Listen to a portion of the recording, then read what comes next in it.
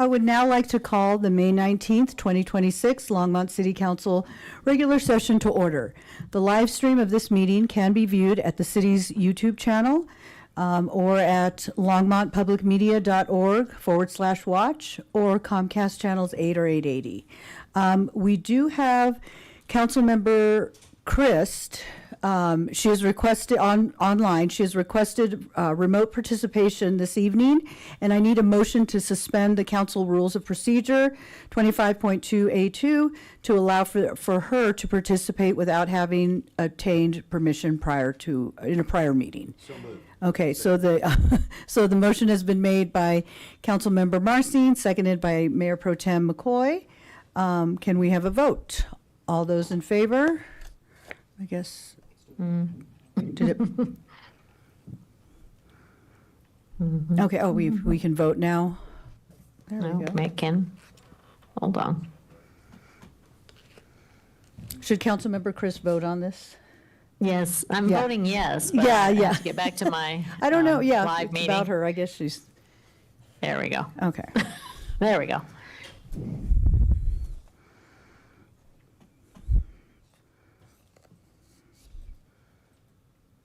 Crystal, Now did I've that lost my carry connection unanimously? again. Can you hear me? Okay, so yeah, I can hear you, Councilmember Chris. So that carried unanimously. So now let's go ahead we go. and do a roll call. Mayor Hidalgo Faring, Here. Councilmember Christ, Here. Councilmember Kalkofer. Here. Councilmember Marsing. Here. Councilmember McCoy. Present. Councilmember Popkin. Okay. A little choppy, but he's here. Councilmember Prieto. There he is. And Councilmember Prieto did let me know that she would not be on virtually or in person.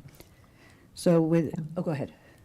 You have a quorum. Okay, great. So with that, let's stand for the pledge. I pledge allegiance to the flag of the United States To the United States of America, and and to the republic for which it stands, one nation, under God, indivisible, with liberty and justice for all. Okay, Can't hear it very good. yeah. Councilmember Chris, can you put yourself on mute? Yes, I'm working on that, Okay, actually. thank you. Great, thank you. Okay, so let's see. So in accordance with the council's rules of procedure, the rules for providing public comment are as followed. Only Longmont residents and employees of the city of Longmont may speak during first call public invited to be heard.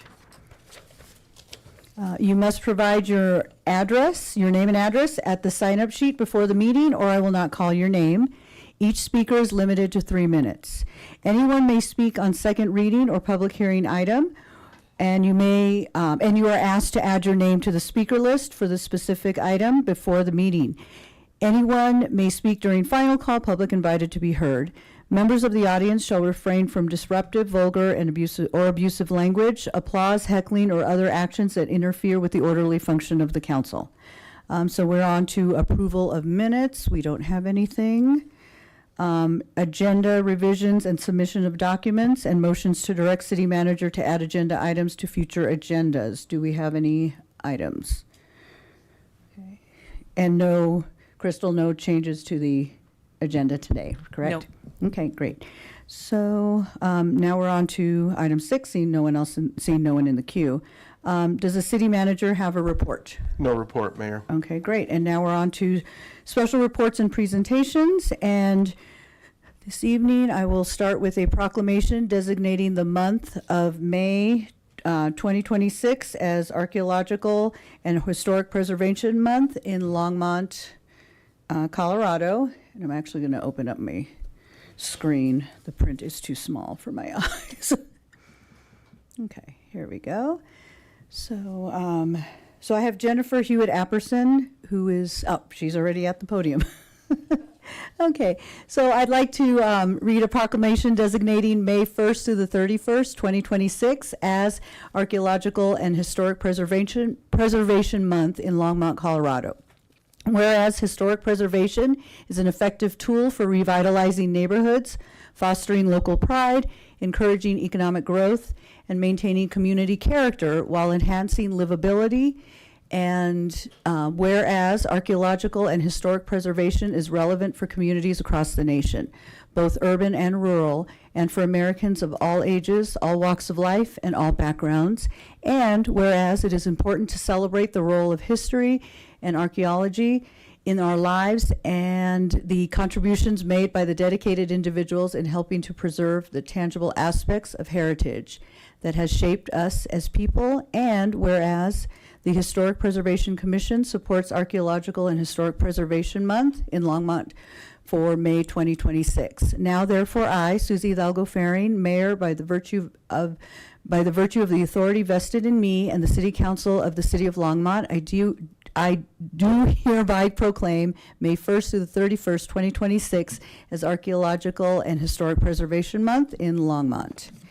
And did you have a presentation to share with us. Just a Yeah. quick remark in the interest of moving things along for the meeting. So I'd like to note that every year History Colorado, which is the State Historic Preservation Office, they issue a poster for Archaeological and Historic Preservation Month. That poster is both printed here, but also on the screen, and Longmont's Tower of Compassion made the poster this year. So the theme this year really gets into, it's the 250-150. So this is a nice note, and I do have a number of our historic preservation commissioners up here to receive the great. proclamation. Yes, yes. Is there anyone who would like to anyone on the commission who would like to speak? Or if you would like to take a picture with council? Come on down, yeah.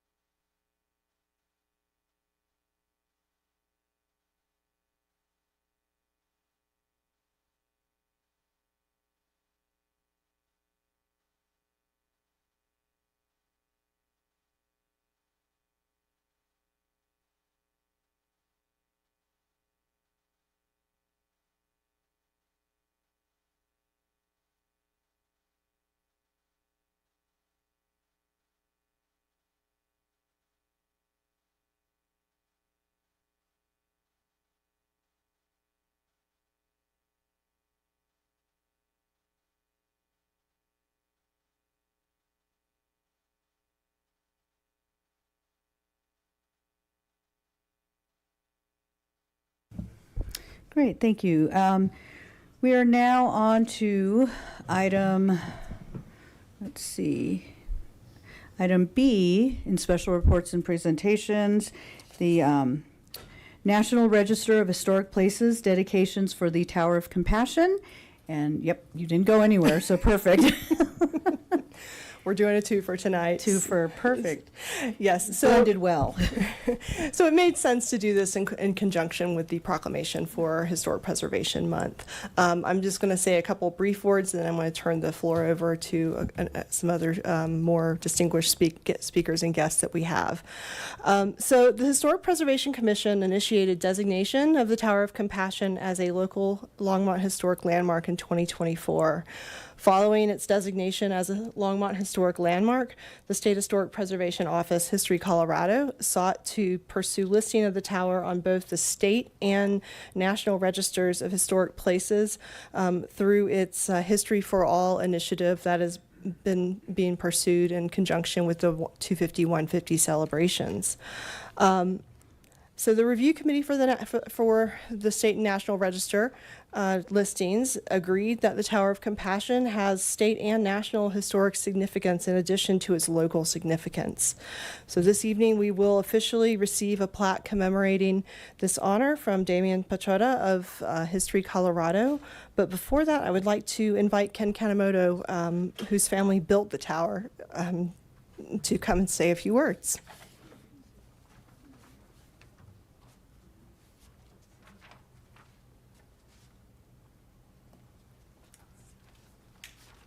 Just make sure it's right.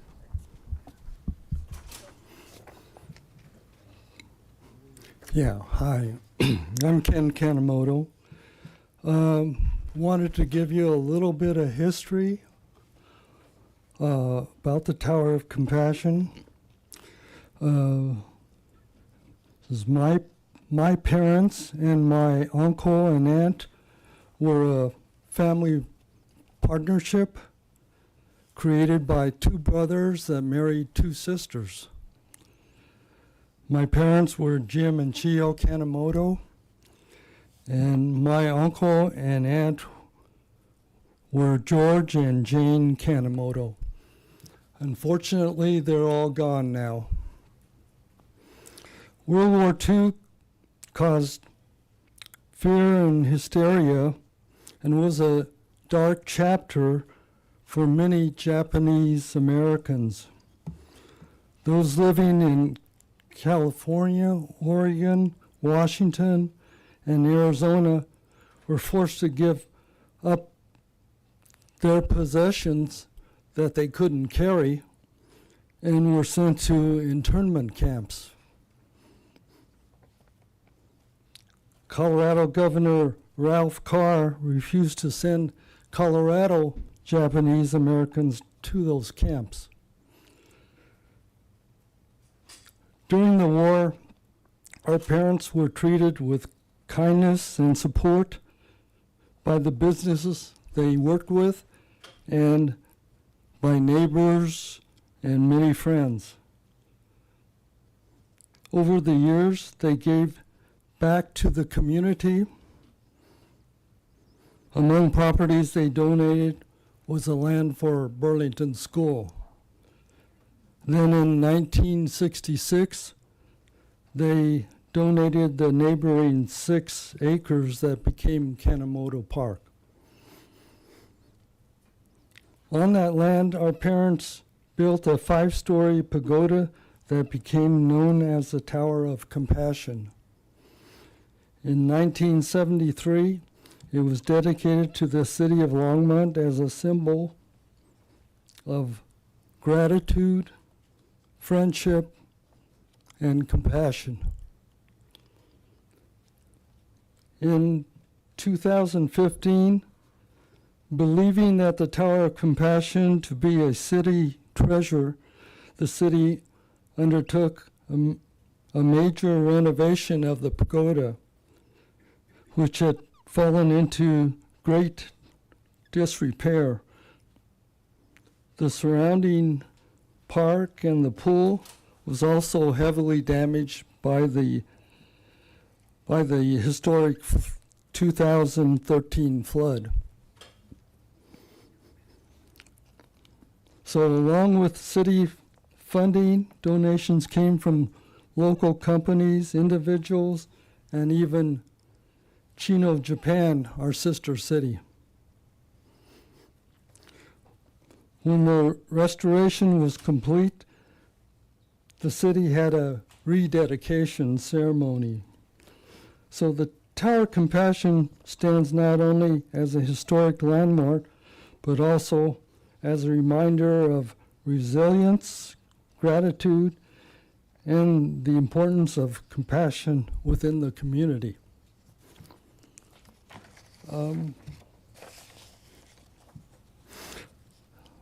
We found some of my dad's original notes of a speech that he gave at the original dedication. I'd like to end with a few of his quotes. Today is really a momentous day for the Kanemoto families. I want to thank all of you very much for coming to add to this special occasion. I want to thank Governor John Vanderhoof for honoring us with his presence at this presentation ceremony of the Tower of Compassion. We hope that this Tower of Compassion, with its visual pleasure, will bring a feeling of peaceful tranquility and enrich the lives of people of this great community. Our families have been living in the Longmont community for 54 years. We appreciate the many help, friendships, and kindness given to all of us. To express our sincere gratitude, our families want to give something to the people of Longmont that is unusual and has a deep meaning. This 5-story pagoda is unusual because I do not believe there is another one in the United States outside of San Francisco. As the sign reads, compassion is living the life of love, empathy, understanding, gratitude of all things, and giving selflessly for the happiness of all beings.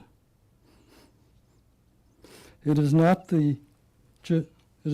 just the buildings, streets, parks that make a good city.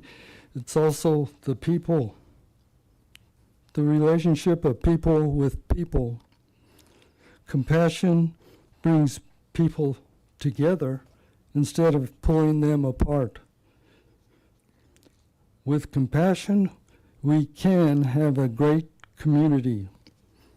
So, on behalf of the Kanemoto families, it gives me great pleasure to give to the wonderful people of Longmont through its mayor, Mr. Gaddis, and City Council, this Tower of Compassion. Those were Dad's words in 1973. Thank you.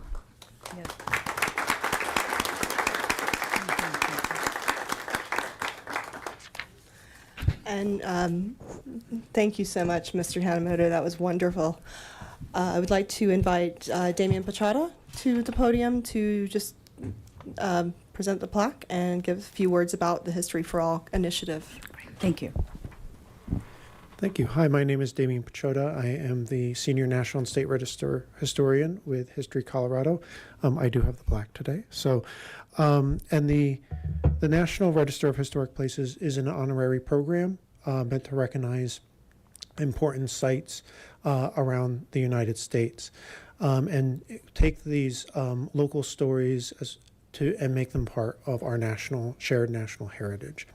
The Heritage for All initiative that was mentioned is an aim to add 150 sites to the National and State Register here in Colorado in commemoration of the 150th commemoration of Colorado becoming a state.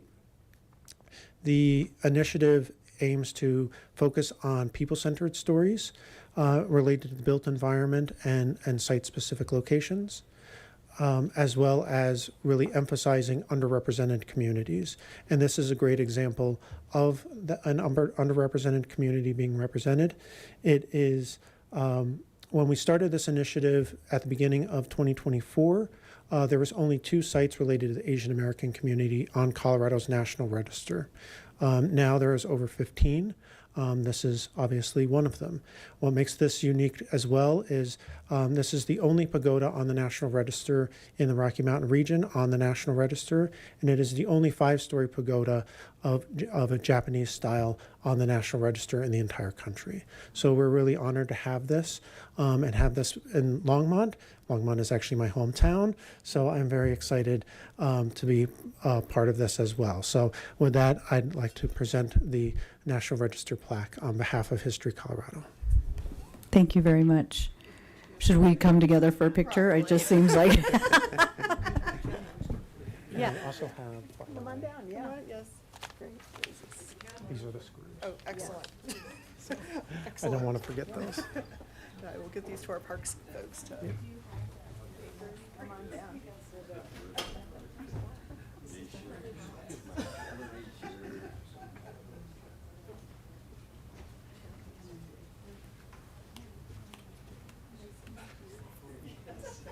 Jennifer, do you want to display this again also? Here, give it to Sean. Sean can hold that one. Yeah. That's great. There because it takes 2 hands. Oh yeah. It's heavy. It's over.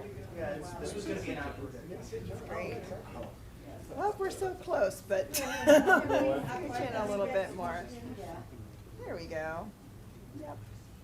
All right. 1, 2, 3. One more. Thank you.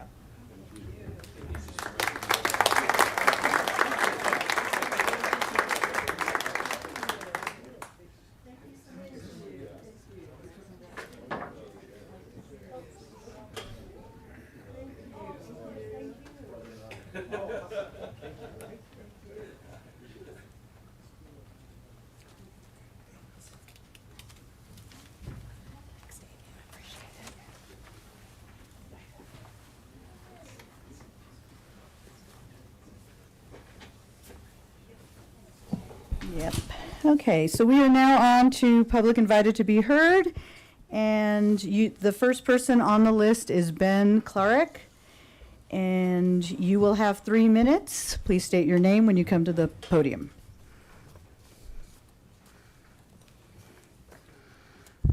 Sorry. Oh, it's Bev. Bev. Bev. Ben is close enough. Beverly Stokes Claridge, 17. That's okay. 1760 Sunlight Drive, Longmont, Colorado. I am a very compassionate and understanding person, and I know that we all make mistakes, and I offer forgiveness to each and every person that makes a mistake because I'm not perfect. However, I take exception to the fact that a business has established itself in my neighborhood directly across the street from my house. I have compassion for the residents of the Miroberg Recovery Center, but I'm just saying that we do have zoning laws in this city, and I live in a residential neighborhood that has a business directly across the street from my home. In addition to that, we have 12 children on my street under the age of 12. And I'm not accusing anybody of anything, but by the same token, some idiosyncrasies cannot be reconciled or made whole. And I just would like to know how a business got a license, if they in fact did, in my residential neighborhood. That's all I have to say. Thank you for your attention. Okay, thank you. Lance Whitaker.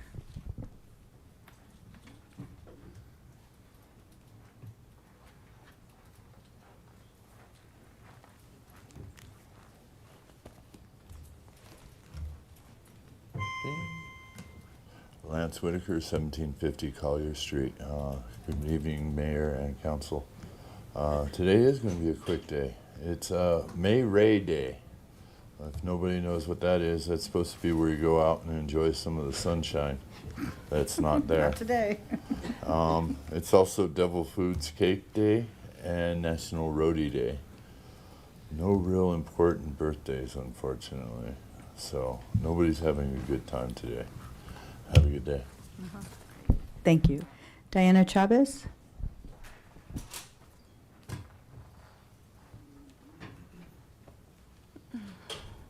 Hi, is this on? I couldn't hardly hear Lance. Okay. Diana Chavez, Princess Drive, Longmont. And I am continuing my Planeteer Manifesto. So Alex Karp's manifesto contains 22 points as laid out in his book, The Technological Republic. This evaluation, which I am condensing from the Shire Held on Substack, is founded on the foundational principle of natural law and constitutional protections as articulated in American historical jurisprudence. The analysis applies the following core axioms as established. Creation axiom, mankind is created of the Creator who creates. The guiding principle, mankind operates under a single guiding principle, do no harm to another of mankind unless in self-defense and or protection of property, the highest right of a man has per America's rich Enlightenment awareness. Analysis across 6 specific areas: contradictions, opinions, statements, color of law, constitutional breaches, manufactured terminology, and nebulous content, and historical inaccuracies and misinterpretation presumptions. So his first point is Silicon, and this is a quote, Silicon Valley owes a moral debt to the country that made its rise possible. The engineering elite has an affirmative obligation to participate in the defense of the nation. So the first problem with this is that it's an opinion statement under color of law.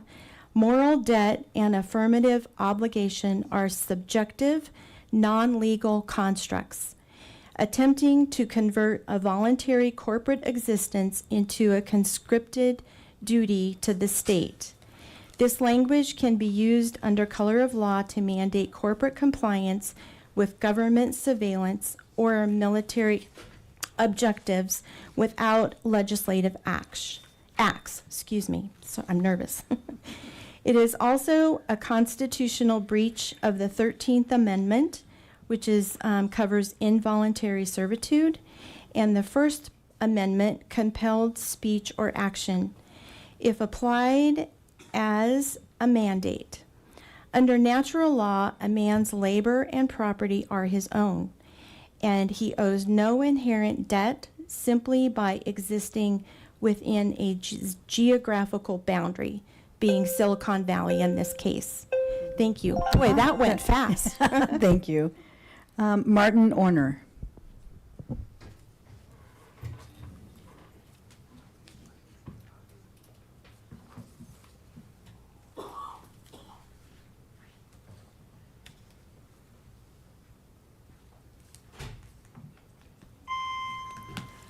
Hi, Martin Orner, 1417 Auburn Court.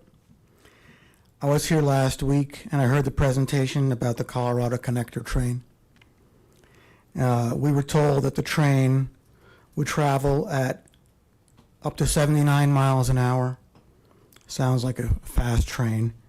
But where will it travel at 79 miles an hour? Is it going to travel at 79 miles an hour through Longmont or the other communities that it stops at?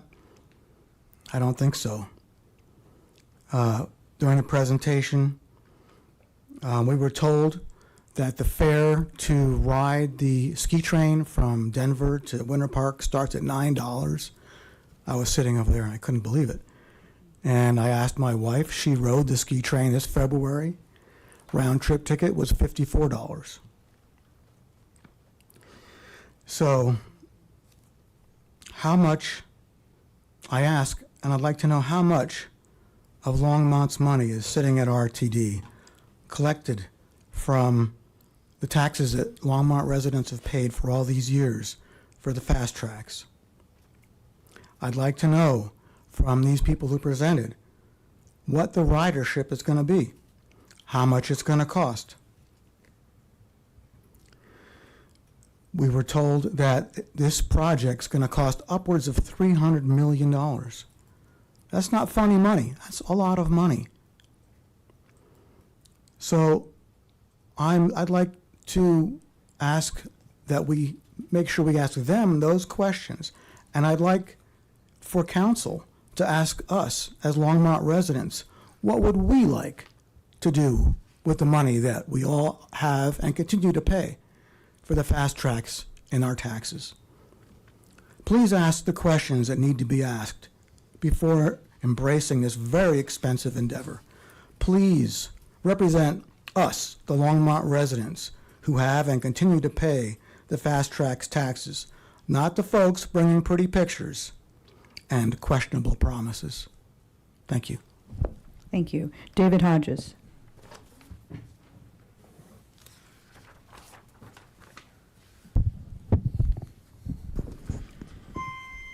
David Hodges, Bluefield Avenue. I'd like to start out by some appreciation.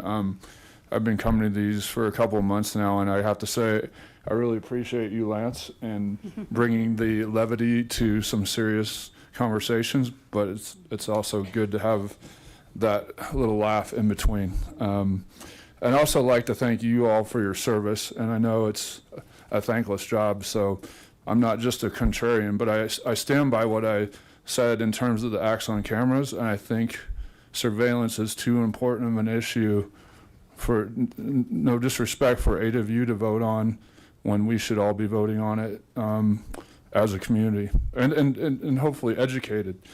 I think also in terms of the fast tracks, it's a very disappointing, it was an exciting thing when we first moved here in 2005, and was really looking forward to writing that, and so putting that money in was okay with us. But I really encourage you, as the last speaker said, to ask. I know some hard questions were asked last time, but would also encourage you to do the same this time around, so that very clear on the strategy and what our money goes to. And then getting back to the acts on cameras, if safety is the goal, I think there's other ways around getting to that goal. Councilmember Christ mentioned I believe the roundabout at 21st and Alpine a couple weeks ago, and the success of that when we were discussing, I believe, the Vision Zero, did I have that right, strategy?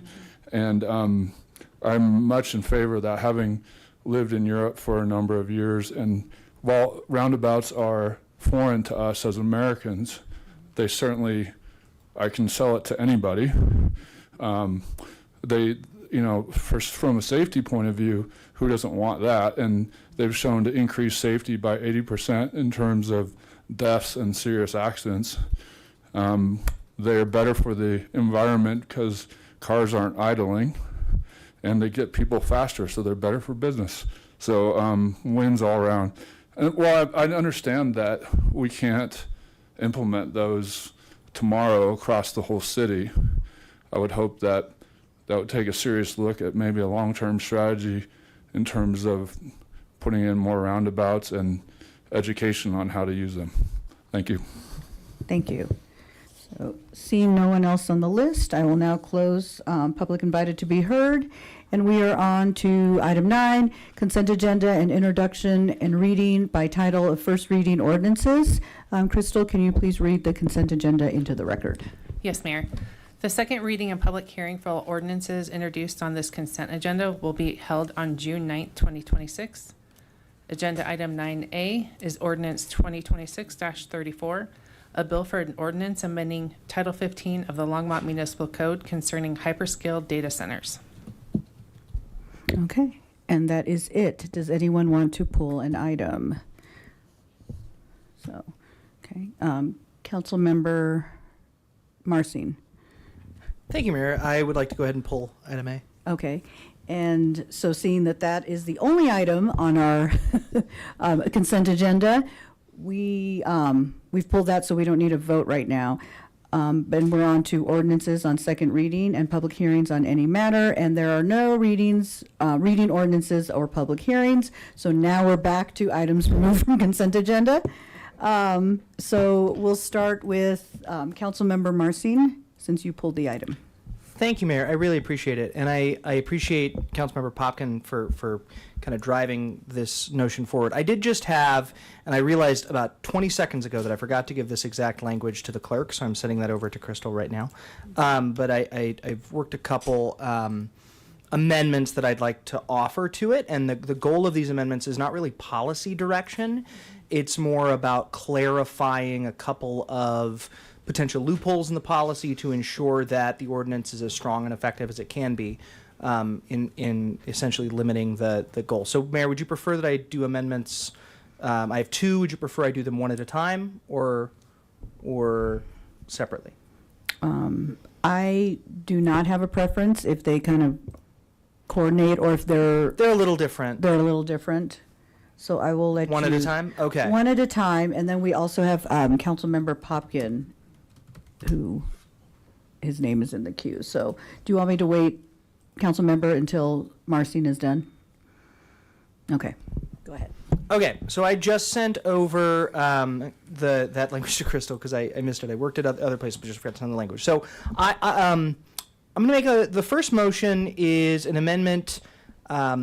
So I move to amend Ordinance 2026-34 by adding the following language after the definition of hyperscale data center. For purposes of determining projected peak electrical demand, the city shall rely on information submitted by the applicant, including utility service requests, load letters, interconnection requests, phased expansion plans, equipment specifications, or other relevant documentation as verified by Longmont Power and Communications or its designee. And I'm happy to speak to to the reasoning for the motion and what it does if I have a second. Mm-hmm. Do we have a second? Okay, so that the motion has been made by Councilmember Marcin, seconded by Councilmember Culcupper. You may speak to your motion. Thank you very much, Mayor, and thank you for the second. So essentially, all that this does is ensure that there is some measure of us double checking that 100 megawatt number that is proposed in the hyperscale ordinance is verified by LPC and not just self-reported by the applicant. I don't think the number should be based only on how an applicant describes their project, and I think codifying that in the code is a technical cleanup that strengthens the ordinance. Okay, great. Councilmember Christ, are you wanting to speak on this motion? Or this amendment? Okay, and so can you, you are on mute.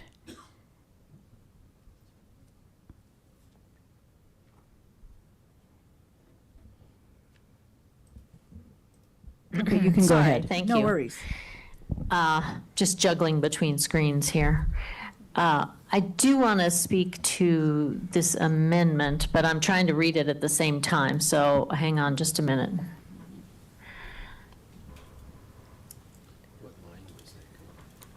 It was after the definition of hyper. Yeah, it would be it'd be in Okay. section 2. That the Okay. definition of hyperscale. Yeah. Also, I had a conversation with, an email with Daryl Hahn about, I had a conversation with Daryl Hahn and also Wes Lowry and also Nextlight, Valerie Dodd, about protections that we already have in our various utilities to handle large users. And so I would like to know, like, I can see that this particular amendment is to verify, but I think that may already be written into the code for electrical use and for water use, in terms of how big of a user they're going to be. I cannot see the scene in front of me, so I don't Yeah. know if the staff members are present or not. So, But yes, maybe- Daryl Hahn is in the room. No, he's not in the room. So he told me no. Oh, he is. Okay. Yeah. No, he's coming down. Or, yeah. Okay. Good evening, Mayor, members of City Council. Happy to answer any questions you might have. Okay. Well, thank you, Mr. Hahn, for being in the room. So regarding our email of earlier, do you feel like there are protections in the LPC code regarding high usage of electricity by business concerns? I can say that there are certain, what I call bumpers in municipal code. I wouldn't say that they are limited specifically to a number like this particular ordinance is proposing, but there are some, like I say, bumpers. We also know that there are some just physical limitations in terms of how much load we can serve. As you know, we have substations around the city, and these substations are each able to provide a certain amount of electricity depending on their location and how heavily loaded they are. So just from a physics perspective, we are limited. We're also limited from the Platte River Power Authority perspective in terms of how much energy they can provide to us at any given time today without some advance warning. So again, if somebody were to walk in and ask for some large number greater than, let's say, 100 megawatts, that would have to be a conversation. It wouldn't necessarily be something we could do right away. So again, there are some limitations. Okay, so when people apply to do business here, they actually present this information to you for review already. Is that correct? I mean, tell me a little bit more about that process. So typically, customers, a larger customer like this, would approach the city and they would speak to any number of the departments, including LPC, about what they're looking at, whether it's their water requirements or their fiber requirements or electricity or their impact on traffic, and others in the room can speak more intelligently about that than I can. But in general, LPC is often one of the departments that's approached by customers like this. Okay. So does this ordinance offer anything, any new content to what's going on? I mean, all of this would have to be discussed at council anyway if there were a request for a high usage. Is that correct? It depends on the context and what exactly it is that they're looking for.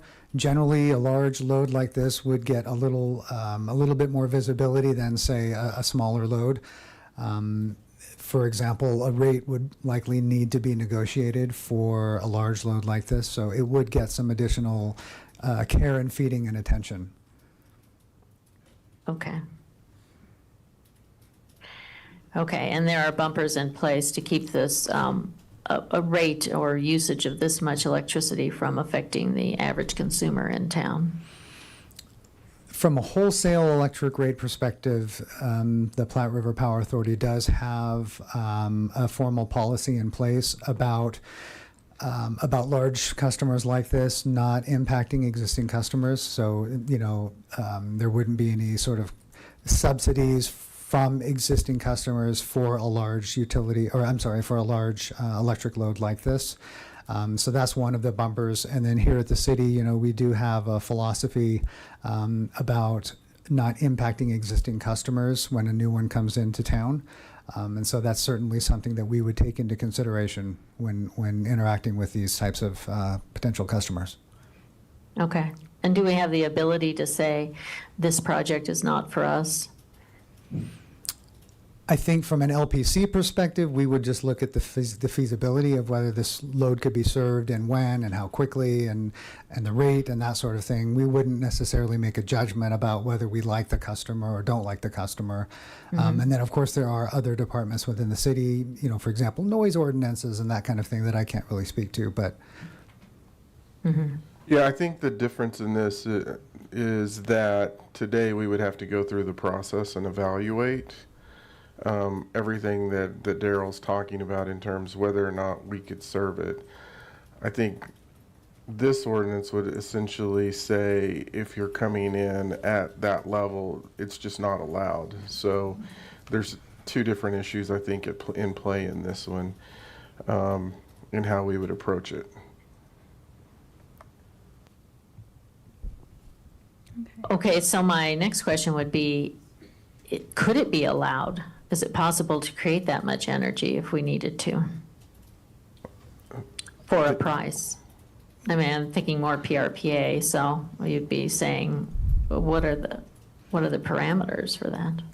I don't really want to speak about a hypothetical, like a 100 megawatt load. Again, it would be a conversation that we would need to have with Platte River. We would go to them and say, this is the location. This is kind of what their load profile would look like, whether that they're at 100 megawatts consistently or if it's up and down throughout the day, how quickly they would need the load, where they would need the load, in what part of town and from which substation. So there would be a lot of questions that we would have to consider before we could just make a determination on whether it could even be served at all. Right. And then if there was needed infrastructure improvements, then that would also be part of the conversation. Absolutely. Okay. Thank you. Thank you, Mr. Hahn. Sure. And I just want to add with my time, I don't know how much time I have, but. Have a minute, yeah. Yeah, okay, we talked at Water Board about the same topic with water, and I don't know if Wes Lowry is in the gallery here, but he put out that they already have restrictions on if it's greater than 3 acre feet, then that has to be reviewed. And we have had big water users in the past. For instance, Longmont Foods, which was the turkey plant, used 1 million gallons a day. I don't know if anybody realized that. But it did fall within what we could manage. And if it's more than 3 acre feet, then they have to bring the water reserves to do it. So it's not like it would be using our reserves. It just uses, they would have to bring in more water if they required more water. So the big question amongst all these conversations was, well, can Nextlight do it? And they seem, I got a nice response that, yeah, they think they could put in more fiber and dark fiber for hyperscale data centers. I'm not saying that we should do it. I'm just asking the question is, where are we right now with our infrastructure? Where are we with our? Councilmember resources? Chris, that is time. So thank if you. we can get where are we at with our infrastructure? Does anyone want to? As far as with Nextlight goes. No, thanks. No, thanks. Okay, well, we'll get back to you on that one. Councilmember Kalkofer, and then Councilmember Popkin, you will be the next one. Thank you, Mayor. Go ahead, yes. So what would happen if a business or any user starts small and slowly over time ramps up? Thinking of boiling frog, you slowly ramp up over time. Would we even notice if somebody starts to creep over a certain threshold? Yeah. Councilmember Kalkofer, I can answer this one. So generally, when a customer comes in, they're sort of capped at a certain level. They pay for a certain amount of capacity, and so the sort of the fusing and the infrastructure is all built to accommodate that level of service. And so, if they wanted to go above that, the system would physically not allow it, and so they would come to us. They would have go through the permitting process, and they would pay certain fees to increase the capacity if that's something that the city ultimately deemed was required. And if, let's say, I don't know how much electricity some businesses use, but let's say they're permitted for so much. If they're doing an incremental upgrade, would that ever come back to council, or is that a regular permit process? Generally, I mean, again, depending on the type of permit request, it would often go through the standard process and wouldn't necessarily come to council. Gotcha. And then if we do set a cap for these businesses, what would the penalty be if they go over? Would we just not supply them with the additional power, or would the rate just be astronomical? I mean, we would potentially, depending on sort of what council decides, we could certainly impose any number of actions, whether it's we cut them off or send them a big bill for overage or something like that. But we could and can monitor that type of the usage, and it can notify us if they attempt to go above that limit. But again, typically the infrastructure would limit them from going above. So I'm going to interrupt for just a moment, because that is speaking to the whole ordinance, and we're just entertaining the motion to amend. Oh. So does anyone have anything, oh, and I just lost my page. Does anyone have anything that they're wanting to speak on this particular amendment? Okay, so Councilmember Popkin. Thank you, Mayor. I will speak just to the amendment right now. I have other thoughts on the broader ordinance. On this amendment, I appreciate Councilmember Marsing's suggestion here and proposal. It seems to me like a reasonable safeguard to make sure that it's clear. I think really the crux of this text, if I'm reading it, it's less about the specific ways to verify and more that LPC does the verification, and we don't just accept the applicant's face value capacity figure. That to me seems like the crux of this. And I guess Councilmember Marsing, I'd ask, like, from a simplicity's sake, if like all of the different ways to verify that are exhaustive, or if they are including but not limited to, in terms of the different, or exclusive. Are these the exclusive ways to verify this?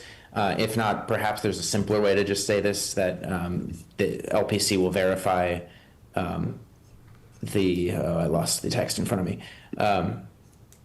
That the city shall rely on information submitted by the applicant as verified by Longmont Power and Communication or its designee. I don't really care if we pass it with those other clauses, but I would want to know if you meant for those I think it's 5 ways to prove or verify this for it to be exclusive, or for it to be inclusive but not limited to. Okay, go ahead. So, and then Councilmember Popkin, are you done before I turn off your turn? Yes. Okay, and then we'll let Councilmember Marsing respond. Thank you. Yes. Thank you, Mayor, and thank you to Councilmember Popkin. Yeah, you've got the legislative intent correct. The goal is to trust but verify. The goal is include but not limited to. That's why I use the including language. Those are ways that it can be included. I think LPC or its designee to trust but verify would be the legislative intent there on that piece.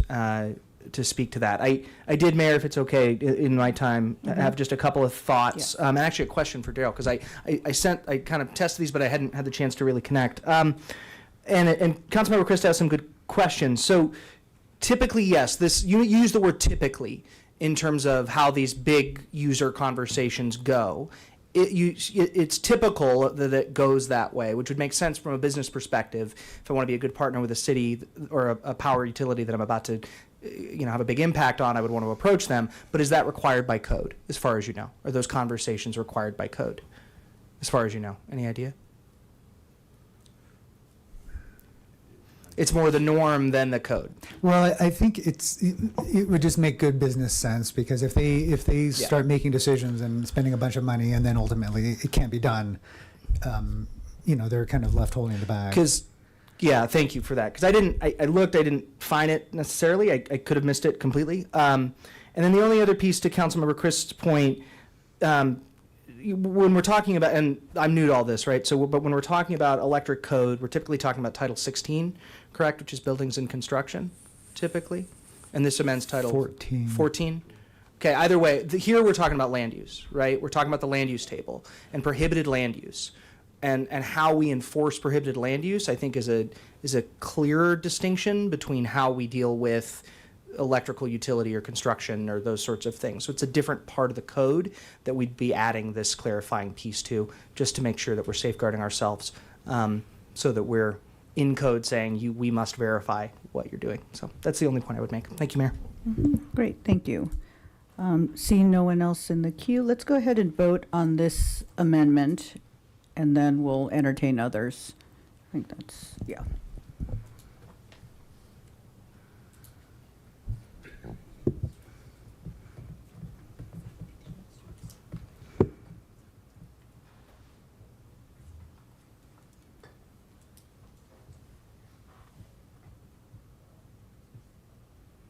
No, it just says waiting, and then I have a blue screen over here. Oh, so that carries, 5-1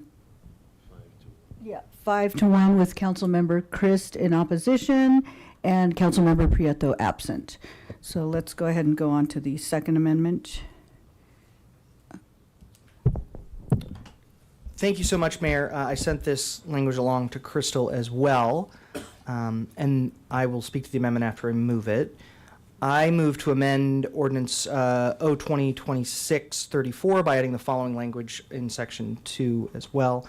No expansion, modification, additional phase, or additional utility service approval shall be approved if such action would cause a data center campus, or aggregated coordinated data center operation to meet or exceed 100 megawatts of projected peak electrical demand. And I would entertain a second for discussion. Thank you. Okay, so that motion has been made by Councilmember Marcin to amend, and seconded by Mayor Pro Tem McCoy. Go ahead. Thank you. Yes. And this, I appreciate Councilmember Kalkofer asking the question, because this speaks to exactly what his concern is, which is the creep of a data center project, where if the initial application were to be for that under that hyperscale size, but would eventually piecemeal its way towards a larger data center operation, the goal here is that we would say that would not be approved or allowed under our land use code. So makes it clear that a project can't start below 100 and expand past that limit. So. Okay, great. Do we have any? Okay, so seeing no one in the queue. Oh, Mayor. Oh, there you are. Sorry, I just have one screen, so I have to flip it to the other. And you popped up to the top of my screen. There you are. Councilmember Chris, go ahead. Thank you, Mayor. I'm having the same problem juggling between screens, so completely understand. So I did have, and let me bring up now, Mr. Hahn and I also exchanged information about, there's physical limitations of the substations. So a lot of these substations at this time would not have the capacity to serve a large load. So it's kind of hard to get around that, I guess, is what I'm trying to say. And there's actually a physical limitation at this point. And my concern is, at some point, there may not be a physical limitation because we are building electrical infrastructure. So I don't know if we have to necessarily count this out, but I do think we have to be cautious going into it. And right now, our physical limitations are keeping us from doing anything at 100 megawatts. So I again feel like this is a problem that doesn't need to be solved at this time. I know other cities are having this situation, but those cities don't own their power company, is part of the difference with Longmont. And I think that's one of the reasons why we don't see a lot of that action here, because we do already have the bumper and guardrails in place to handle large users. So I'm not particularly in favor of this amendment either. I guess I would like a little more study and conversation about these topics before we limit ourselves in what could be possible in our city. Okay, great. Thank you, Councilmember. Councilmember Kalkofer. Thank you, Mayor. I'm just going to respond to some of what Councilmember Chris said. So what concerns me, and I appreciate this amendment, what concerns me is when we start to look at replacing our infrastructure when it comes time to refresh things, and I'm in supply chain, so I do this all the time. When we're looking at redoing something, we look at the current load and say, hey, we're already at 80% capacity for something. So when we go to redo something, we might then increase it by 150% for future growth. And what concerns me without having this amendment in there is once we start to upgrade our equipment, we could potentially have a risk of that happening without us knowing about it. So I would like us to have that in place now. And if that were to come up later, the business is always welcome to come to council and say, hey, our business has changed, but I like having that guardrail because when we start doing infrastructure upgrades, we will see that we're hitting a capacity limit and we will want to increase it to have a buffer for other development in the area. Okay, thank you. So now seeing no one else in the queue, let's go ahead and vote on the amendment.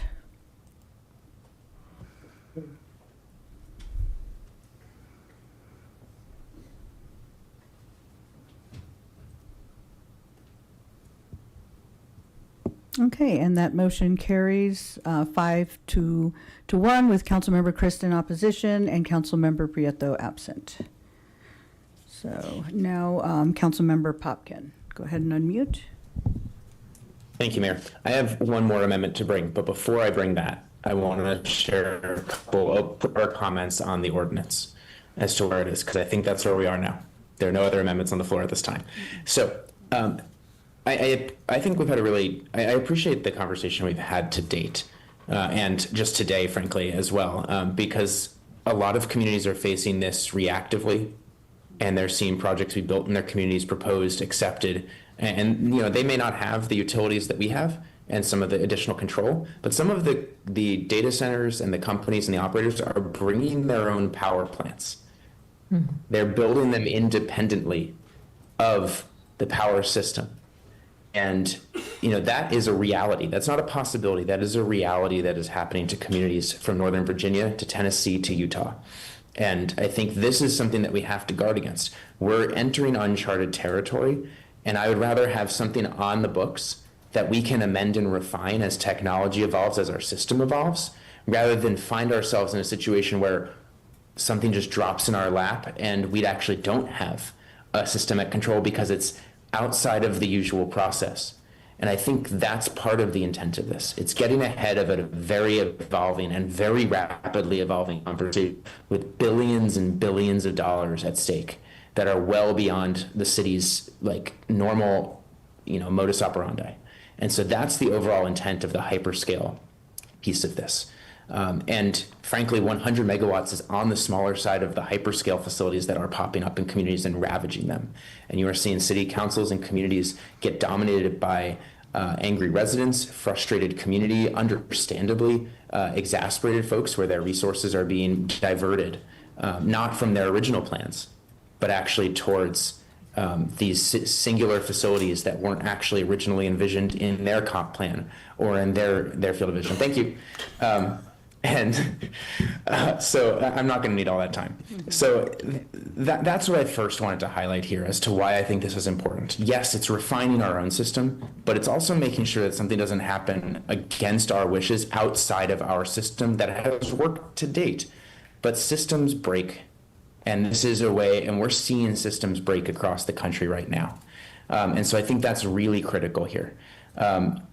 Whether or not there'll be a limitation, whether we want to do that as needs and the power industry evolves and technology evolves, we can tweak this. Ordinances get amended from time to time. We've done this already as a body. And so if in 3 years this body feels, hey, you know what? Technology is at a point where the water is not an issue and we have more power, we can revisit that. And so, that's the system that we're working in the system we have today with the knowledge we have today. And that's why I think it's really important we get ahead of this. I do have a question for Daryl as well before I throw in my amendment. Okay. Is he still at the podium? Yes, he is. Thanks, Daryl. Go ahead and state your question. Daryl, what would happen if a large operator, data center or anyone else, just said, hey, we're going to bring our own natural gas power plant, and we're going to build that alongside of you, so we're not going to connect into your grid?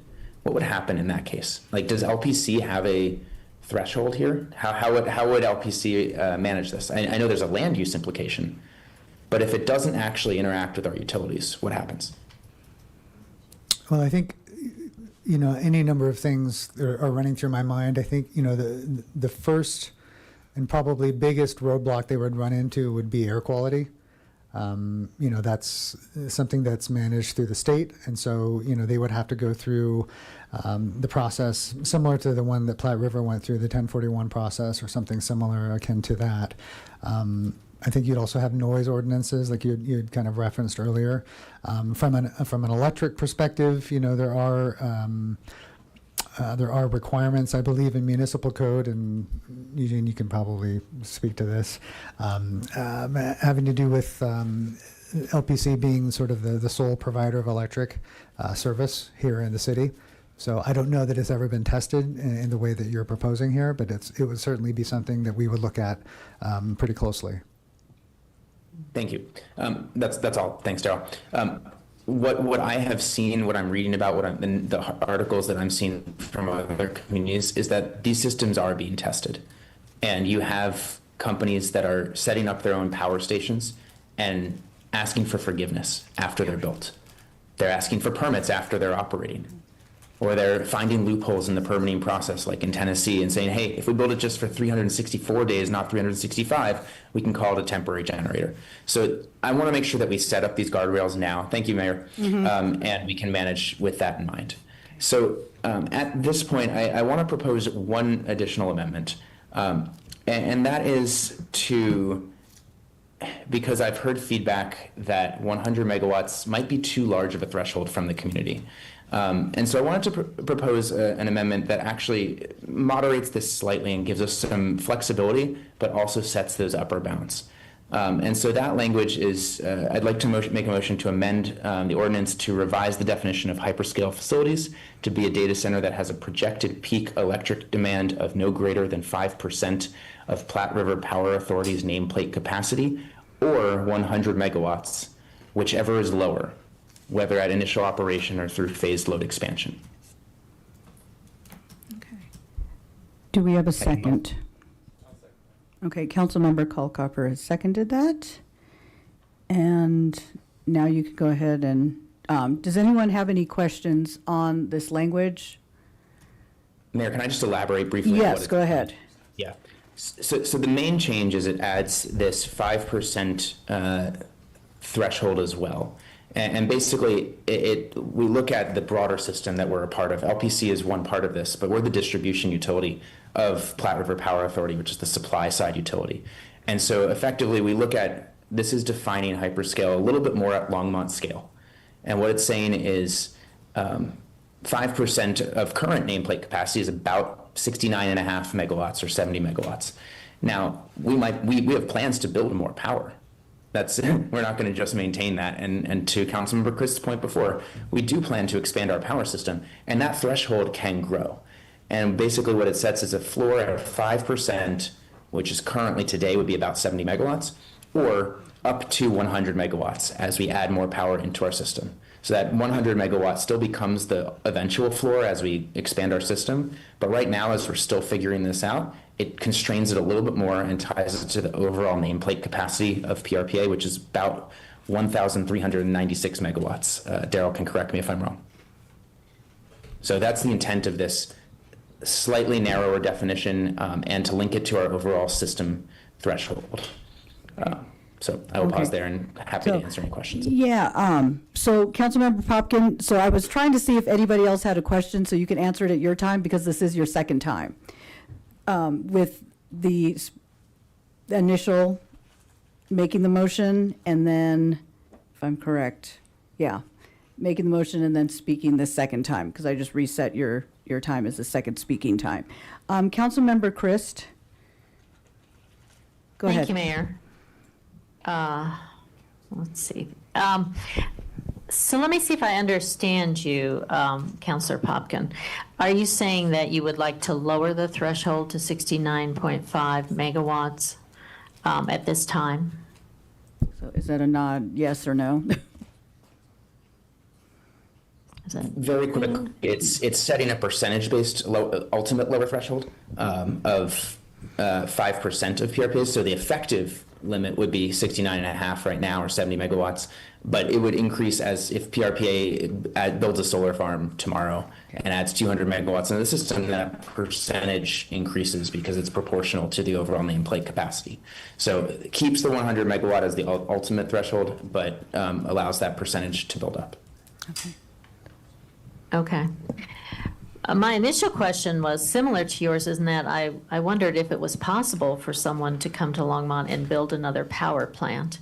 I don't know that that is possible because of our contracts with PRPA and, the other communities.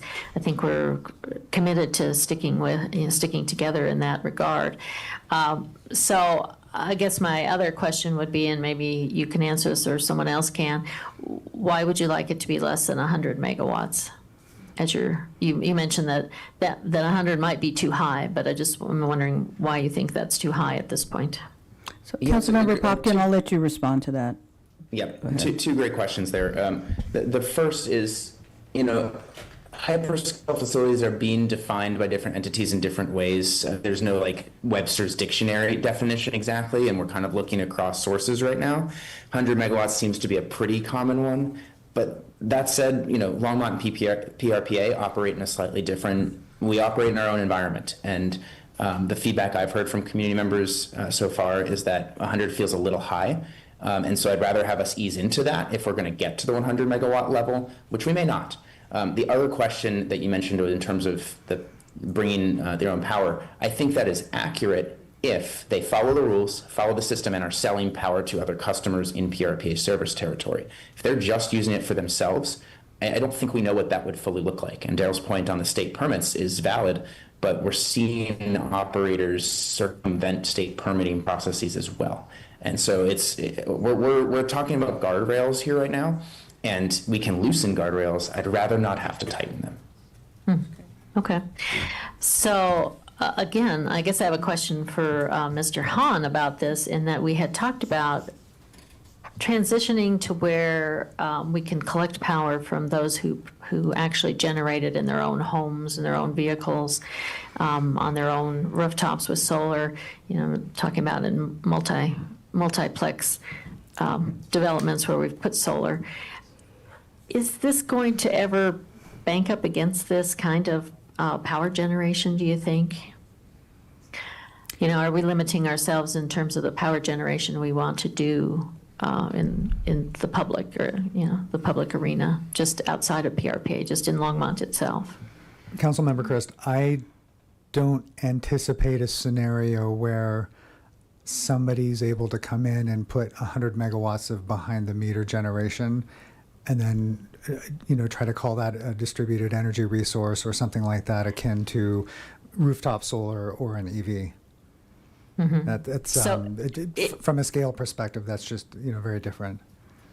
Yeah, and it's unlikely to be created through an electrical generation through those sources, but Councilor Popkin is talking about bringing in natural gas, which could generate that much power, I suppose. But wouldn't we be aware of that as people are getting permits?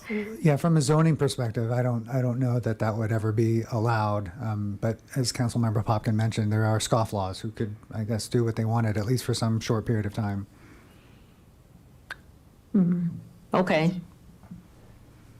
I feel like we're very much in hypothetical territory here, as we have been most of the evening.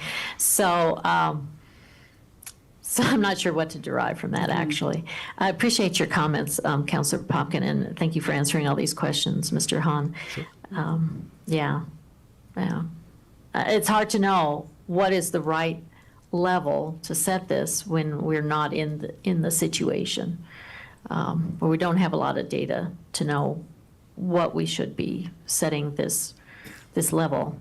Is 69 and a half, or should it be 100? 100's a nice, more round number, but you're saying that may be too high, that there would be people that would come up to 99, is what Councilor Popkin is suggesting, I think, and that would be too high. So, I'm torn on this amendment.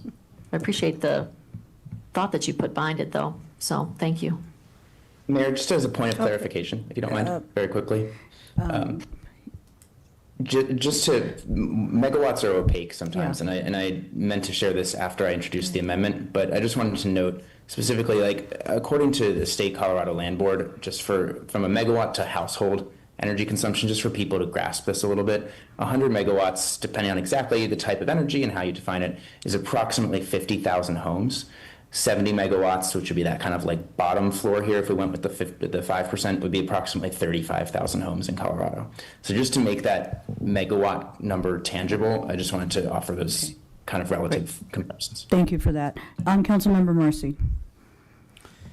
Thank you very much, Mayor. Question, sorry, Daryl, I keep making you get your steps in. Don't sit down. I know. We're not done with you yet. Yeah, we're not done. So, industry definitionally, I appreciate Councilmember Popkin's point that the term hyperscale data center is defined differently by lots of different organizations. My understanding is that 100 megawatt number is roughly considered to be the current industry definition of hyperscale. Would that be your understanding, roughly, as well? I wouldn't want to try to define it. I mean, because he's right, there are any number of different definitions. So it's really up to you to decide how you want to define it here. Gotta love it, Okay, I talk to me a little bit about large users, and I don't necessarily mean our large users, because I know we don't have any large users necessarily approaching 100, certainly not 100 megawatts. I am a little concerned the more you start talking about how we classify data centers differently than other large users, that there is somewhat of a slippery slope argument, and I understand the public concern about data centers. I share it. That's why I tried to strengthen the ordinance as best as I can. I personally am concerned about if another large operator were to want to come to the city of Longmont that does not that is defined differently, aviation or whatever. I don't know. And again, like Councilmember Chris said, we're in the hypothetical now, but hypothetically, could we be dealing with a slippery slope issue where we classify based on wattage data centers differently than we do other large users because of, for whatever reason? Do you understand what I'm asking? Because I'm not sure I do. I do, and it sounds a bit like a policy question. I can say from the LPC perspective, 100 megawatts is 100 megawatts, depending on their load profile and that sort of thing. But an electron is an electron, and so we're not in the business at LPC of picking winners and losers. It's really, did they follow the appropriate steps, and are they doing what they're supposed to do to get to the point where we provide them with electricity? Thank you. I'll ask Harold, because he put his mic on, if he has anything else, because he tends to be able to translate my thoughts better than I can. Yeah, I think as I'm listening to the conversation, this is really focused on, it's a land use policy related to data centers. And so this would only limit, as I'm thinking through this and listening to everything, data centers based on the land use component. I think there is a question of then what is a data center? And it starts becoming a little bit more nebulous as you think about where quantum is starting to fit in, because quantum may not necessarily be a data center. It may be an operation that utilizes other data centers as it's processing whatever it is it's working on. And so that's a question. In terms of the broader economic development conversation, you could theoretically have large users that are not a data center, but it could be a biologics company that uses a lot of electricity in producing whatever product that they're generating. And so the policy you're adopting today does distinguish that this is a data center, it's not a biologic manufacturing company or something like that. But to Daryl's point, that's where this is ultimately a policy conversation, because you're saying data centers, but they don't distinguish between a 100 megawatt user that's building cars or building pharmaceuticals versus a data center when we're looking at these large load components. Thank you very much. Okay. So I guess from, I'm looking at the practitioner, so you all, from your point of view, adding this, this language in, does it, I guess, does it create more confusion, more barriers, more, and yeah, I'm just trying to kind of grapple around. I am happy Looking at the capacity. Yeah, I'm happy piece. to live within the confines or the sort of the boundaries that council establishes. I mean, like I say, at the end of the day, we don't really have strong feelings one way or the other Okay. about a load coming in, and we'll work with them regardless. Okay, no, I guess, I just want to be cognizant that policy that we're passing doesn't create more, just, conflicting. So looking at other parts of our ordinances or our code that might contradict, or, just trying to create a smooth system that doesn't create chaos. And Yeah, I think to my answer, Just my point. to my answer to Councilmember Marcing's question, I think if this was embedded in the electric code, we would probably have a lot more concerns just Okay. on the other piece. And this one would only reference just, it's This just is a the- land use yes. decision that's only on data centers. Now, to say that there's not going to be details we're going to have to go through, yes, because I think the world is changing. And what's the definition, what qualifies? I do see a point where we're going to have to put him to work on Okay. analyzing it. But I think that's the distinction here, is it's in the land use code, which is different, which does start setting some of those Okay. separations. Okay, great, thank you. So seeing no one else in the queue, let's go ahead and vote.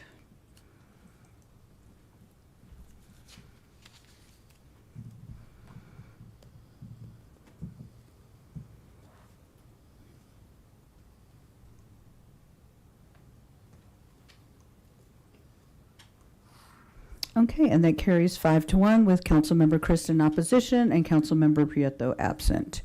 So now now we need to go back to the main, no, actually, yeah, to move the consent agenda item with amendments. Do I have a? Okay, so the motion to approve consent agenda item 2026-34 with amendments has been made by Mayor Pro Tem McCoy. Seconded, I'll second it. Seconded by me. Let's go ahead and vote.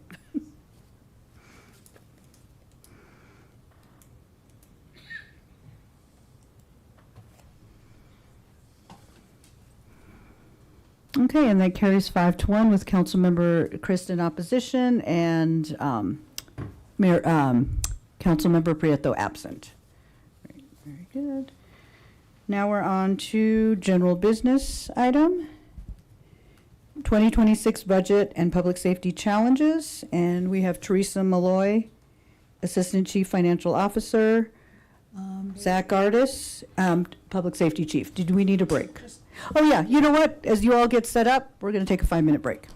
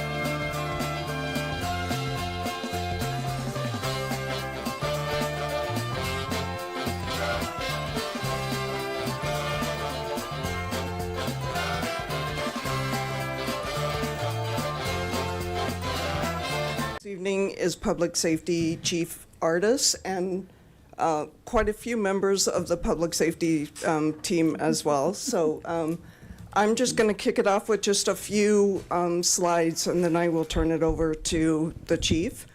And most of the presentation will be on the public safety challenges and staffing issues that they are encountering.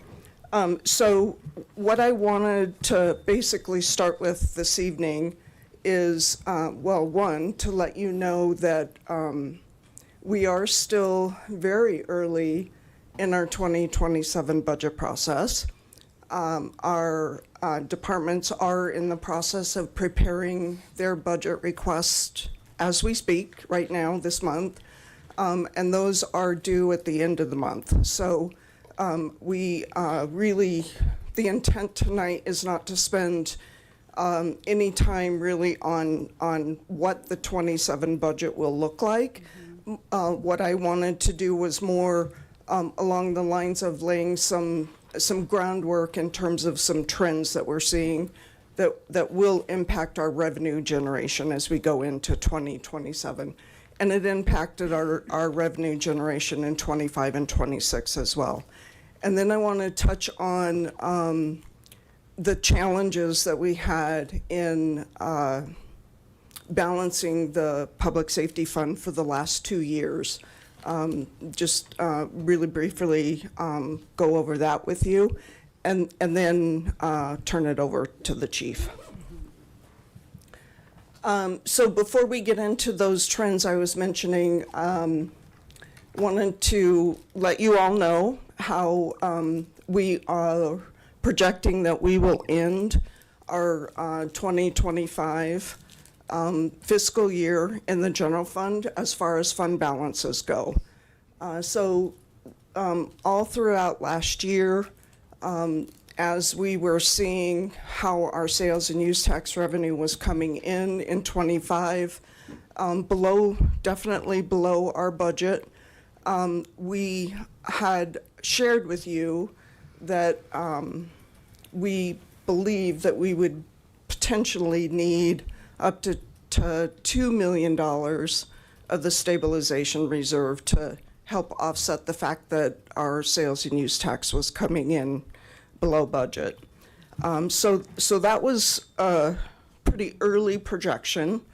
As we progressed through the year, that number came down. Our sales and use tax actually did better than we were projecting, still well below budget, but it was positive. We ended the year at a 4% increase over the prior year. So at least it was a slight increase. And in total, that was a $3.8 million deficit from our total $110 million sales and use tax projection. So that's split across all the 5 funds. The general fund shortfall was about 1.5 million, and the public safety fund shortfall was about 600,000. So this is our fund balance, and 2025 is still subject to change. I think these numbers are fairly close. I don't expect them to change, but our auditors are still working through the process. So with that caveat, they are subject to change. And as you all know, we have multiple levels of fund balance in our general fund. Off the top, we need to meet that Tabor reserve. That is an 8% reserve that essentially we can't use, because if we do have to tap into it in an declared emergency situation, we have to essentially refund it, fill that hole by the end of the year. So that $7 million is pretty much untouchable. And then we've got another emergency reserve of 8% that we can use. It has to be a declared emergency. Council has to, of course, say, yes, we are going to use it.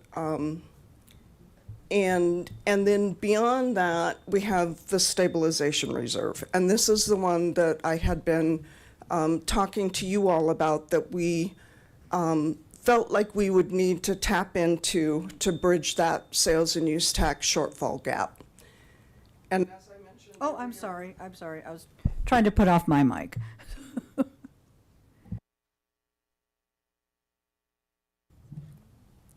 Thank you. As I mentioned earlier, we felt like it would be as much as $2 million. What we ended up really using is $1 million. So we did much better than we thought we would. And that really does, we will have to continue to build up the stabilization reserve as we go forward. But that was the intent of that stabilization reserve, was to help us ride out those bumps in the economy. And so that is what we are proposing, is that we use $1 million.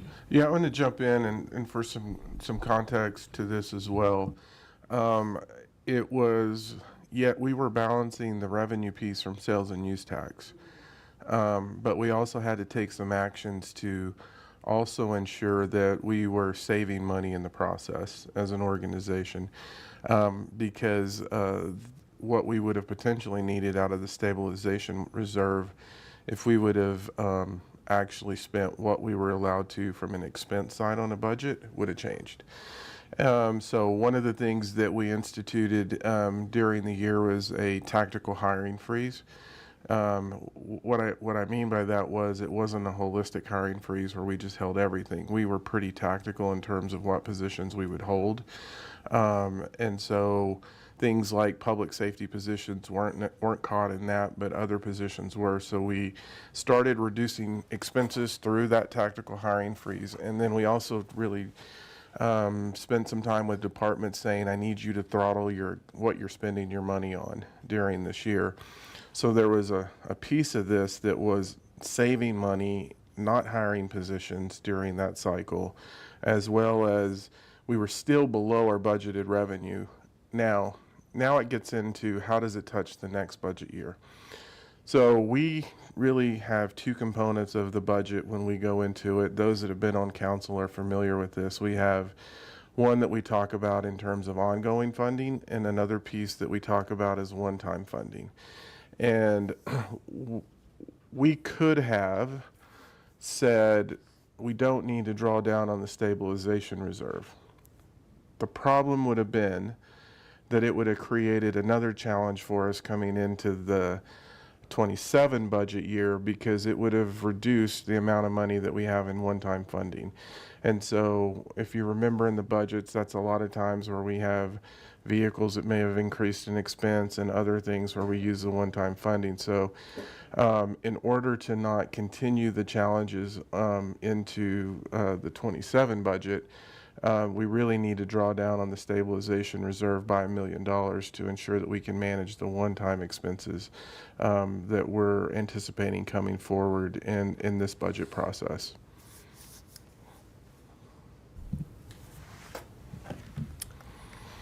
So next I wanted to talk about just a couple revenue projections that really have an impact on our ability to fund those ongoing expenses that Harold was talking about. And that's the property tax in the general fund, and of course our sales and use tax, which is split across those 5 funds.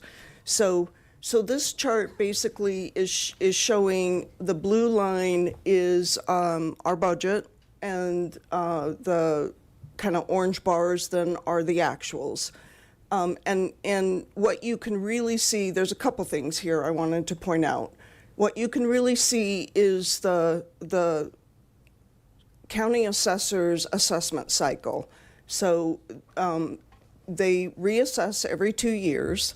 And that is the flat part of the chart.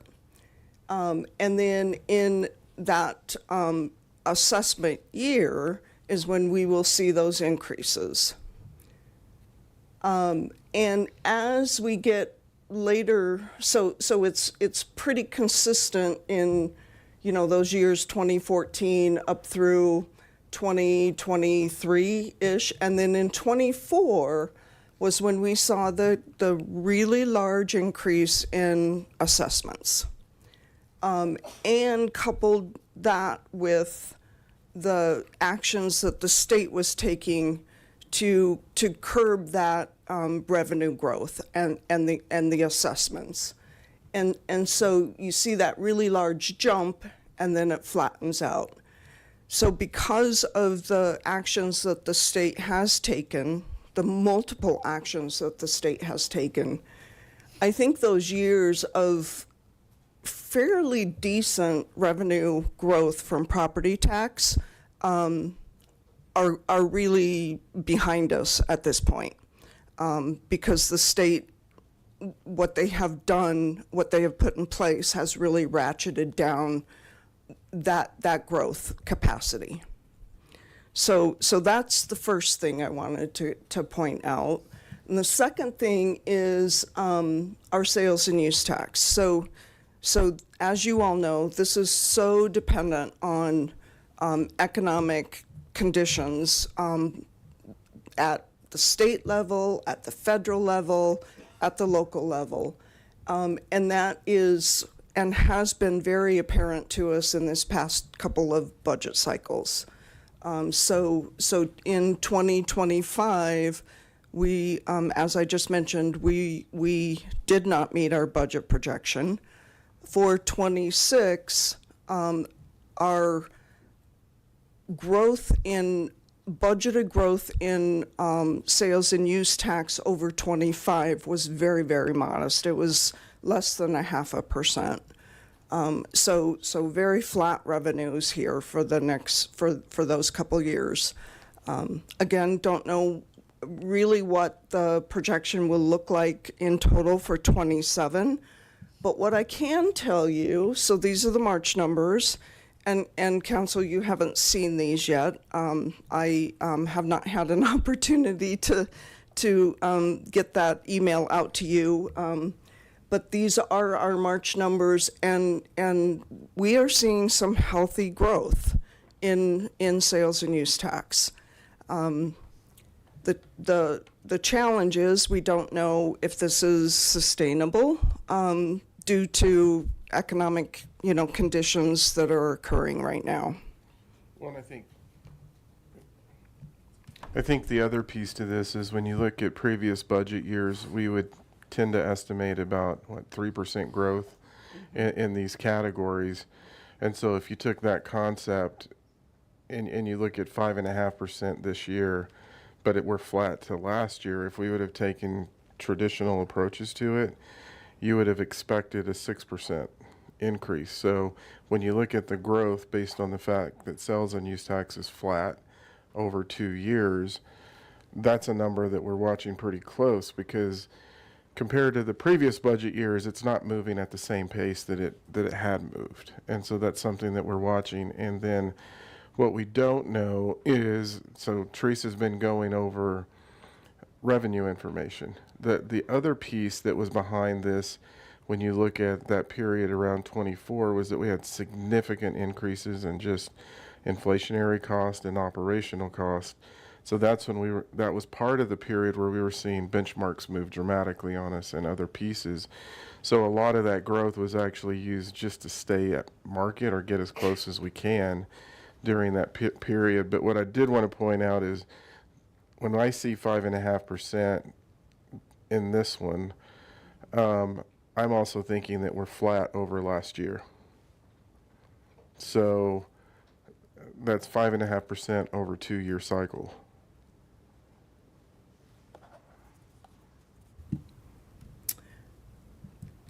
Okay, so now I wanted to touch on the challenges that we had in balancing the public safety fund over the past couple of years, because they have been fairly significant and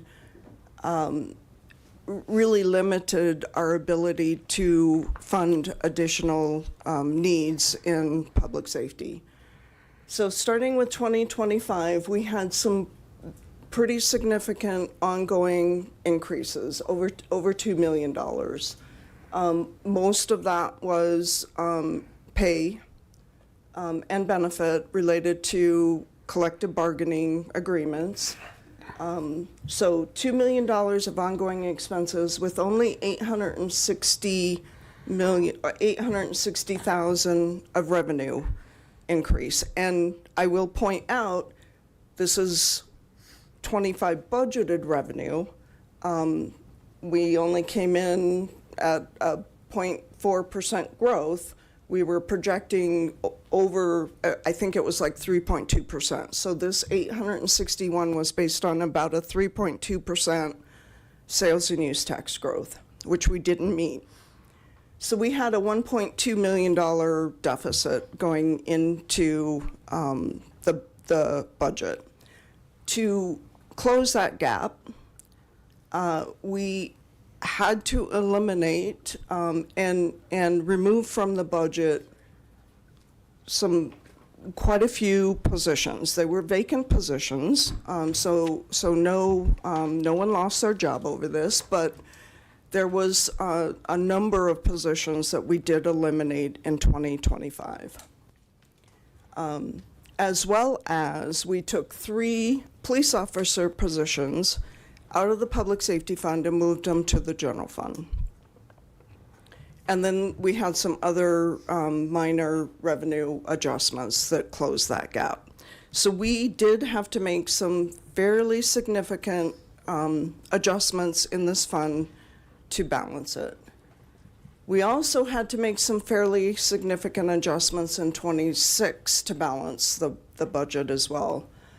So total ongoing expenses were 1.3 million, and we only had 77,000 in revenue increase.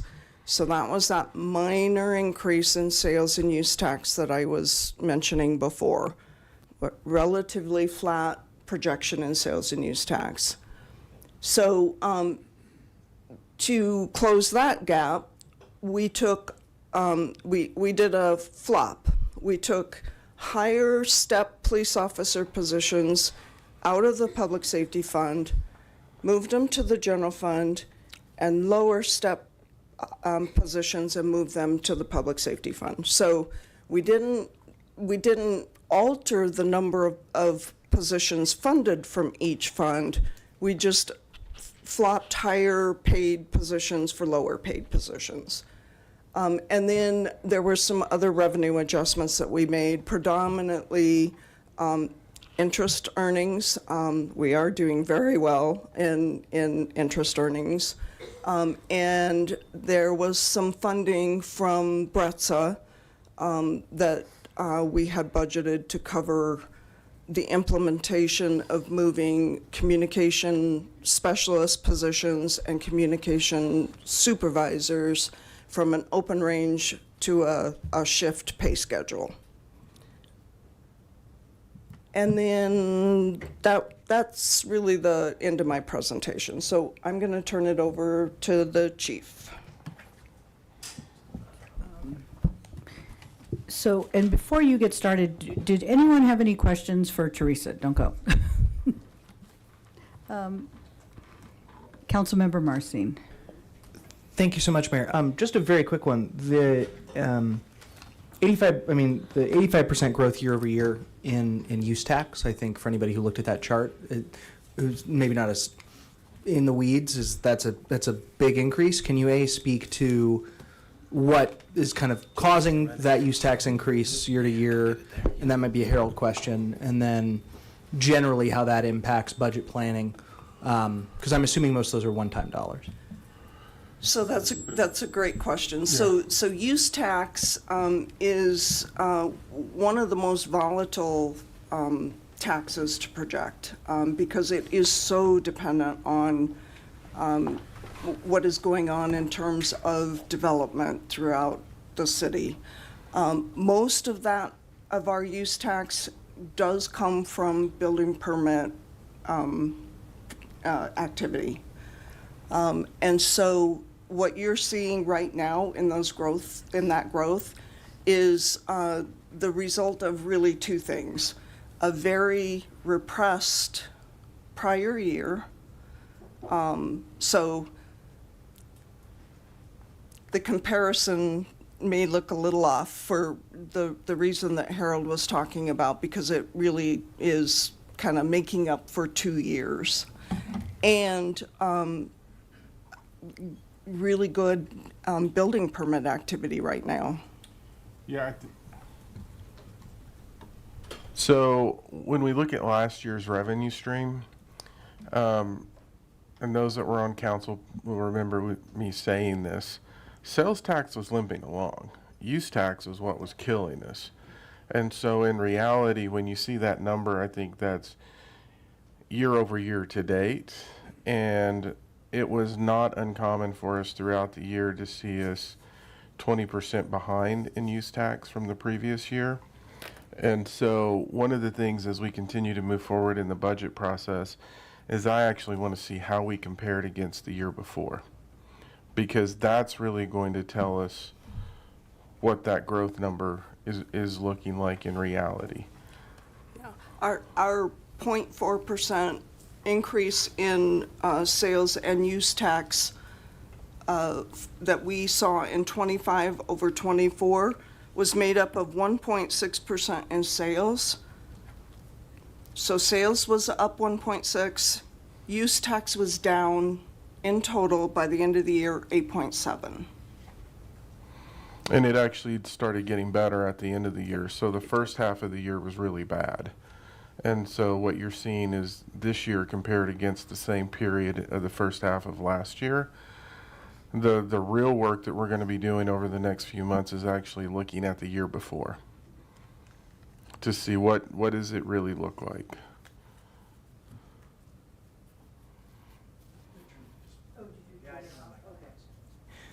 Thank you for that. I really appreciate it.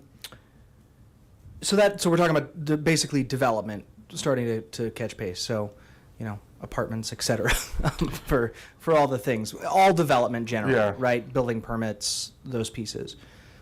And I understand the volatility of use tax. Certainly, I guess this is more of a budgeting philosophy question for an expert is, I happen to know that I think we all do, that there are several more units in the pipeline, theoretically more development coming. Is it maybe looking out ahead a little bit more of a stable indicator that we could expect growth in use tax than prior years, considering what we know to be, First and Main, et cetera? So I think we will see some increase in our use tax for some of these projects, but remember, the transit station will be tax exempt because, that is we're building that, right?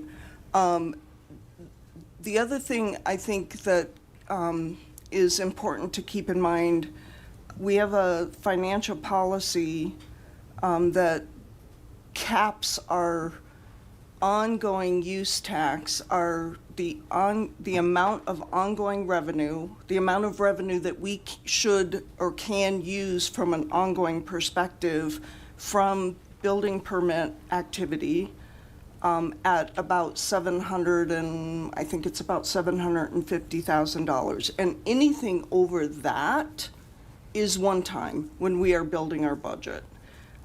We haven't, in the past couple of years, our projections haven't reached that level, so all of the use tax projections that we have built into our budget in 25 and 26 is ongoing, because we were not projecting that we would meet that.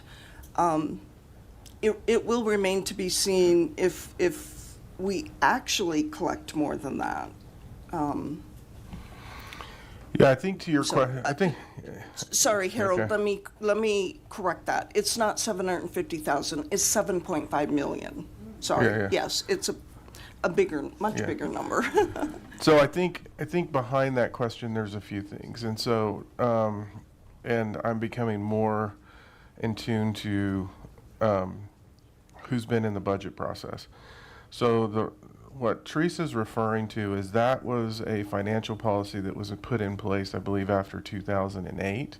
Yes. Because what was learned in 2008 during that collapse was that I think they were utilizing almost all of that number in terms of ongoing revenue, and when it hit, it caused, and this wasn't a Longmont issue, this was every governmental entity suffered through that, was significant gaps in the budget process. So I wasn't here during the conversation, but that was really put in place to be a little bit more stable and not have those dramatic swings in revenue during those economic situations.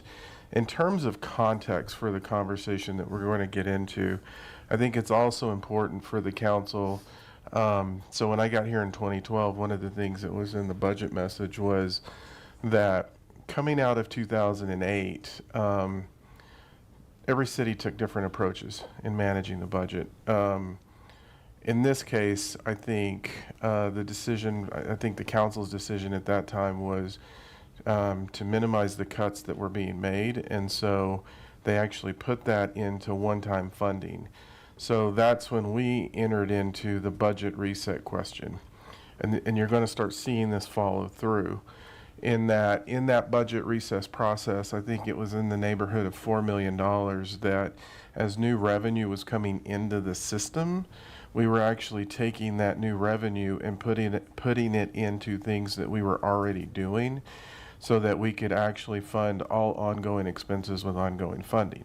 So what that really started creating was a situation where you couldn't use that growth in terms of looking at how you can expand operations. You were using it just to fund operations that we were already doing. Now, that being said, what's behind this is that most cases in the organization, the only place that you really saw growth in staffing was actually primarily in the enterprise funds. And I think our biggest growth in staffing numbers was actually due to them creating Nextlight. For the most part, general fund staffing level has remained consistently flat across all operating departments. I say that to give you some history in terms of what's happened over time. The other thing that we're starting to see, and you all are actually starting to see this as well in the utility rates, is that city budgets are governmental budgets are fundamentally built on growth. And what we're starting to see, and we're not the only city seeing this, is that we're not seeing organic growth occur at the same level that it has historically in most jurisdictions. So there's natural growth that you get from retail, housing, commercial, and those types of issues. Well, that's not occurring at the pace that it used to. And so what we're starting to see is really, as you look out 5 or 10 years from now, there are some financial headwinds in terms of what is that organic growth going to look like. The city that I use as a comparison is when you look at Boulder and you compare it to us, they have inflationary growth in the appraisal values. But in terms of new things coming into the community that's generating additional revenue, they don't have as much just because they're capped in what they can do. So that's something that I'm starting to pay a lot of attention to, because it's not a right now, but it is something that's in the short-term horizon and in terms of how we're looking at these issues. But I wanted to give some context.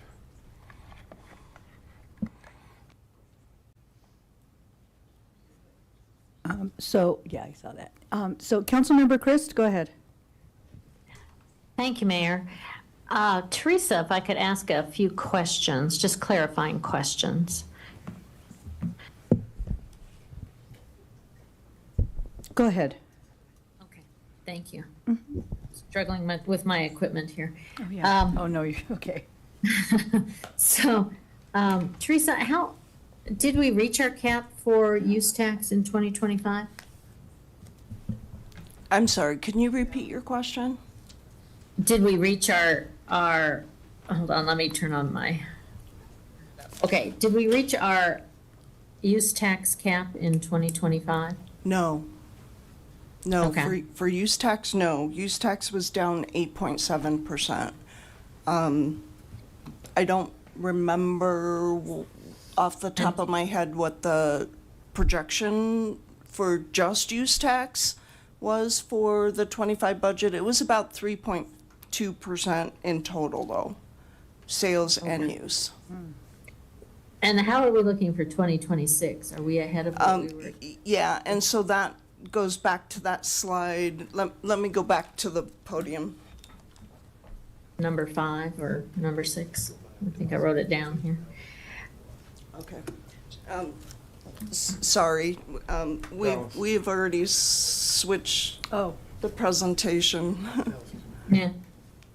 Okay, Dallas is coming back, and then I can go back to that slide and show you.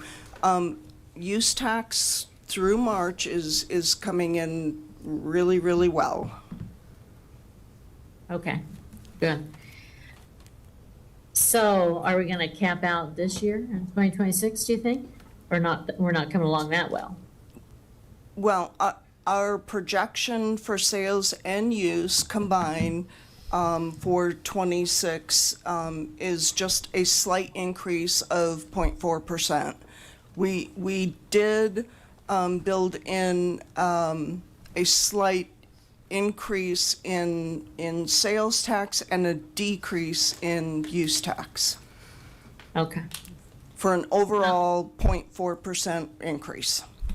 Use tax isn't just for building development, it's also for, building business, buying equipment and expanding business. Yeah, so yeah.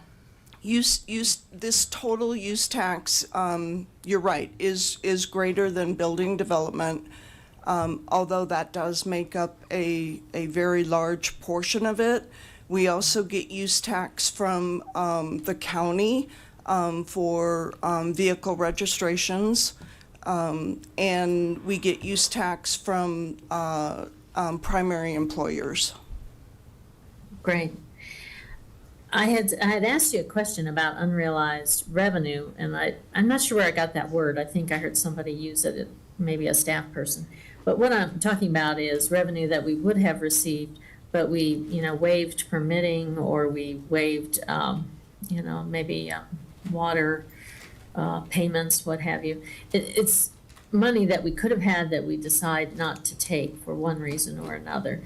And do you ever keep records as to what we would be losing in terms of unrealized revenue? I'm not following her question.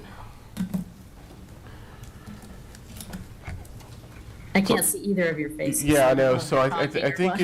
I think it's dependent on what we're talking about. So if the question is in terms of an economic development project, yes, we actually do have what the value of that is in there. If you're talking about delinquencies, we have a value there for delinquencies in terms of funding source. So I think it's really, what are we looking at in terms of what's the definition of unrealized revenue that we're trying to look for? That's part of the question.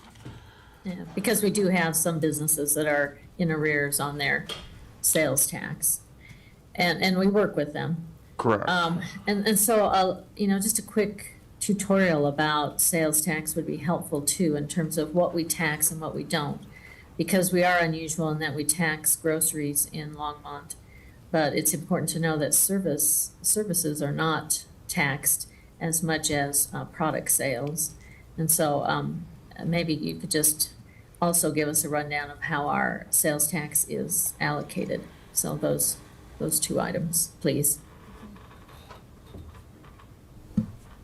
So, are you talking about like uncollected sales and use tax at this point?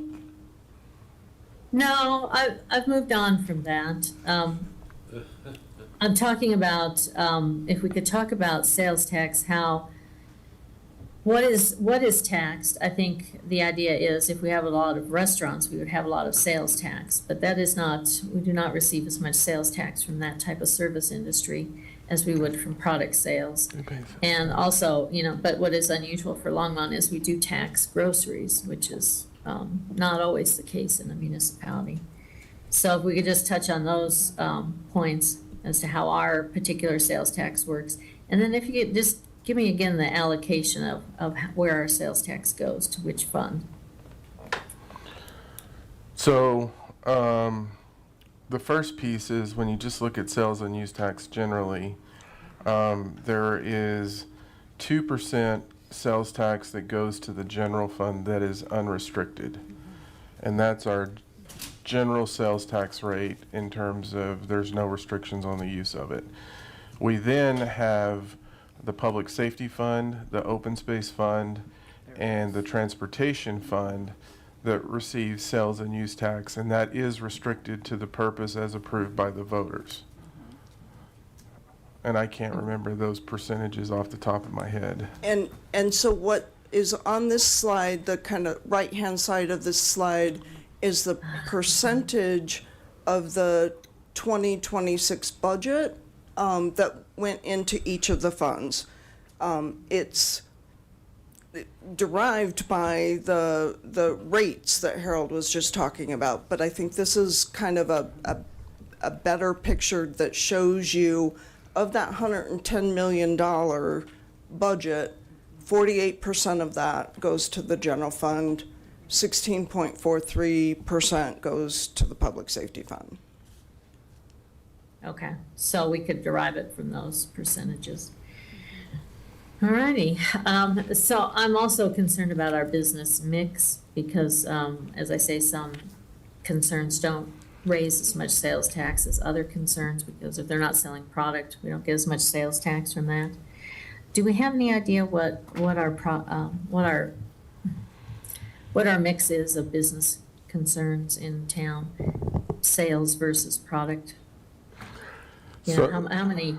Because I'm sure you're seeing sales tax filings. How many people, and maybe what percentage of the sales tax is not coming in because they're recording sales that are just service industry? So products, that's a different piece because if it ships out, they don't pay sales tax on it. And so the manufacturing really falls kind of in that world. I think generally we receive sales tax on restaurants, we receive sales tax on groceries, retail, the use tax on the cars, use tax on equipment that's purchased in vehicles. There's a list. So we can get that information to you. Okay. All righty. Thanks for all the details. Thanks. And I guess as we're looking at this, I know she kind of, it was like, okay, are you going off on the business tangent? But I think looking at the system as a whole, the whole scope, and how maybe some dollars could be, that are flexible, that could be used towards areas of need in public safety. Yeah, and I think the challenge that we have is use tax is volatile because it's really reactive to the, we used to say national economy. It's not. It's reactive to the international economy.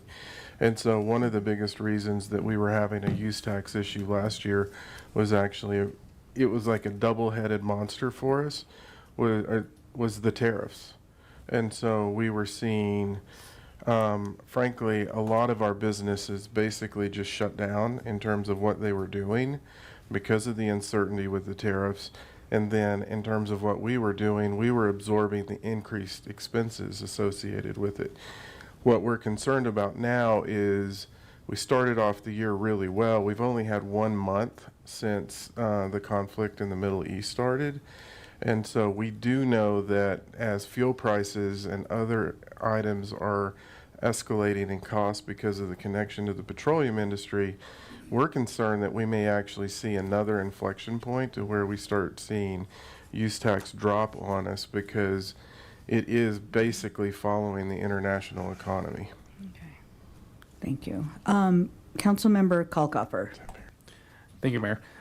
So for the most part, we collect tax in 3 ways: sales tax, sales and use tax, property tax, and then sure we get some grants here and there.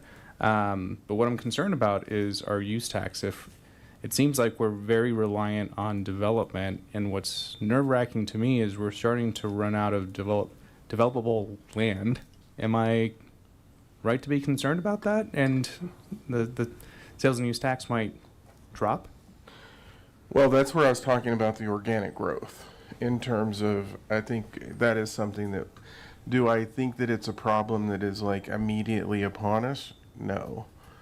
Is it something that we need to be in tune to? Absolutely, when we look out over the next 5 to 10 year, 15-year horizon.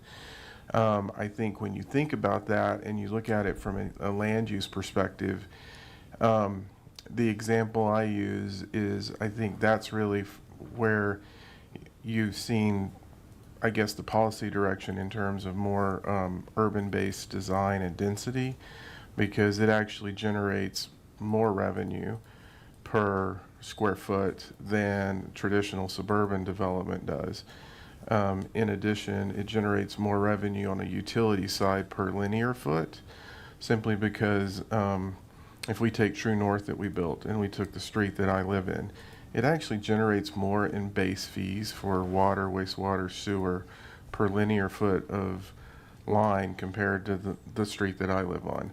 So I think it's a mixed bag. It's really, what is that going to look like, and how do you maximize it to make sure that you're generating sufficient revenue? But that is the organic growth piece that we're going to start paying a lot of attention to. So we're relying on growth, and we're also relying on our businesses doing well. Correct. And I will just add that there is a portion of our building use tax that we will continue to receive even after, we see development build out, because we do get use tax on all permits. So remodels, roofing permits, any of those type of permits, we are also receiving use tax on. Great, thank you. Councilmember Popkin. Thank you, Mayor. I just had one question on this in terms of kind of how we're thinking about projections. I know as we are looking longer term down the road, there's a major regional event that's happening at Sundance Film Festival. I know that's only a 2 to 3 week period, but my understanding is that also is one of the lowest kind of sales economic activity moments of each year, is in that kind of late January, early February. Just curious how, if at all, that's factored into these assumptions going forward. And if we think that that is a particularly meaningful factor for us. So I think that's what we have to build out over the next month, is actually how do we put that into our revenue projections in what we're looking at. Okay, so currently, Harold, is it correct for me to understand, currently we're not factoring that in? That would be a nice sweetener if it is fruitful for us, but we're not factoring that in currently. No, we're just now entering into that process. So what you're seeing is basically the projections that we used in the past and the actual numbers. We're now entering into the budget process where we will start looking at how we make those projections. Great. Okay, thank you. And to be clear, that shouldn't be considered a panacea here. We shouldn't be banking on that. No.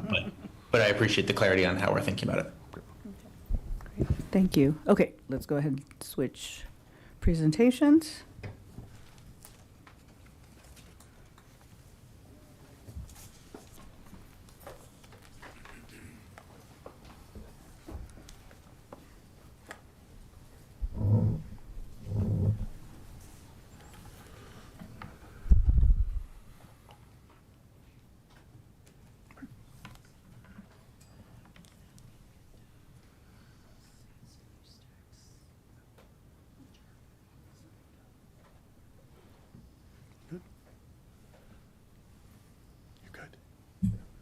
All right.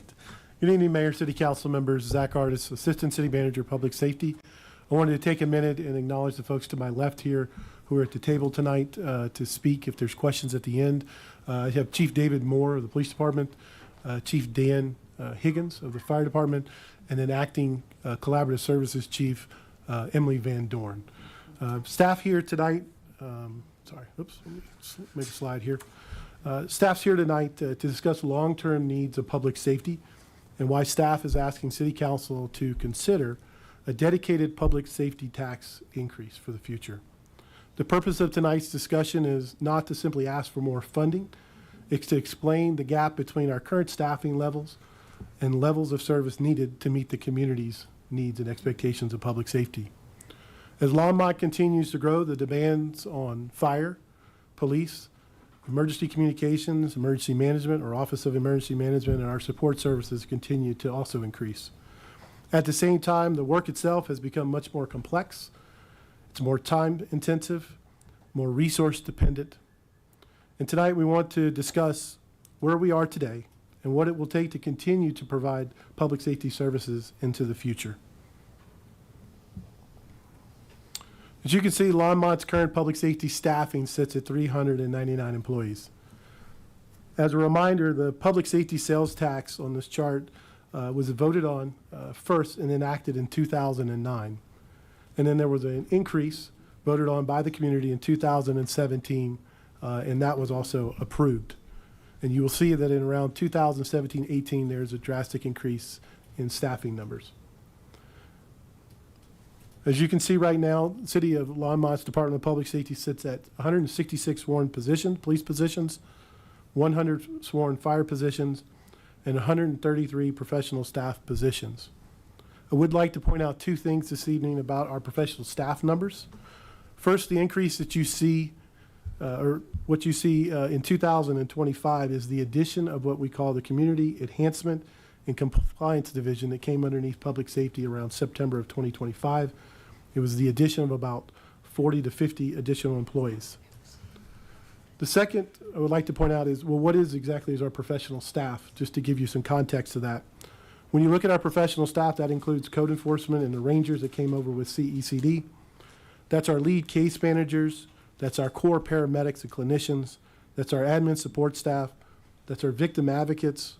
That's our CSOs, which are also our community service officers, our 911 dispatchers, just to name a few. These numbers represent the people who keep public safety operational each and every day. They respond to emergencies, they investigate the crimes, they staff the fire units, they answer the 911 calls, they support victims of crimes, they manage records and technology for public safety, they support people experiencing mental health crises, and they keep operations running 24/7, 365 days of the year for public safety in the City of Longmont. Population growth matters, but the bigger issue the public safety calls are outpacing staffing. As you can see, Longmont has grown from about 86,000 residents in 2009 to right around 104,000 residents in 2025. And the city is projected to continue to grow for the next 10 years or so to a number somewhere between 112,000 to 116,000 residents for Longmont. At this same time, you can see calls for service have also increased. Police now respond to an average of about 100,000 calls a year, and fire calls have increased to over 12,000 each year. And as you know, growth places pressure on response times, our proactive work, investigations, fire operations, our dispatch, and support staff. The fact is that the community is growing, but the workload is growing even faster. For fire services, demand has increased significantly. Emergency calls increased from 4,200 in 2020 to 7,800 in 2024. That's about an average of 83% increase.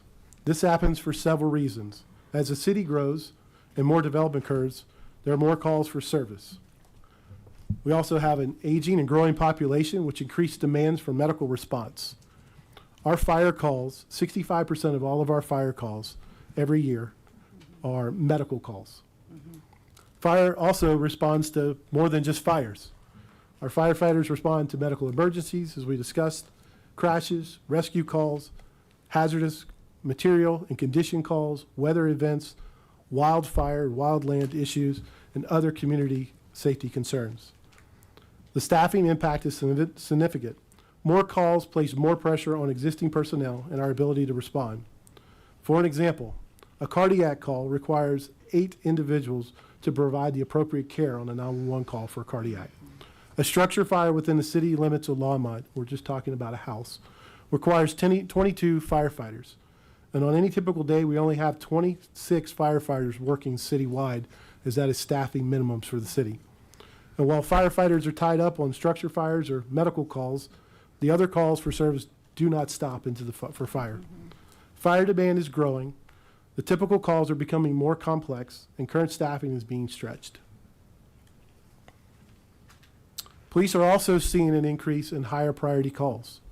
Priority 1 and Priority 2 calls increased from a little over 10,000 in 2020 to 19,500 in 2024. That's about an 83.8% increase. Just to clarify what a Priority 1 and Priority 2 call is, Priority 1 calls are what we consider to be some of the most serious emergencies. They're in imminent life-threatening situations such as shootings, stabbings, armed robberies, domestic violence in progress, and serious injury crashes. A Priority 2 call is also serious, but they usually involve crimes that are in progress or situations where there's significant risk to people or property, such as a burglary in progress, felony assaults, or suspect fleeing from a serious crime. As the community grows, police calls increase. But it's not just about the number of calls that matter. Many of these calls, again, are more complex, higher risk, and take more time to handle. Police are also being asked to respond to more community concerns. This includes mental health crisis issues, quality of life issues, unhoused, traffic issues, and other public safety issues in our community and concerns. This slide brings all these issues together. So from 2009 to 2028, calls for service increased much faster than staffing did. Police calls increased overall by 29%, while police staffing only increased by 18%. Our fire calls increased by 89%, while fire staffing only increased by about 13.5%.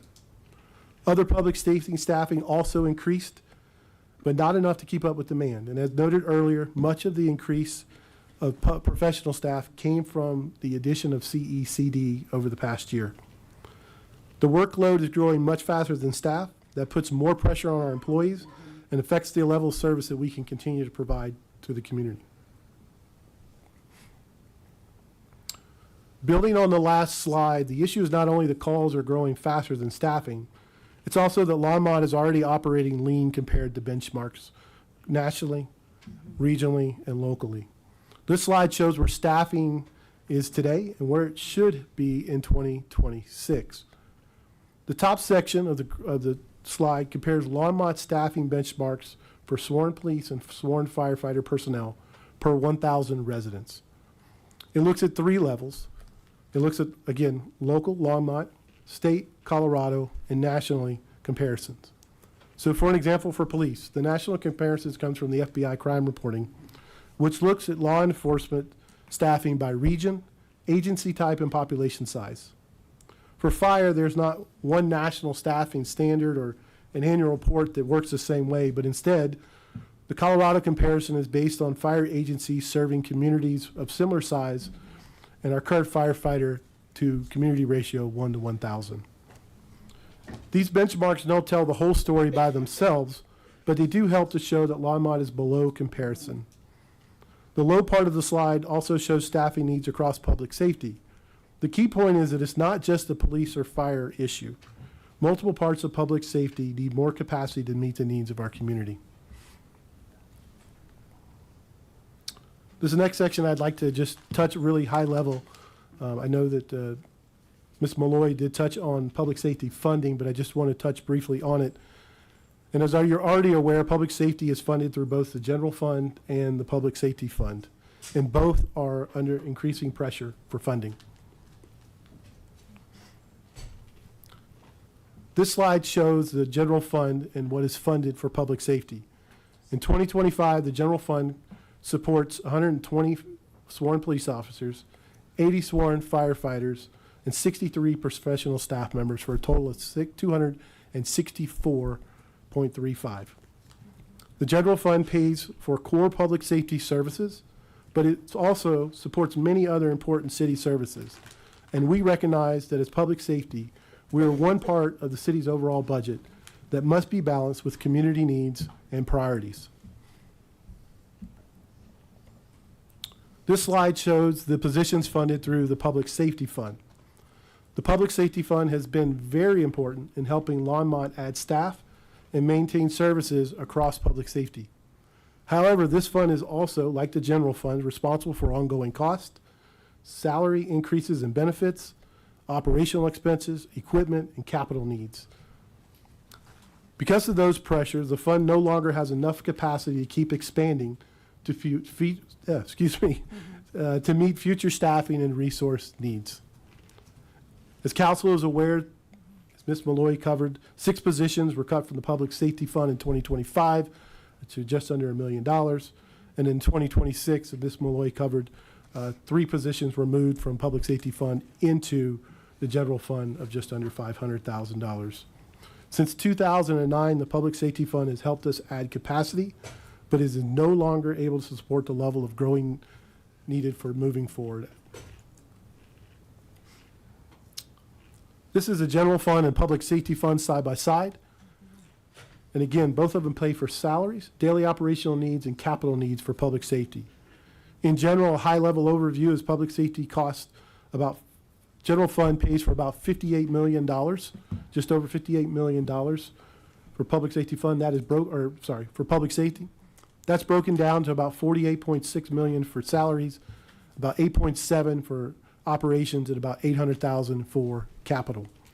And in the public safety fund, what you see is $20 million, just over $20 million, just under $21 million total.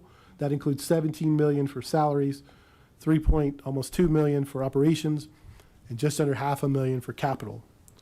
The most important point to make on this is salary and benefits is what makes up 85% of the public safety budget. Public safety is a people-driven service. When the community needs or more emergency response, it takes and requires people to answer those calls. And as council knows, most of that, again, to staffing is tied to funding.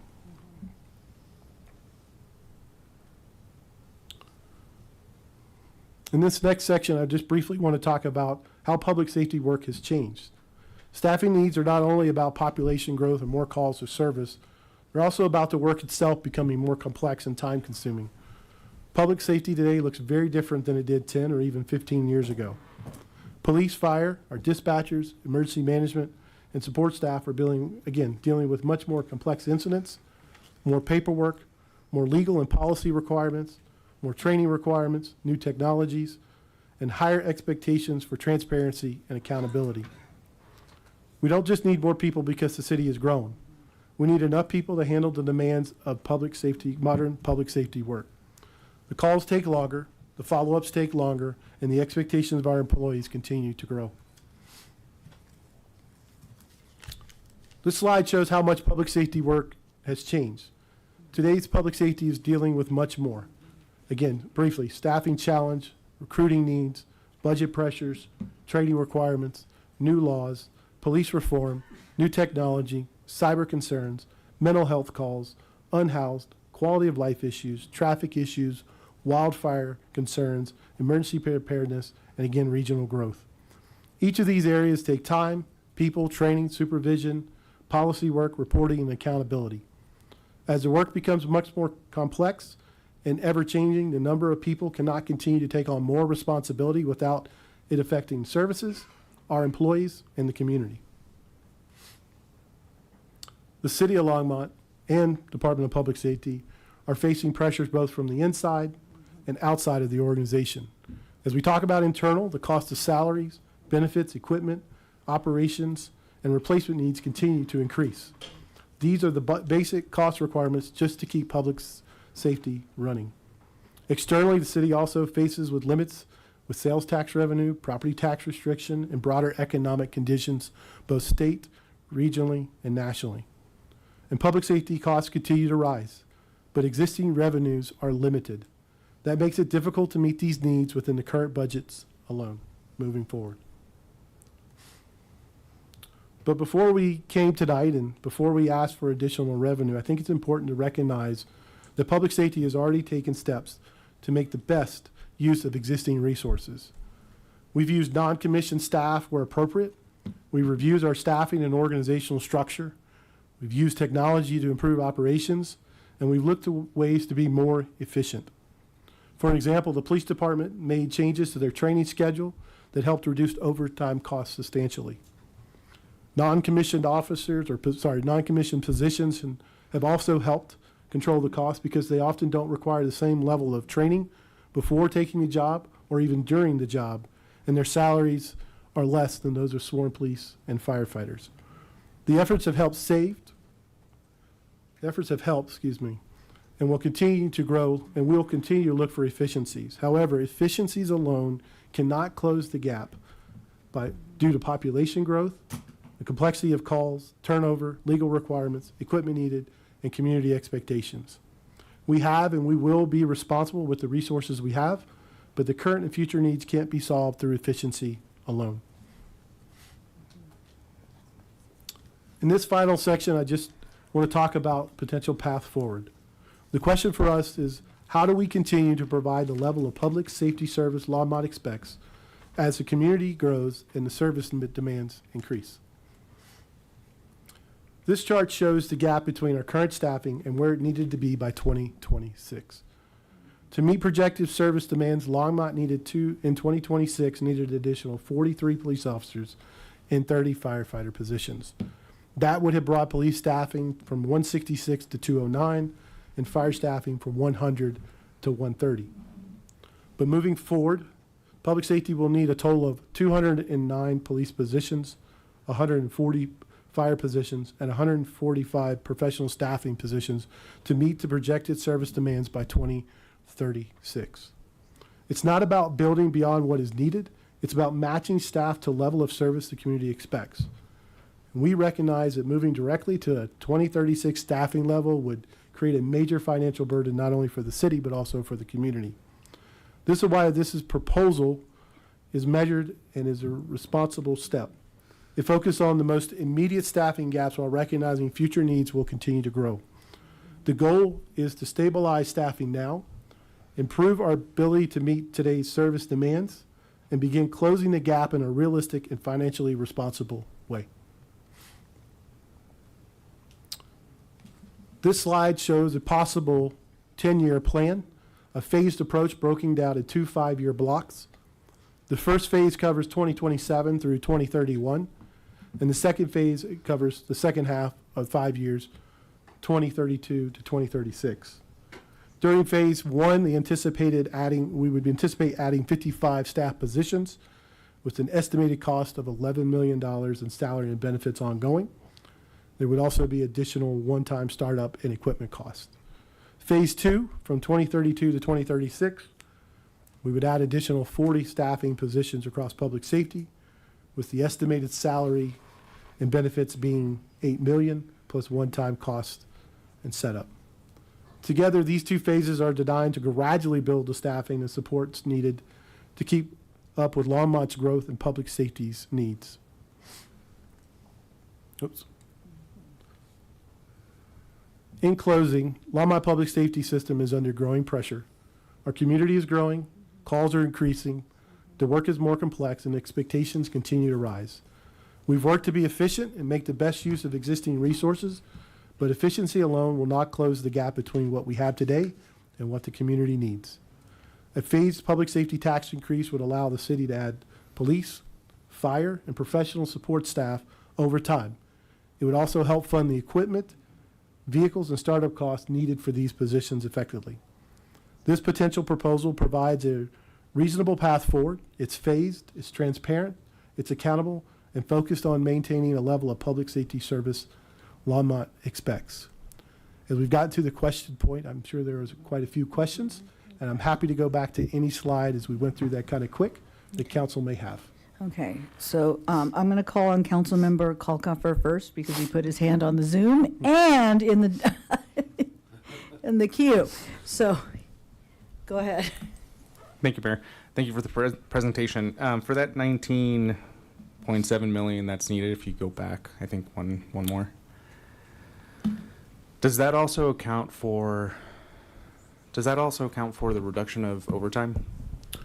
So the 19.714 is the addition of what we have, is what we would need to move forward with staffing, and those are based on the current collective bargaining agreement numbers. Those numbers will change as we are in the collective bargaining process now with both police and fire, so that number actually will go up. When we talk about overtime differences, what we've had to do is the overtime that the police department has stayed has helped cover the overtime in the fire department due to the mandated callbacks and required staffing that they have. And so we've just offset one overtime in police to help offset the overtime in fire. Can you to stay explain what within budget. callback means? Yeah, so we're required to have mandatory minimums. And when individuals are either out, they're sick, they're injured, they're off, what we're required to do is there is a list that exists, and firefighters are called back in to work another day to cover that vacancy to make sure we stay at minimum staffing of 26. So you're saying it's not voluntary? Correct. So you're forcing one of our employees to come back because there's not enough people on staff? Correct. So they're, okay. Thank you. Councilmember Popkin. So I just want to be. Oh, yeah. I'm sorry, Go ahead. Mayor. Go I just ahead. want to, this is all laid out in the collective bargaining agreement. And so again, it's laid out specifically, but yes, there is an on-call list and it rotates and people are called back and are responding to work. Okay, go ahead, Councilmember Popkin. Thank you, Mayor, and thank you, Chief, for this sobering but direct walkthrough. I appreciate kind of what you're sharing. A couple questions. You know, when we're talking about staff and staffing levels, you know, I think you were sharing the number of staff who, firefighters, police officers who respond to different types of calls. I think you mentioned for certain calls, like fire department responds to a single medical call. I think it was 8 firefighters per one kind of medical call. Am I recalling that correctly? And if so, can you just elaborate kind of why, from my understanding and for the public's understanding, Yes, sir. why there's so many for a single incident? Sure, absolutely. And I'm going to turn over to Chief Dan Higgins of the Fire Department to talk a little bit specifically about that. Thank you, Chief. Councilman Popkin, thank you. What we have is priority-based dispatching. So what Chief Ardis was talking about in that particular instance was cardiac arrest calls. So we would have 8, potentially 9 respond to a cardiac arrest call due to the nature of the incident and the workload to obviously try to save that life that they responded on.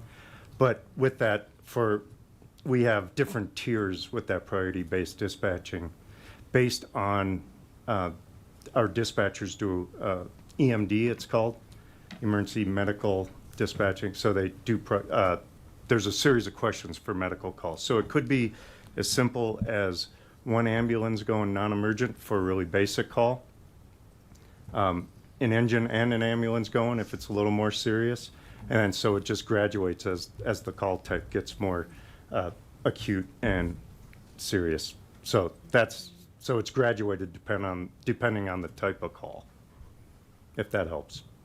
It does. Thank you. Thank you, Chief. When we think more broadly in terms of community levels, I recognize and appreciate that Longmont's probably leaner than most peer cities of our size in Colorado. Can you speak to the calls for service rates at all across other comparable communities in Colorado? And yeah, let me just ask on that. Sorry, for clarification, were you talking public safety across the board or just fire? It could be ideally both. What I'm trying to get at is trying to understand from this is, you know, are we seeing particularly unique rise in calls for service in Longmont, which would beg other questions, or is this kind of a standard trend that is applying to other comparable cities of our size, population, demographics across the state? So I think the short answer, and I can certainly have Chief Moore and Chief Higgins speak on this. I think what we are traditionally seeing, again, is normal. As growth comes, calls come. And again, everything from a lost dog to a homicide. So when you talk about police, and as Chief Higgins said, everything from I have a headache to I'm in the middle of cardiac arrest. So again, I think what you're seeing is as growth comes, we see calls. City of Boulder has seen that. Boulder County sees that. I mean, communities across the country see that as growth comes. I wouldn't say that when we look holistically at our calls for service, they're any different than what we find communities our size that we would find anywhere else. Thank you, Chief.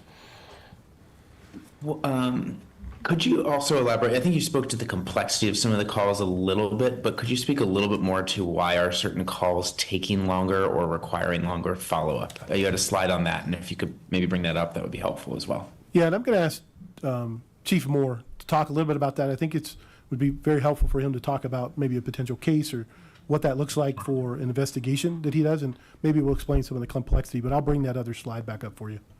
Great, thank you, Chief. Thank you, Councilmember Popkin. Let me get to the slide. We put some supplemental slides here at the end, so I have to find the one I want to speak to first. So this is in reference to what policing was back in 2008 versus the increased workload in 2025. In short, and the other slide addresses this, we are seeing 3 to 4 times as much time spent on calls for service.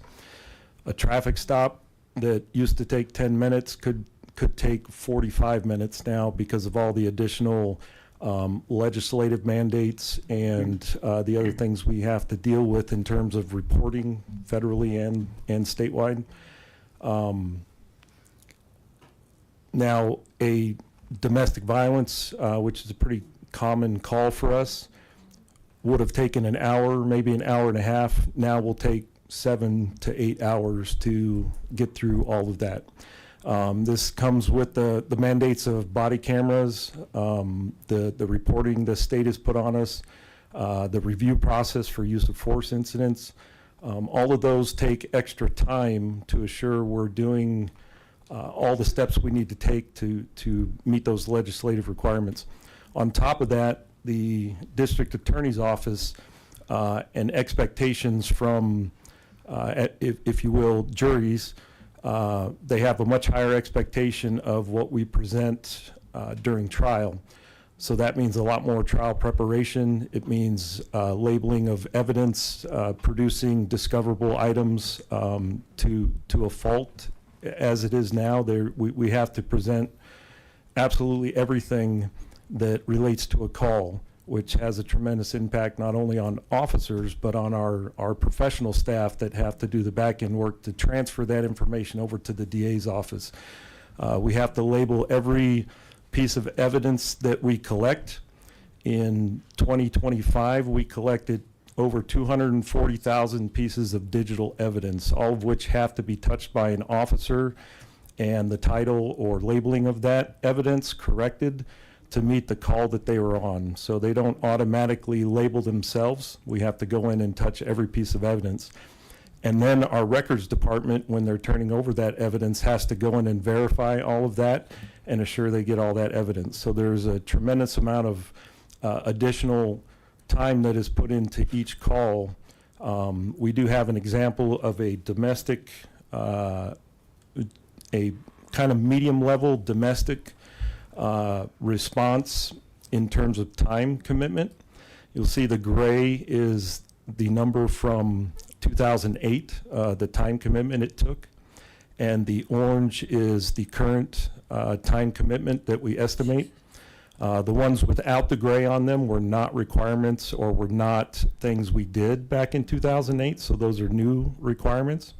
You'll see at the bottom there, the left side is kind of our patrol responsibilities, where the right side is more an investigative piece, which all of our domestic violence cases are reviewed by in our detective division and our domestic violence unit.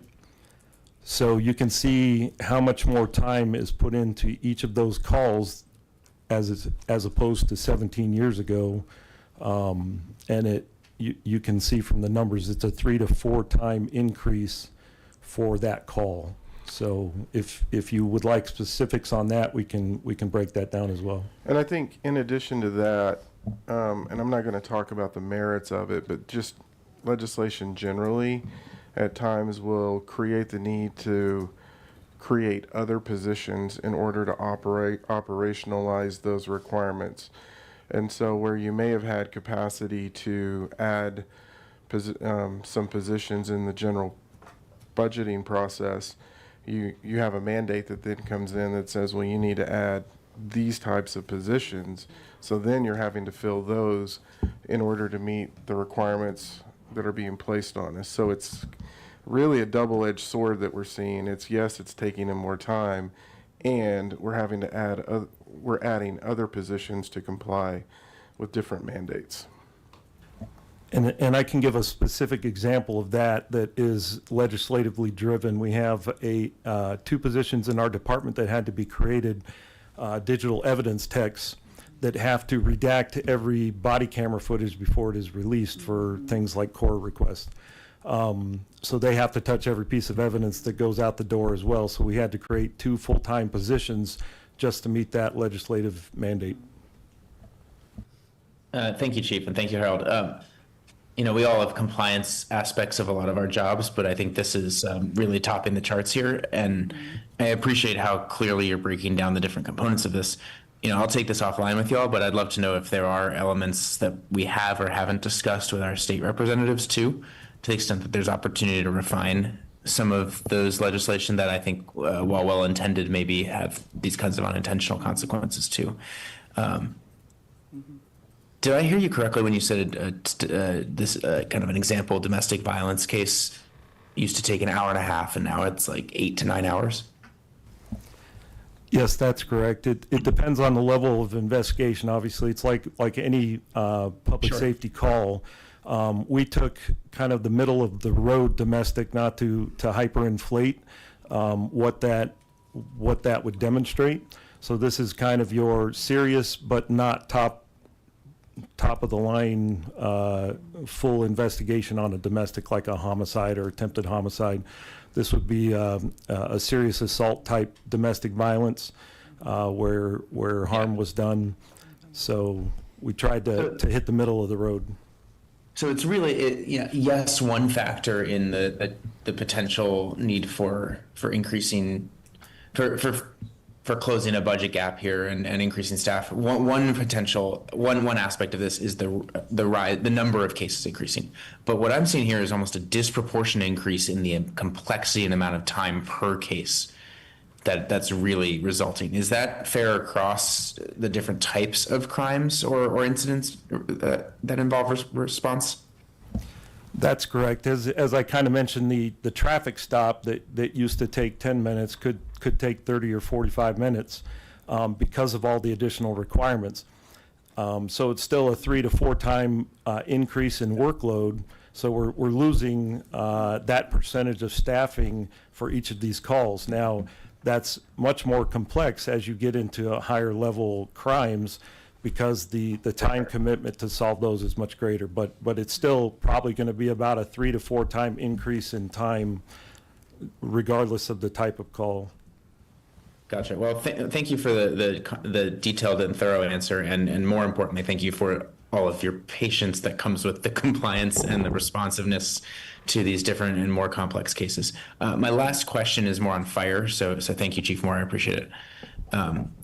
My last question, Chief Higgins and Chief Ardis, is regarding the 2032 to 2036 plan that you mapped out there. I think it was the last slide. And one of the specific elements of that was regarding Fire Station 7, which, to my knowledge, would be the next new fire station built. Is that correct? Yes, we currently have 6, so that would be the next additional one. Gotcha. And one part of my understanding, but I'd appreciate if you could share more to this, is that it's not just Longmont's growth, but it's where we've grown. In particular, kind of the growth out in, I'll own this in my word, it sounds like in Southwest Longmont, particularly further and deeper into Southwest Longmont is probably the biggest service gap area. Is that also accurate? Yes, not strictly where the population has grown, but it's also mainly about response times and where our current stations are located and how to address the needs in that area. But you are correct, Southwest Longmont. Right. And so response time to number of people, but also in terms of stretching the distance of where firefighters and officers have to respond. Is that correct? Correct. And then it also has to do with concurrent calls or overlapping calls. So for that area, typically that would be our Fire Station 5. We have one engine at that station staffed with 3 people. If they get called out, then the next station closest would be Station 6. But if they're on a call, which happens quite a bit, then now we're talking Station 2 or Station 1 coming from almost central. So that's part of that response time issue as well. So we don't have that redundancy in the system to address those concurrent calls. Gotcha. So my last question, could you just speak to like the timeline here of why Fire Station 7 would be proposed in this, basically the 5 to 10 year plan here and not the 1 to 5 year? Well, we're certainly flexible, but one of the things, the reason it's in phase 2 is it takes a while to acquire the land, do the design build, so that stretches out into the years. One of the things we put into phase 1 was, if you'll see on the slide that's up, rescue unit implementation. And the idea there is to staff an additional unit at Station 5 that would be staffed with 2 personnel on a smaller vehicle than a regular engine. So if you want to think about specialized brush truck, wildland vehicle, where it could respond on certain types of fires, but also take medical calls and help alleviate some of those gaps that we have. And that can be done pretty quickly. That's really the reason we had it in phase 2 versus phase 1. But if somebody's willing to go ahead with that, I'm happy to open Station 7 tomorrow if we can. So, Gotcha. I'll keep that in mind. I appreciate this. Thank you very much. thank you. Okay. Councilmember Marcin. Thank you so much, Mayor, and thank you all. Thank you, Chief. Thank you, Zach, for the presentation. I'm over here trying to do math, which is always a very dangerous thing, considering I still count on my fingers. But I'll backtrack a little bit to start. And I know, when we had I think the last time you all were here in uniforms talking about ALPR tech and that good stuff, one of the things we talked about this as like a core issue that the department is dealing with. That if we're going to, regulate to any great degree the technology that the department has used to kind of culminate or make up for this gap, you need resources, and I understand that completely. I am curious, Zach, because Chief, you used and I appreciate the graphs and the data to back it up, that these cases are more complex and more time consuming. I did have a question that just popped up in my mind about, okay, if we're going to add FTE, on the flip side of that conversation, is there any world where some of those tools that maybe some community members are a little bit concerned about, we maybe don't need to be as reliant on them, et cetera, in the future? That's my first question, and feel free to answer it generally, but... Make sure I'm on. I understand what you're asking, and I think technology is a partnership with personnel. It goes hand in hand. We've talked both about AOPRs and other technology that public safety uses, and so again, it helps us. To Chief Moore's point, recently we've had an event in our community that currently we don't have ALPRs because we're in between our contract with Flock and Exxon. Not to re-argue or rehash this issue, but it substantially put us behind and required an incredible amount of manpower hours to get to a result that we could have gotten to very quickly. In the case, and I can't go in specifics about it because it is a current ongoing investigation, but Chief Moore and I were talking about this last week, and what we find is that technology is a partnership with us as long as it's used in a responsible manner. And of course, I know you have been a big proponent of trying to create guidelines, and we've talked about those and we agree to those on how to use that. But I think leveraging technology is a benefit versus in completely relying on all of technology. But as we grow, one of the things I want you to understand about the proposal tonight is most of what we're asking for is 2026 numbers, what we should be at today. We're not anticipating another 12 to 14,000 additional people within the city. What we're asking for over the next 10 years is just to get to the number we're at today. If we were really looking at it, I think the police real number, Chief Moore, correct me if I'm wrong, we're up around adding additional 66 police officers. Our goal and hope is that we are going to leverage some of the technology things that we propose and we've talked about to help reduce that number. What we're asking tonight and what we're talking about is that's a huge number of $20 million of ongoing funds. That is a lot of money to ask for personnel, and when personnel is not available or those funds, the public votes it down or public decides that that's too much to ask, we've got to leverage some of the technology out there responsibly to be able to cut down and substitute for personnel.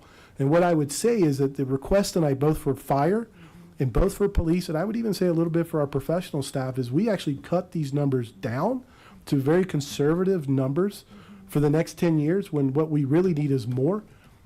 Because we are going to leverage technology to be a partner with us in dealing with public safety issues and concerns in the community. And I hope that answers your question. It did. I appreciate rationalizing that in my own head. And then, so I guess my second thought is the ask, right? Is the proposal, and that's where I'm trying to do math in my own head, which is going poorly for me.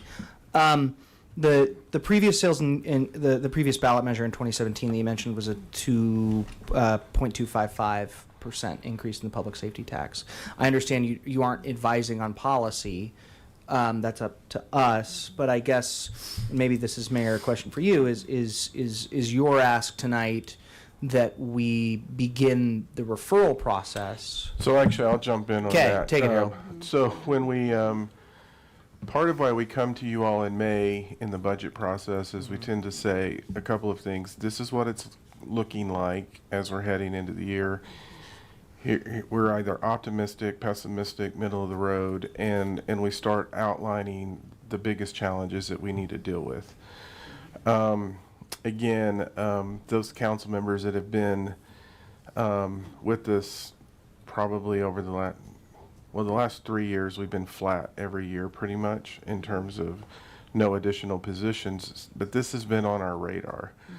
I think as we're heading into this year, in conversations with Teresa and Zach and others, we felt like we needed to really bring this forward now, look at, and we didn't know what to bring you specifically because we didn't know what council was going to say from a direction perspective.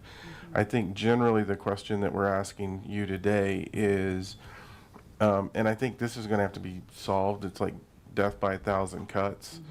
We're going to have to look at everything in terms of how we're approaching this, but the question that we're really asking you today is, do you want us to come back to you in June and give you all options in terms of what it would really look like from an increase to the public safety sales tax? What other options are we seeing? Because if that's the council direction, then we'll start working on that and bring it back to you in June with more details. One more question just to the structure of this. A lot of these purchases over the 10-year plan are essentially one-time purchases, right? Vehicles, et cetera. Help me understand how a theoretical public safety tax increase on the sales tax side can support large one-time expenses versus like needing to bond it, right? So I is think it a that's what we've got to figure Yeah. out, is because embedded in this is a lot of one-time cost, and when we look at how can we potentially fund those one-time costs, there's different tools that we can use. We wanted to give you a good sense of what we think the number is, and now we've got to start working on the different options.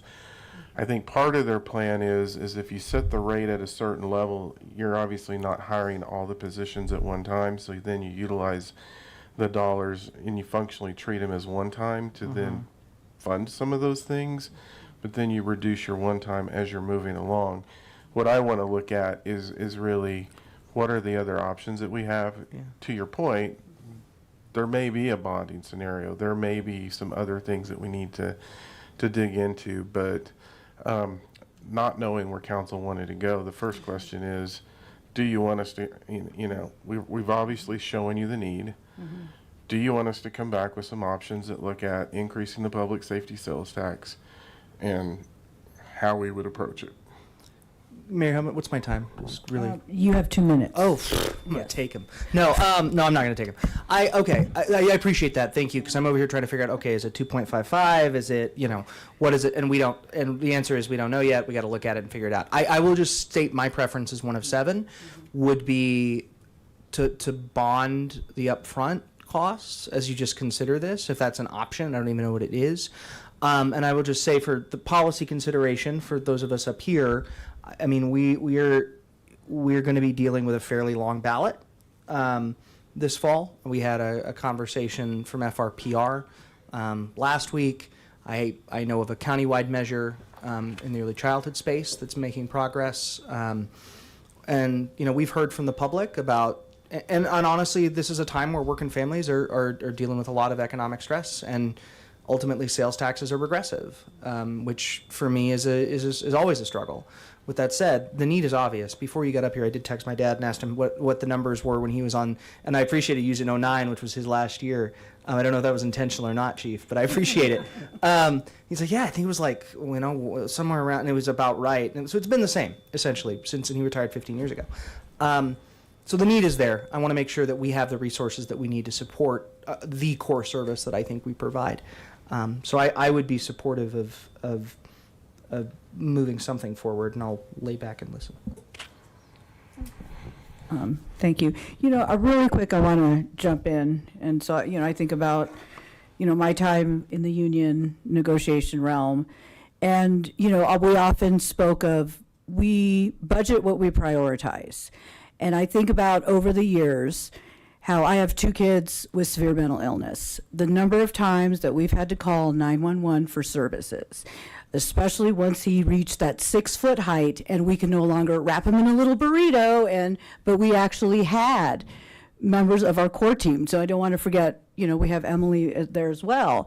And, a whole team would actually come to the house and come in and sit down and work with us. We'd have people with medical, public safety. So we'd had all the realms. So being able to see the time and care and the follow through that goes into, and that's just one call.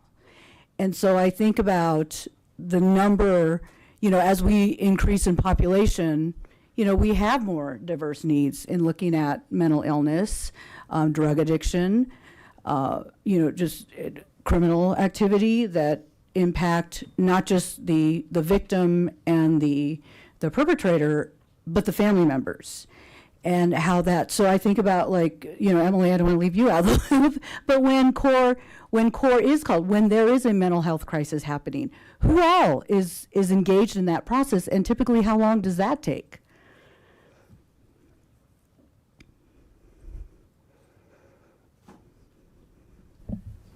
Quite the mic theatrics. I think obviously like every call, it depends. I think our median time that CORE spends on a call for service back in 2025 was anywhere from 25 to 45 minutes. And then we have at least 2 follow-ups. And that can depend on what the nature of the call was, what they're following up on. Is it a phone call? Is it a text? Is it a visit? So it's really, across the spectrum, and that goes for case management and victim services too.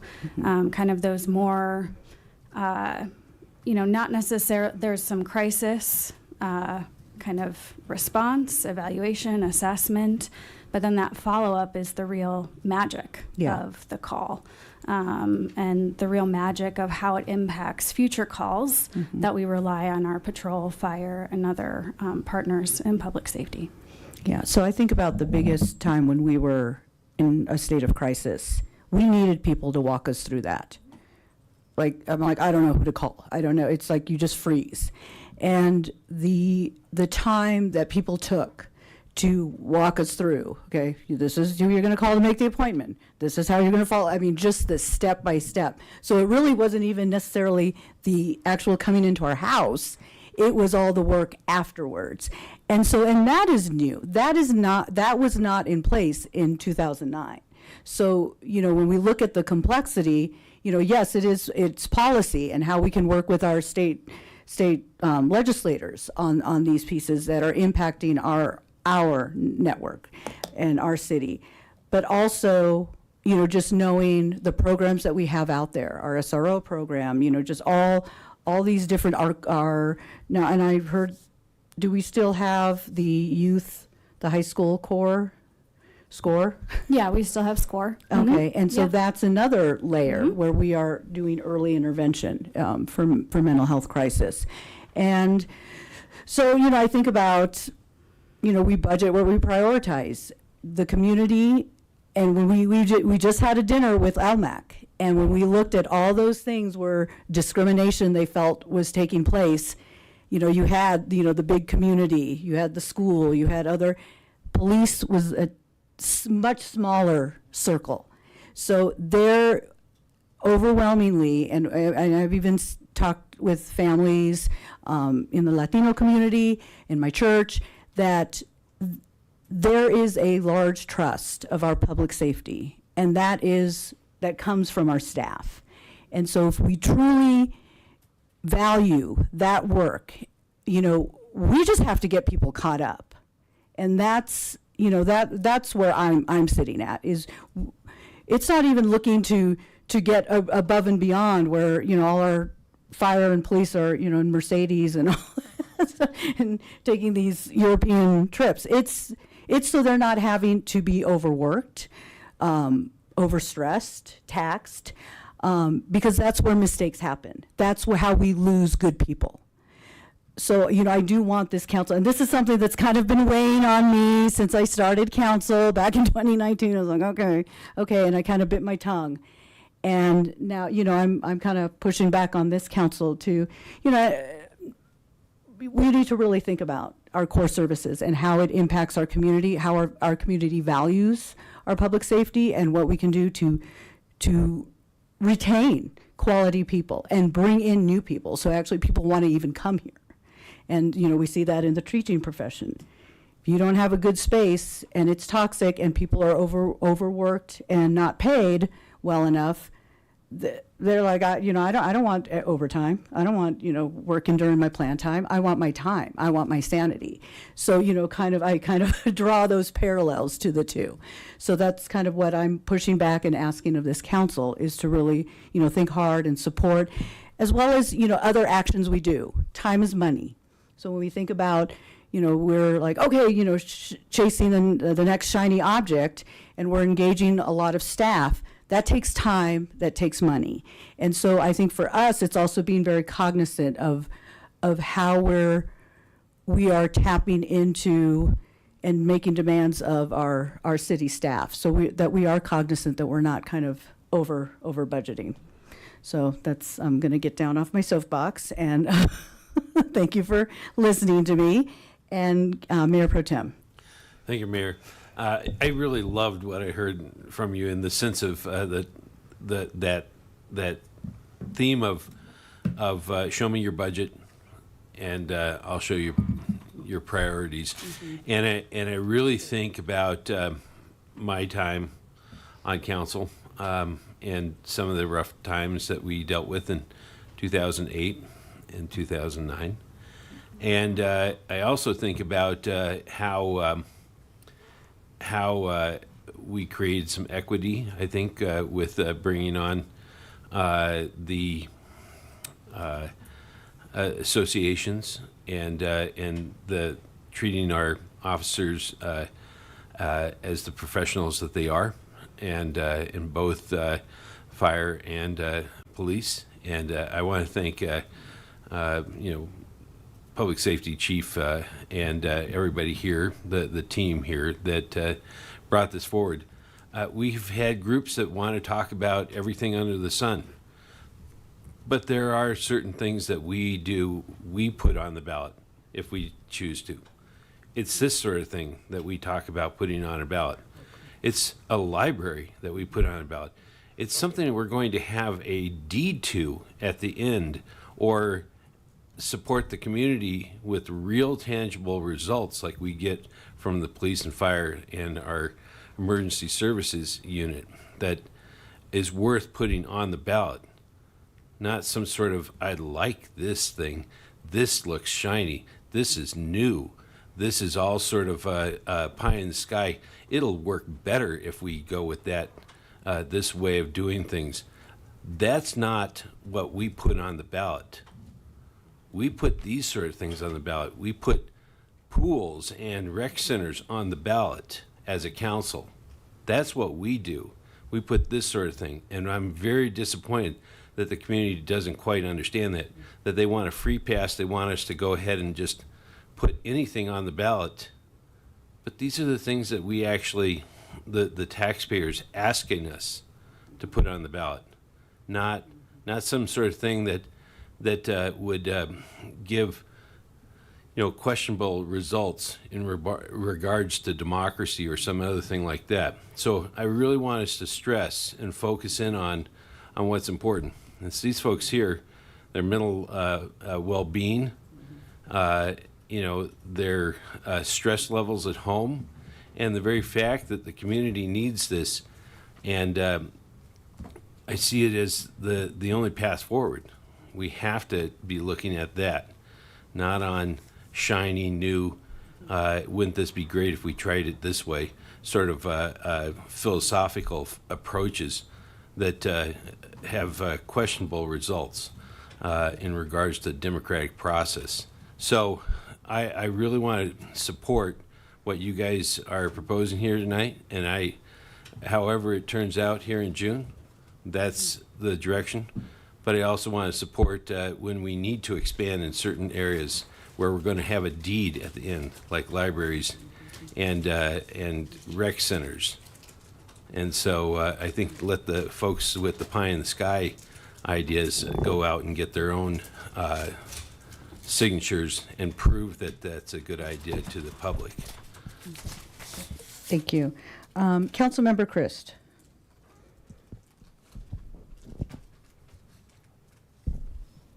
Thank you, Mayor.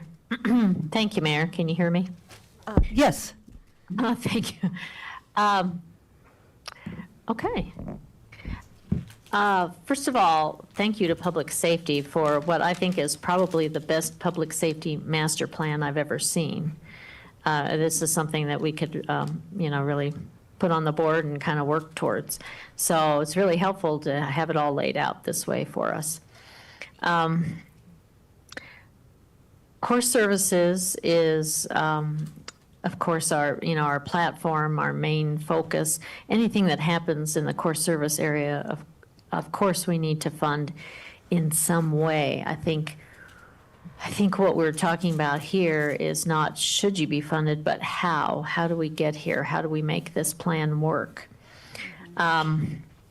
Normally, when growth happens, the sales tax grows also. And so you would be funded just based on the growth. And I think one of the reasons that the funding has not kept up is because of the economic situation. The COVID shutdown, I think businesses are still recovering from that shutdown. And what we are seeing and what our CFO Malloy was telling us is that sales tax is increasing, the revenue is increasing each year. And so that is very hopeful. So I'm not sure, and someone can answer this. I couldn't quite tell if you were saying 2.255 increase or 2.55 increase, both of which are substantial. I'll circle around back to that. I want to stay positive for right now. I do think part of what you're talking about in terms of costs is unfunded mandates or regulation that has caused greater costs than were expected, and that would not have been covered just by growth, sales tax growth based on population growth.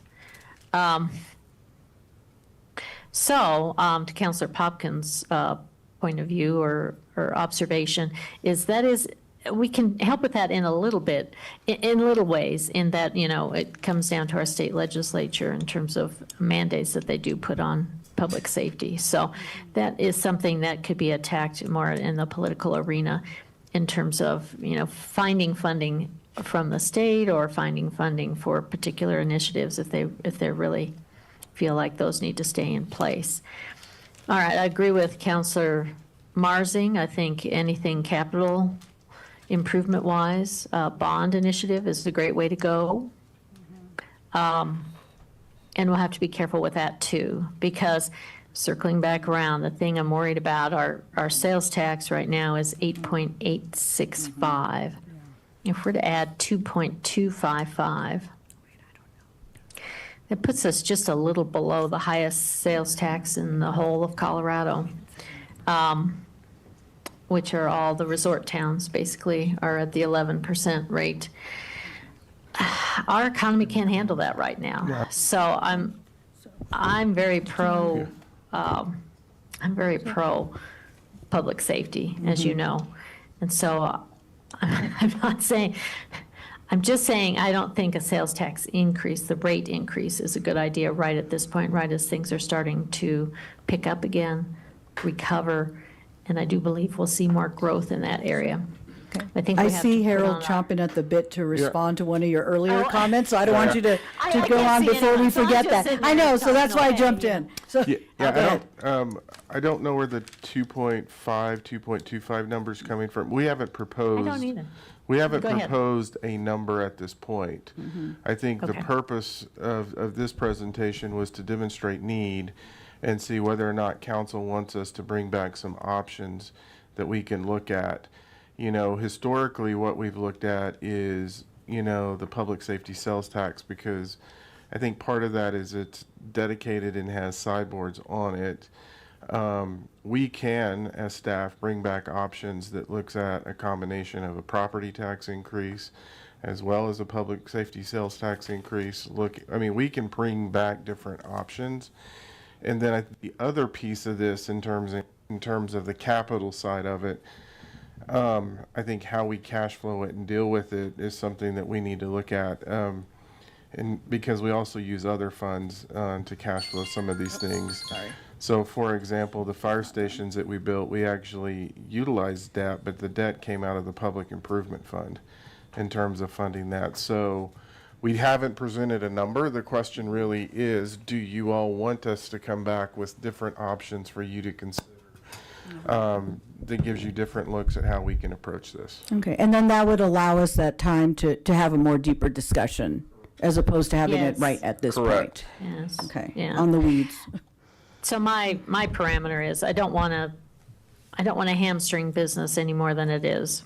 I want to let that grow. I want that sales tax revenue to grow, and that's part of businesses growing, which can only help us in the long run. So I'd love to see some creative ideas. I know there's lots of different avenues that we could look at, and it doesn't all have to be just one solution, but maybe could be multiple items that will lead us to the promised land here. But yeah, Okay. yeah, we need our public safety to be taken care of. And I'm sorry that regulation has made your job so much harder. You guys do a good job, guys and gals. So appreciate you. All right, Okay, thank you. Councilmember Popkin. Yeah, I'll be brief. I'll just add my 2 cents on a couple of the policy directions here. First, I appreciate Councilmember Marsing's point on the ballot risks and the length of the ballot that's already proposed. I'd hate for something like this to, or anything that someone thought was essential to tank just because there are multiple things being proposed on a ballot. So I'd love to know what that option would look like, but also would love to know other options. I like the potential notion of bonding for some of the more capital intensive efforts right now, and maybe front loading more of that if we're going to do that, especially with the rising costs we've been seeing over time. If you look back, 5-7 years ago versus what it costs to build a fire station today versus what it might cost in another 5 years. So I'd be curious to see what front loading that could look like if we really were able to bond for that on the earlier side. I also appreciate Councilmember Marsing's point on the regressive nature of sales tax. And I'm going to do some thinking on this, but I'd be curious to know what less regressive options we might have, which I think also would address some of Councilmember Christ's concerns in this. Okay, so I'll kick. Oh, go ahead. And then just the I thought last you were point I just done. wanted- No, that's okay. The last point I just wanted to make is, Longmont saw a little bit more sprawl in recent years, or in the last decade, and growth kind of out to the outskirts of our town. And I think part of what this council has been doing is focusing more how and where we grow, which is concentrating on our inner core. And that both brings more sales and use tax from fees, but also doesn't stretch our system as much. And we're cleaning up some of the more challenging sites from public safety calls and fires. And so I think that's hopefully moving some of the direction in a more positive way to reduce the need for service calls. It's not going to solve this problem, but we're hopefully, able to start to taper this, increase more strategically and to the benefit of the community and to our public safety folks. So I appreciate all those efforts. I'd love to see what the capital options would be, and what other less aggressive options might exist. And maybe where we can lead the way with some innovative financing approaches. Thanks. Okay, yes, I concur.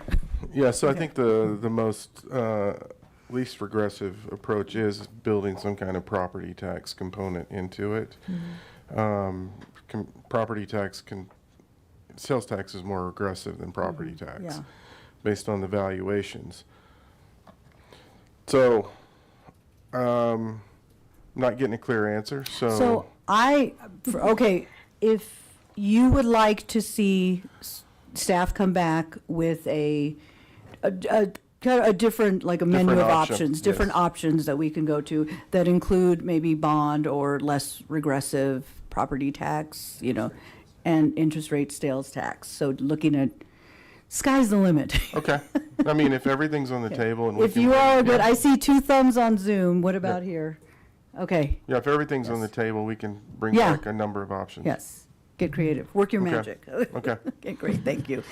Get out that magic I word. think, Yes. I think the other thing to what everyone's saying that I wanted to point out is there are things that we're working on that also are part of the solutions. You don't want to know what this number would have looked like had we not brought Costco into the community. Oh, yeah. And so I think yes, this is a discussion, but what we also have to model are the other things that also generate sales tax. And then we start looking at the model to see what do we think the rate's going to be. So I say that because as we talk about things like economic development and these other issues, that feeds the system into this very issue we're trying to solve. Thank you. Councilmember Marcin, and I think this is your second time. Yeah. Question. Go ahead. Thank you so much, Mayor. Quick question. Generally, to be looking at bringing this back to us on a June timeline. That's right at the tail end of when we can refer. Correct? Or is it August that we can refer? No, it's actually, I think this time it's the first week of September. Oh, okay, cool. Okay, and we should have a better picture on a couple other potential measures that could be coming up. Okay, great. Thank you. Thank you. Did you need anything else from us as far as direction? Thank you. Thank you very much. Thank you, Mayor. Thank you, Council. Okay, and then the next item is the the citizen-initiated request to amend 7.06 Prairie Dog Code at 0 reading, and we do have a staff presentation from Zach Blazek, Senior Environmental Sustainability Planner. And before we go on, so I don't really like that we would go on with council priorities without having a council member present. So I did initially think that Councilmember Prieto would be joining us online. No, I don't need a motion because I'm just going to augment the agenda. So, and I'm going to postpone this, our retreat discussion to a pre-session, to an upcoming pre-session. So I'll work with Harold and Sandy to get a pre-session scheduled so we can have a more flexible conversation. Everybody's in present, and we have Councilmember Prieto here. I don't like moving forward with goals and objectives without her input. Go ahead. Thank you, Mayor. Totally supportive of that. My only question is that would your goal be to do that at that first currently scheduled pre-session in June, or would you want to try to get it on the calendar sooner? We'll discuss. I would like to get it as soon as possible, but I want to make sure that people are here. I appreciate wanna it. make No, sure I people are agree in the completely. room. Only Okay. some of the action items and the outreach plan Yes, pieces are yes. kind of in motion. So cool. Thank Yes. you. Okay. Okay. Go ahead. Yeah. Okay, good evening, Mayor, members of council, here and virtual. Zach Blazek, Senior Environmental Sustainability Planner, Planning and Development Services, here to discuss a portion of a citizen-initiated code text amendment regarding 706 Prairie Dog Code. Again, this is a 0 reading. We'll get into it. So for some of the new folks on council who haven't participated in this process related to prairie dogs quite yet, I'm going to give a quick summary of how we got here.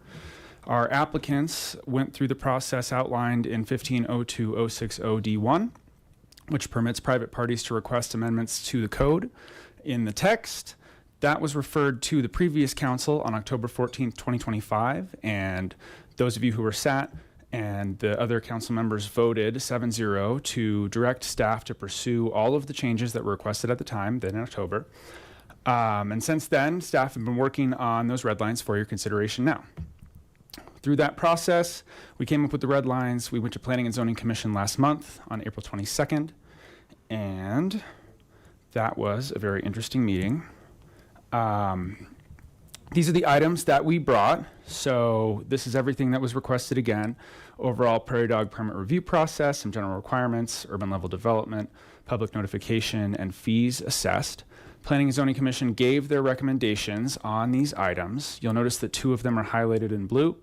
For these items, the Planning and Zoning Commission either could not come to a consensus for the recommendation they wanted to make, or they said hey, we think this would be better left to the decision at council, so we're going to leave it up to you guys. So for these two items, urban level development and fees, we're here this evening again on a zero reading to take your specific feedback on those items.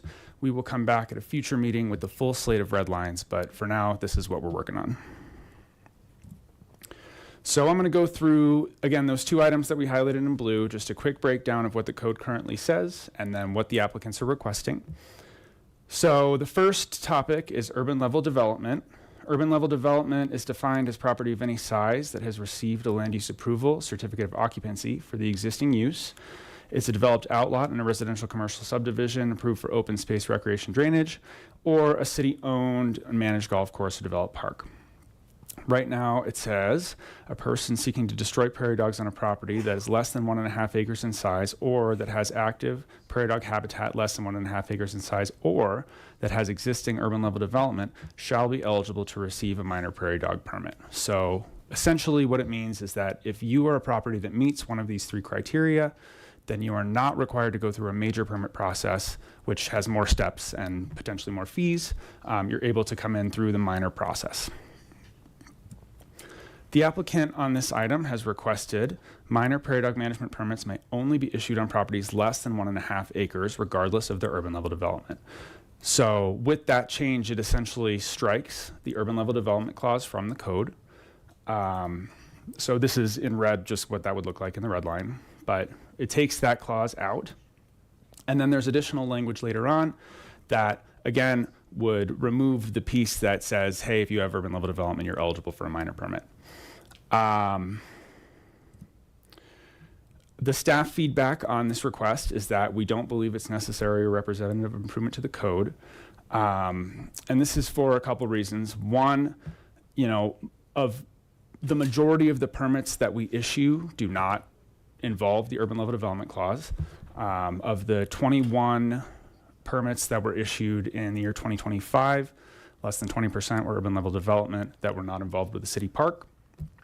And, the one sort of time that it came up where it was, hey, we have this property that has urban level development with a large active habitat on it, we were able to work with these guys and work with the applicant of that permit to go through a relocation and, kind of prevent a large extermination from happening, even though it would have been allowed by the code. So we see that as an outlier, not as something that we would see commonly happening, and therefore not necessary to make a change. Next, I'm going to talk about fees. Staff don't offer specific feedback or opinions about fees when it comes to the code. That's up to the council to set. So for this, the Planning Commission opted to say, hey, we're just going to go ahead and let you guys decide. So for this one, we are specifically soliciting your feedback on this item. So the first request is to increase the fee for major prairie dog permits from $500 to $1,000 and minor prairie dog permits from $0 to $250. This is what that would look like in the code. The next would be to increase the existing $1,200 per acre habitat loss fee up to $1,750 per acre, and then add some clauses with specific reductions, one being if a humane method of extermination is used, it reduces to $1,250. If the applicant relocates prairie dogs under a major permit and then follows relocation with fumigation, then it's reduced to $500 per acre. And all of those fees will increase 2.7% each year to match inflation. So there was feedback specifically from Planning and Zoning Commission on this item. Again, this was where there was mixed feedback and no formal consensus. They expressed favorable opinions towards raising application and habitat fees, as well as concern about additional costs to developers. And again, no consensus was reached. The members also unanimously did not support item C, which was raising the fees by 2.7% each year. In the next section of code, the applicants request that all prairie dog extermination permits, major and minor, have a habitat restoration fee applied. Right now, we have all of this language that basically says if a humane method is used, then this habitat restoration fee can be waived. So from the ask, we wiped all of this and redlined it out. The Planning and Zoning Commission did make the recommendation to include a portion of this language in letter D. Again, since this is up to the council to decide, we thought we'd solicit your feedback on that item now. So again, we're here this evening looking for advice from council on the proposed updates to 7.06, 020, 050, and 080, existing urban level development, application fees, and habitat restoration fees. Again, staff don't support changes to the existing urban level development clause, but have no other feedback to offer specific to fees. With that, the applicants have a presentation. We'll pull that up and we'll let you hear from them.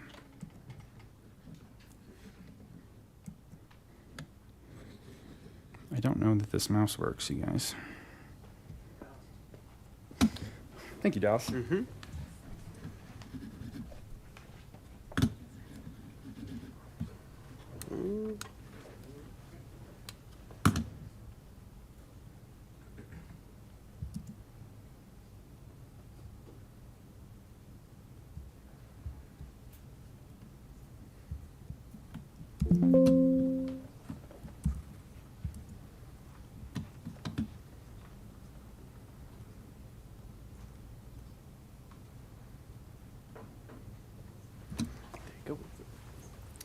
Awesome. Hello. Hi, Mayor and council members. We're here to talk about our prairie dog ordinance. So yeah, as Zach was mentioning, there are several issues with our current ordinance. It allows applicants to get around requirements. It just has parts that just go against the intention of it. It makes enforcement more difficult. And we've been working on this since January of last year. We've done community surveys. We've talked to other cities about their ordinances. We've really put in the legwork to make sure, this is something that is needed. And yeah, as Zach mentioned, in October, everything moved forward for us to discuss in detail now. We do have those updated red lines. There are some parts, though, that when we looked back on our original request, some things were a little bit unclear, miswritten, or could just be a little expanded on to really get at the actual intent of them. So to recap some of those issues, we've lost hundreds of acres of prairie dog habitat, which is considered special habitat for many reasons. They support so many other species. There's fire mitigation. They helped stop the Marshall Fire in points. There's many benefits. Wildlife, bird watchers come to watch the eagles that they support. And yet, out of all those hundreds of acres that have been removed, we've had $0 collected for the habitat loss fee that is mentioned in the ordinance currently. And there are communities that want to protect and preserve their prairie dogs, and there's really no support from the city for them to do that. And then they have containment issues, and that is what this fund is meant to be for. But yet again, there's nothing actually there. And some of the reasons why we haven't collected any is the fee gets entirely waived if they use a humane option. You should watch what a video of a prairie dog being exterminated from these humane options really looks like. I don't really consider them humane personally, but also the urban level development section has caused several habitats that were over the 1.5 acres to be put under a minor permit. And yeah, so there's a few loopholes that we're just here to close up. And again, we're here by Councilmember Popkin to make sure that they actually, incentivize the options that are more humane. And this process should allow us to, iterate on these requests and really dig into what really works instead of just going with the initial, numbers that we drafted. So yeah, we talked to planning and zoning, and as Zach mentioned, they've commented on mostly everything except for two pieces that we'll be discussing today. And we also want to go through a couple of the expanded requests as well. So, Susan. Hi, Susan Summers. Hi, Mayor and Council. Thank you for getting us on tonight. So the first one of the updates we're talking about tonight is the urban level development. And this has been very confusing even for me, I've got to admit, through this process. But the bottom line is we're asking for removal of the urban level development language and to make a level playing field across all permits of a threshold of 1.5 acres. So a minor permit is for less than 1.5 acres, regardless of there being urban level development. I don't know Yes. how to shift to a different. It's just the Sorry. next, but just to Oh, clarify okay. too, in the red line Zach just showed, it's referring to parcel size of 1.5 because that's how the original request was written. But we meant, prairie dog habitat. So we want to clarify that we're talking about prairie dog habitat, not parcel size here. Right, there's like a typo on that slide. Yes. Yeah. So there have been, and I know staff mentioned there's just been one circumstance. There's actually been a number of circumstances where this loophole that we want to call it, because it is, where urban level development had active prairie dog habitat of 1.5 or greater. And we'll talk about some examples of that on the next slide. But basically, there have been in the past and probably will be in the future properties that have large active prairie dog habitat, but they're not held to the standards of a major permit because there is existing urban level development on the property. The new language is simple. If there's 1.5 acres or more of active prairie dog habitat, then the process should be the same for all properties. The change to this ordinance will not interfere with a landowner being able to exterminate a small number of prairie dogs on their existing urban level development site. And that was actually the original intent of that language being put in the ordinance in the first place. And city staff has acknowledged that that was the original intent, to not. If you have urban level development, you have a couple prairie dogs come over, you need to be able to easily exterminate them. That will still be true with this language change. So 1.5 acres of active prairie dog habitat clearly would have more than one or two prairie dogs, so that's something that we need to get remedied here. We believe the change to the ordinance will encourage landowners that do not want prairie dogs on their existing urban level development site to keep prairie dogs out or to manage the population before it reaches the 1.5 acres, which is something that the city already does. They manage to keep their colonies down to a low number, and we think that private landowners should also be held to that same threshold. The scenario of a large number of prairie dogs being eligible for extermination under a minor permit is a real loophole. It's happened more than once. There have been 4 permits for properties with more than 1.5 acres approved this year alone. There are previous instances where that's happened as well. So it's not a one-time situation. The first example we're going to give you is Harvest Junction Village, which is Jamie's neighborhood. There were 1.75 acres of active prairie dog habitat on a urban level development outlot, which is just landscaping with trees. The city issued an extermination permit, minor permit. The activist, this man right here, got the community together, and we ended up, he got that switched over to a relocation permit. I actually did the relocation myself. I did it for no cost to the HOA because it was a small property, and I was trying to encourage them to do the right thing, which they ultimately did.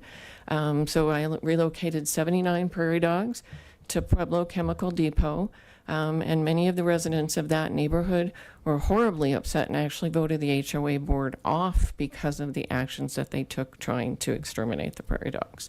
The second example is a huge one. McLean Trucking is a 143-acre property. They had over 35 acres of active prairie dog habitat. Only, I believe it was around 20-some acres of that 143 is actually developed. The rest of it's an empty lot. So it was a considered urban level development, regardless of the fact that there were 35 acres of prairie dogs. The city did issue a minor permit to exterminate. We actually got the relocation done ourselves. And the way we were able to do that was we just happened to know somebody that used to work at McLean and was friends with the president. That's how they ended up getting relocated. So yes, the city did notify us that this was happening, but it was ultimately the activists that got these prairie dogs relocated. And one thing I want to point out is immediately across the street from McLean is similar sized property, and that developer, that landowner, was required to relocate that same number of prairie dogs at considerable expense because there was no urban level development. So by removing that urban level development clause, it levels the playing field for everyone across the board. So I'm going to hand this back over to you. Thanks, Susan. Yeah, so let's get into the fees. So we're requesting that we increase the major fee from $500 to $1,000. Any minor fee currently has no, a minor permit currently has no fee, and we're asking for a $250 fee.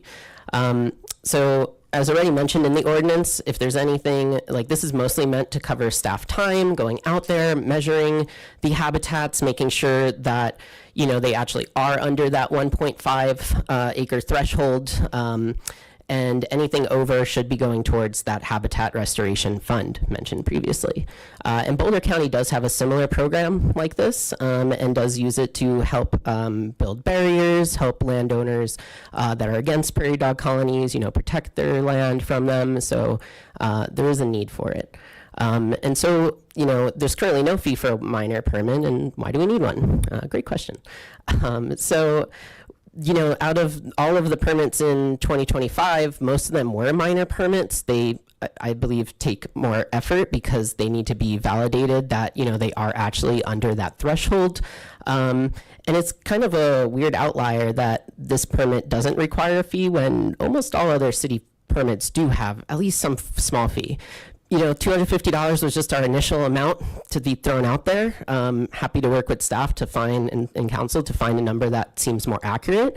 But I do believe there should be something to help cover this, especially if, you know, the majority of them end up being minor permits, as we're seeing less and less large habitats in our city. So our original request had increased the per acre fee from $1,200 to $1,750.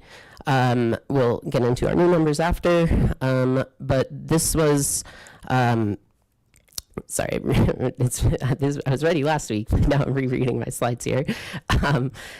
So if an applicant uses carbon monoxide, which is considered a humane poison, instead of a more inhumane one like Rozol or something, the fee should be reduced down instead of being totally waived, which is what it's currently written as. And initially we said $1,250, and then for if a applicant relocates the prairie dog, you know, that is still habitat loss. It still does affect the other wildlife. It still does affect the city in other ways. So we're proposing a fee of $500 per acre for if the colony is relocated. And the fees should really only be fully waived if they just preserve them. There shouldn't be this, okay, well, you did the right thing. You don't have to pay anything at all. And there's also nothing preventing them, an applicant, from using an inhumane poison after relocating, because no relocation is really 100% efficient. Or so there's always a couple of prairie dogs left that you do need to exterminate. And so they should be required to follow through with that humane method and not just resort to an inhumane one afterwards, which is a situation that we've had with an landowner in Gun Barrel. And we are proposing that 2.7 annual increase to match inflation, which is something Fort Collins does with their fees as well. As things get more expensive, so should the fees to help cover it. So yeah, we really want to just make it more clear how these fees can be reduced, make sure that we, you know, are protecting our wildlife so many residents love. And we're really not asking for anything groundbreaking here. We're just asking to follow what other cities are doing. Again, these were just initial draft amounts, and Popkin was right, and they don't really work out if you do the math. So we are proposing just matching what Fort Collins has as fees. So here's some details on that. The way they came to their fees, we're looking into how much it costs to restore an acre, and also the cost of a live relocation. So you can see a live relocation of 1 to 7 acres is about $20,000 on average. But if they were exterminate with carbon monoxide, it would be about $5,000. So for that amount, they would charge about 3 to 25K, which then kind of levels the playing field a bit more. And so on for like larger habitats. So they do have a 4.6 thousand per year fee if you just use an inhumane poison, and then a 20% discount if a humane option is used. So it becomes 3.6 or 3.7 really. So we'd like to propose that 4.5 thousand per acre and reducing down by 20%, and making this apply for any permit, because habitat loss is still habitat loss, even if it's just 1 acre. It shouldn't just apply to the major permits. Let's see. So yeah, there's also cases where just there's been poor relocations. There's nothing to say that like an applicant needs to actually put effort towards the relocation. There could be 70 prairie dogs at Harvest Junction and, oh, you moved one, or you put traps out and didn't even move any of them. There's nothing to say that they have to actually follow through with this. So talking to several relocators came to the number of 80% of the prairie dogs that were originally estimated should be moved before that reduction actually kicks in.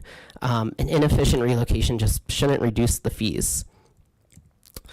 And the fee reduction from relocation should only be valid if they don't use an inhumane poison afterwards. Like I mentioned, they're not 100% effective.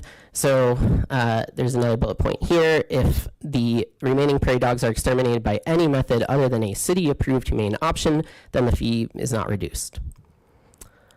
And so yeah, this should be related to both the major and the minor permits, because, you know, habitat loss is still habitat loss. Inhumane poison is still an inhumane poison, regardless of if it's 1 acre or 20. So we believe the per acre fee should apply for both of them, not just the majors. And so that just means, you know, we need to add the word any in there and cross out that it's just for extermination of major permits. And so when we presented in October that, you know, there was no funding or no money in that fund, it came to a little bit of a surprise to council. And Mayor Peck at the time, she was part of the original ordinance being collected, and was like, why isn't there anything? And it's surprising to me that nobody's checked this in 6 years. So proposing that every year, just check what's in the fund. Can we use it for anything? Can we put out to the public, hey, we have this money. Does anyone need some preservation help?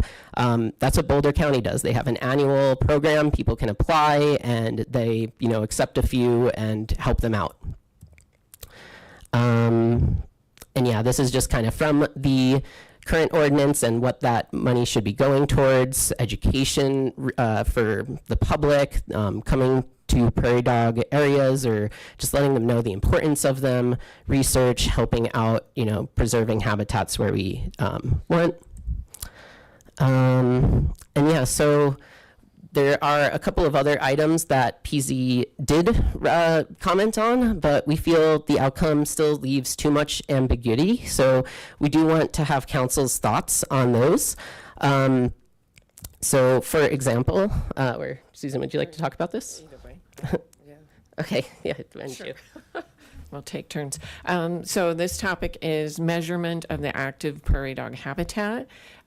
We've had instances in the past where, one instance, for example, a developer submitted a 68-sided polygon as a measurement, which excluded just enough of the active prairie dog habitat as to come in under that 1.5 acre threshold. So that was one of the reasons why we want to do this.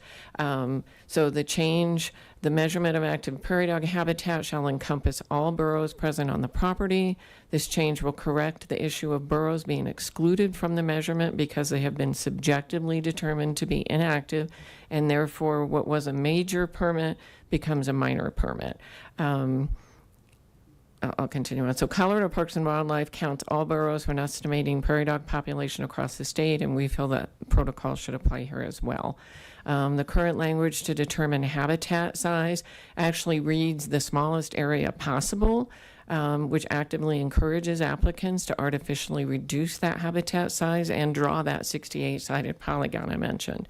The diagrams on the right were shown during the initial council meeting. They show how the area can be reduced from 1.74 acres to only 0.1 acres using an extremely concave polygon. City staff gave examples on how simplifying to just a convex hull polygon language would be problematic as well, since there could be a building between boroughs, but the language can be created that allows for these exemptions. And we'll get to that language that we've come up with here in a minute. While PZ recommended keeping ambiguity and adding only one sentence, we strongly believe a change to add clarity here is beneficial not only to the prairie dogs but to city staff. Defining active prairie dog habitat as encompassing all boroughs and adding details on how the area is measured removes the burden from staff. I can tell you from experience for years, prairie dogs do manipulate their burrows within their colony. So you can walk in there one day and a burrow will be open. You can walk in a week later and the burrow has leaf debris and appears to be not being used. They use them for air circulation and various things, just like we do our windows. So it's really difficult for someone, even me, to walk through and say, oh, this isn't active and that is active. So by encompassing all boroughs, you're removing that subjectivity and that assessment that staff has to make. We strongly feel if a burrow is present within a colony, it is part of the active prairie dog habitat or active prairie dog colony, and therefore it should be included within the measurement.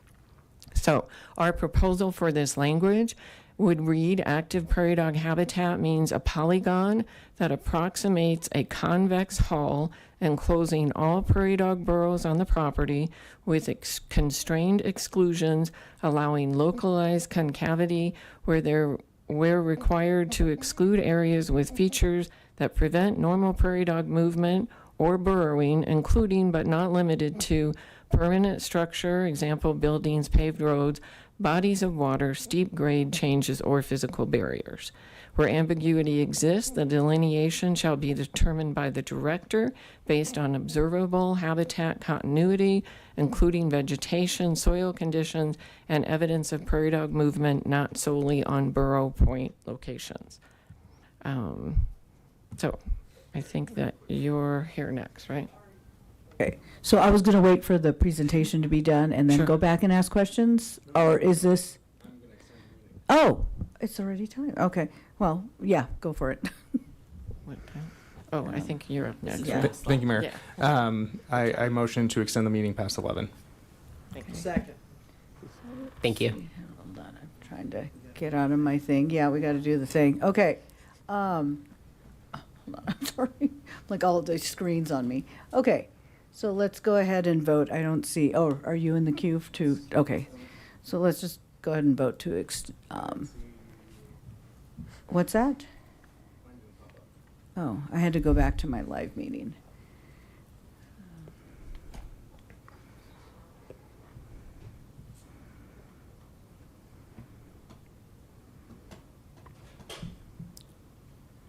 Okay, and that carries 4-2 with council members Christ and Mayor Pro Tem McCoy in dissent. Okay, let's continue. Awesome, thank you. This is our last slide, so we'll be through it quick.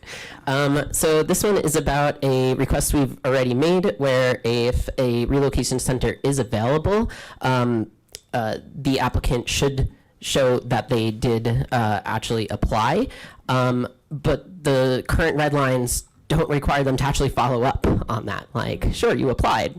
Okay, that's all you had to do.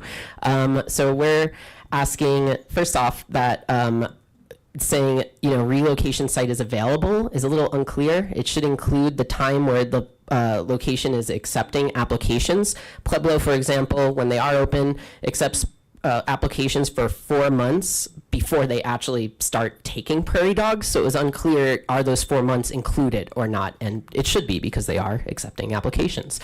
And we've also added in that applicants must show proof that they've applied and rejected by available options before any extermination permit is issued, or, follow through with that 80% relocation.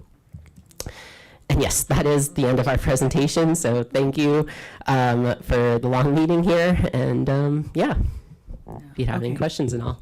Thank you. Okay, do we have any questions? Okay, Councilmember Popkin, go ahead. Yeah, thank you, Mayor. I'll just kick things off with a couple of quick comments. One, thank you to the applicants here. This is unusual that we have private citizens initiating a change in our code and following that process, and they've been following it very closely. Thank you to staff for working very closely on this as well. As I think council's seen here, and as I flagged for council a couple weeks ago, this gets technical very quickly. And I just also want to give a shout out to the Planning and Zoning Commission members who saw this in April, who spent 3 hours working through some of the changes and red lines. And so wanted to flag that, like, as we continue to work from zero reading onwards here, there's a lot of work that's gone into this. And Planning and Zoning Commission has worked through a lot of the smaller edits here as well. So hopefully we spend less time on the kind of parsing language on some of the previously hashed things and focusing on some of the core points that staff and the applicant have brought up tonight. I think those are the main things that I wanted to highlight initially before we really kickstart this discussion here. Only last comment I'll make, and this is something I've discussed with the applicant previously.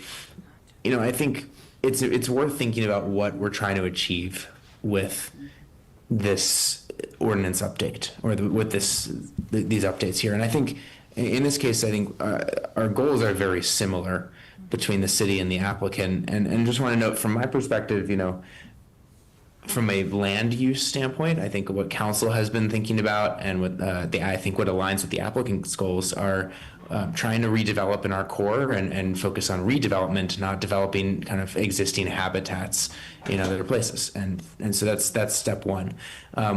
Secondly, when we do redevelop or when we do develop in other areas, focusing on habitat preservation as much as possible. Step two, when we're developing in other places, if we can't preserve the habitat, then we really encourage relocation. And step three, if relocation isn't possible, then at worst, you know, a humane extermination method is used. So I think, and I'm seeing Jamie nod his head as well. So thank you. And so what I hope we understand as we start to think through what's the right fee process here, what are some of the updates intended to do, is that we try to keep those core objectives in mind, since I know this can get technical and wordy and code language heavy very quickly. And maybe I'll just give it a moment to the applicant here to clarify if I misstated any of their intentions here before we proceed. Just, you know, again, citizen-led change, but council's policy decision ultimately. But Jamie, is there anything you want to clarify from what I said there? No, that was great. Thank you, Councilmember. Great. Thank you, Mayor. Okay, do we have anyone else in the queue? I'm trying to look at, Councilmember Kalkofer, there you go. Thank you, Mayor. Thank you all. I know you spent a lot of time on this. And I know this might also clarify, one of the things that I hear a lot from the business community is a lot of our ordinances are very complicated. So this does seem like it might make things more cut and dry. And you made a comment that you got a lot of community survey. Did you get any input from the business developer community to see how much easier this would be for them? We haven't. I do know a couple of business owners in town who do have prairie dogs on their own property at home, but not business owners who have that on their own business properties, no. Gotcha. And then for prairie dog relocation, are we starting to run out of locations that will accept prairie dogs? At the moment, we are. There's still, Pueblo hasn't officially closed forever. I think they ran into a funding problem from the federal government. And Rocky Flats is technically still a relocation site, but Jefferson County at the moment has it shut down just for theirs. So I don't think it's a permanent thing. Okay, thanks. And then this is probably going to be more for staff. If we're looking at a 20-acre lot, that's just a round number that I know. What would fees look like with the changes for, the proposed changes for the permit fee, and then potential relocation, if you know that, which we might not because we don't normally do the relocation? Thank you, Councilmember Kalkofer. To your first question, with the fees for a general 20-acre lot, as requested by the applicant, that would, doing quick math in my head, most likely run somewhere between $50,000 and $70,000. Potentially more if it's more area. As far as the cost to the developer community for relocation, my understanding is that a property around that size is likely somewhere between $150,000 and $200,000 for the total cost. But I would actually. It's a little high. I would say that's high. You'd say that's high? Yeah. Okay. There's really only 2 relocators that I know of in the city, so that's kind of the average that I would give my best estimate at. Okay. It would be interesting to get feedback from those relocators, as well as feedback from the development and the business community, because it does look like that this does clear the language, and like I said before, businesses want clear language to understand what they're going into, but I would like to get their input on this as well. And then also the cost from those relocators as well. And then and I'm sorry, this is super naive, this is not in my realm, but why do we look at acreage and not head count or prairie dog count for the fees? Councilmember Kalkofer, the easiest thing that I can say is that counting every prairie dog, especially on a large site, is impossible. Okay. All right, great, thank you. Okay. Mayor Pro Tem. Thank you, Mayor. Zach, can you explain to me on page 4 of the Council Com, section 7.06.020 under definitions, line item 3 that's been redlined out, city-owned and managed golf courses and development parks. Why would we redline that out? And how does that affect our investment at a golf course? Well, the applicant's request was to remove the urban level development clause. So redlining that would be included in removing the entire clause itself. And so the city could be on the hook too for paying a fee to remove? That's correct. Oh. In the year 2025, 8 of the 21 permits that I issued were to the city. Were any of them golf courses though? None of them were golf courses, but all of them were developed parks. All developed parks. Okay. Okay. Do we have anyone else in the queue? Nope. So I would, if before it comes back, I would really like to hear from LEDP and the chamber as far as, if we could do some kind of outreach and looking at, what would be that fiscal impact in regard to the fee portion. I'm really focusing on the, because that was the one that, like, the numbers and, I just want to make sure we're hitting a good point that is manageable for business as well as, the essence of the ordinance itself. So that would be something I would like to see have come forward. Or have that discussion prior to bringing this back. Councilmember Marcin. Thank you, Mayor. I'll be pretty brief. Thank you for your time, and I know this has been a 8-day-long wait for you, so thank you. So in general, I'll be very brief. I support the direction you're trying to go. I think if we have a fund that's been established that in 6 years has $0 in the account, that's a policy problem that we got to figure out. There are loopholes being taken advantage of that we got to figure out. I also generally am in agreement about the urban level development question with the applicant. I think so. I do support making 1.5 the active deciding threshold. The only thing generally that I flagged, as did P&Z, was the 2.7% increase indexed to inflation. And I guess I had a question generally for staff on how that fits in with our broader fee schedule and whether that would be outside the norm of how we tend. Yeah, I understand Fort Collins may do it. I'm not on council in Fort Collins. I want to make sure that that is rough, that is that completely outside the norm of how we tend to operate on a fee for development of this type, fee increases? Because I'd be more supportive generally of like a fee review or a CPI index or something like that. Mayor, members of council, Grant Penland, Planning and Development Service Director. I don't know if I can clearly answer that question in terms of how we address land development related items. We do have escalators other locations. Tied to inflation? Typically related to construction cost inflation, not necessarily directly to CPI. This is like CPI general inflation. Yeah.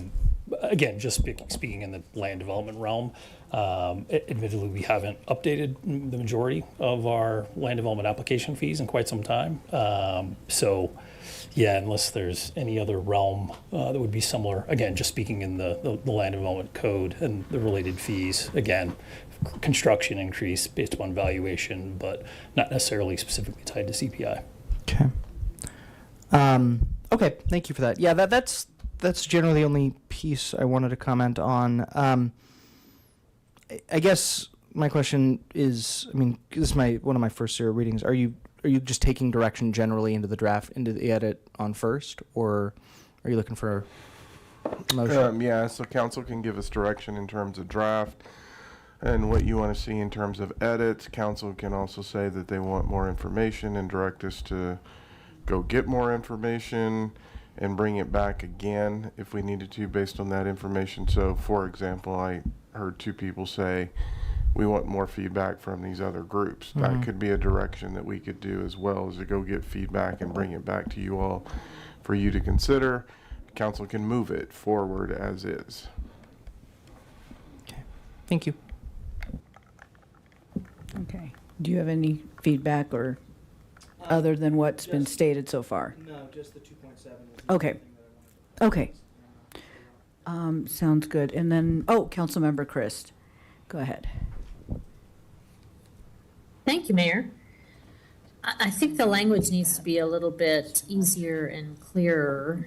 I think the easier we make it, the more likely that people will comply. I also think the fees should benefit the city staff time, so maybe go into the general fund. And so I guess I'd like a little more feedback from them as to how much time they think they put into managing these permits and also helping people through the process. That's why I say let's make it easier. I agree that we need to have some feedback from the business community. And I'm in favor of keeping the urban development there, as I've come from a farm and I've had to wrangle my own prairie dogs at one time or another. And they get ahead of you really quick.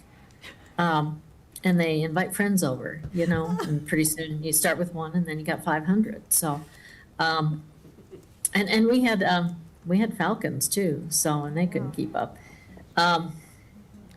Anyway, I'm just saying that I'm sympathetic because once you get one in, like I say, they invite their friends. But I want to see them taken care of because they are a fun addition to Colorado.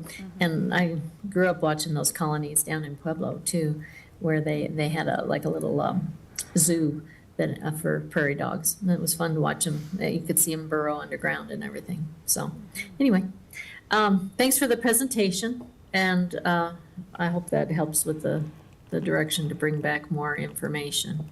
I thought the packet was a little bit hard to follow, just the way it's been written so far. So if you could make it a little more clear and easy to understand, I think it would be helpful for people in terms of being able to comply. Can I just comment on the expansion of prairie dogs?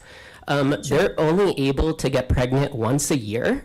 Generally, they have 6 to 8 babies, but half of them generally die off within the first few months. So if you have one prairie dog, it's pretty impossible for you to get to 500 within even a few years, and that is why we are asking for this 1.5 threshold to make it, a level playing field. It's easy to manage a small colony before it gets there. Well, we were out on a farm and we had neighbors too, and so if our holes were empty, they got rented real quick. So. Thank you, Councilmember. Councilmember Culcuffer. I do really appreciate everybody's time. Again, thank you again for waiting all the meeting last week for us to end without you presenting. I do like the the waiting periods. I'm cool with that. The 90-day follow-up, I'm also okay with that. What I heard from the previous presentation about us being so reliant on development, we sit on a hard spot where we have to balance the future needs of our city and future growth, but also we need to be good stewards of the environment. So this is a tightrope that we're balancing, and we have to make sure that we're looking at all the different information that we're getting from the community as well as the advocates. Really appreciate your time, but definitely want to get some more feedback from the different business. I like the LEDP and the different development community as well, just so we get all the information and then also get some feedback from them to let them know that these changes will also make it easier for them to navigate the process. So thank you.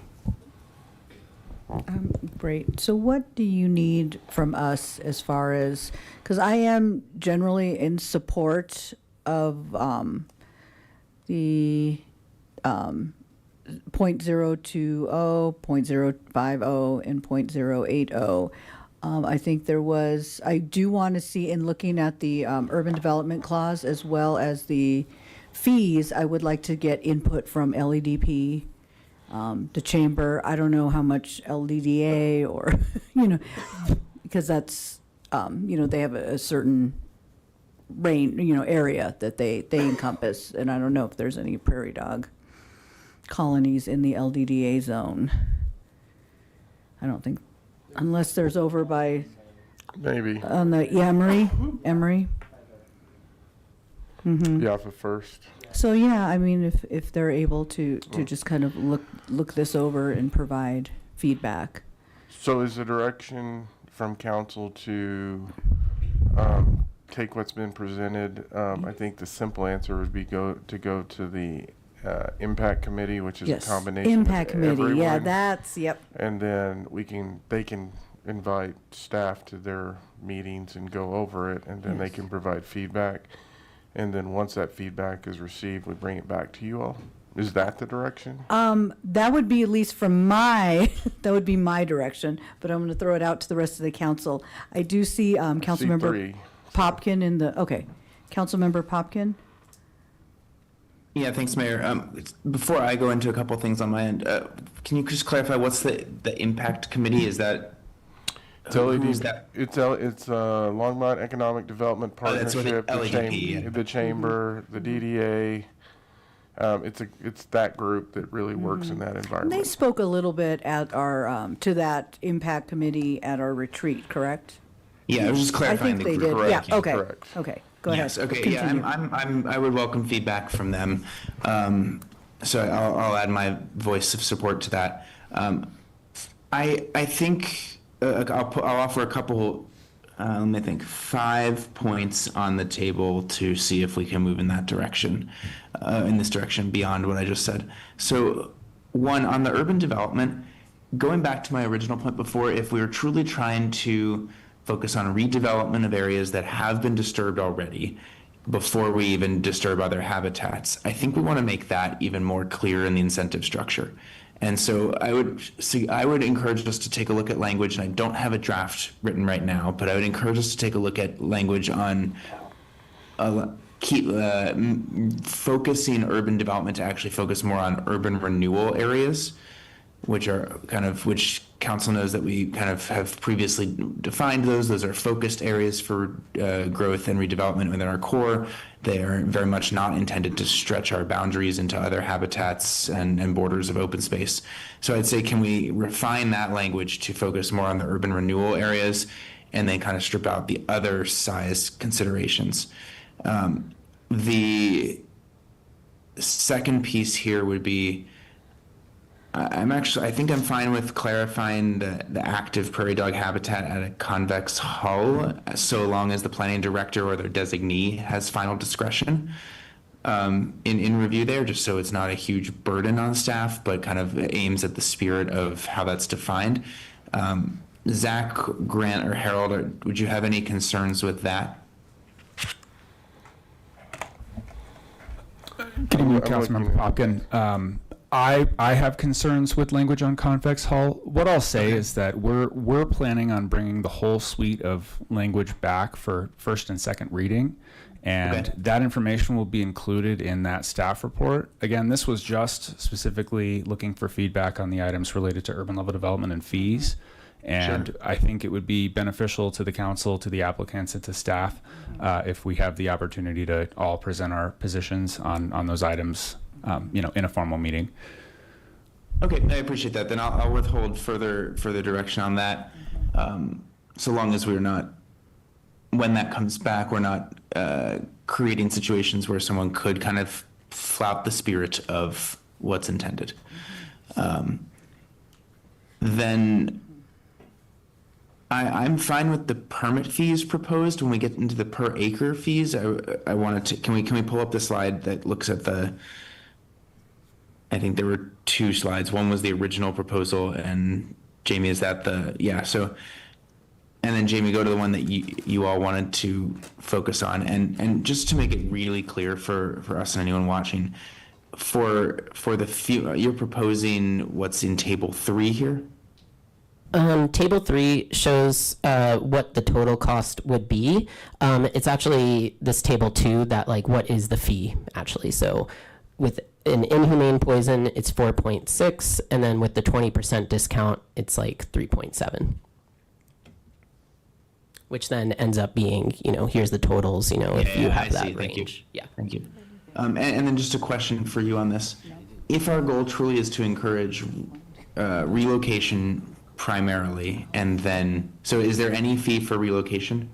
Fort Collins does not have a fee for relocation. That is something new that we would be doing here. Yes.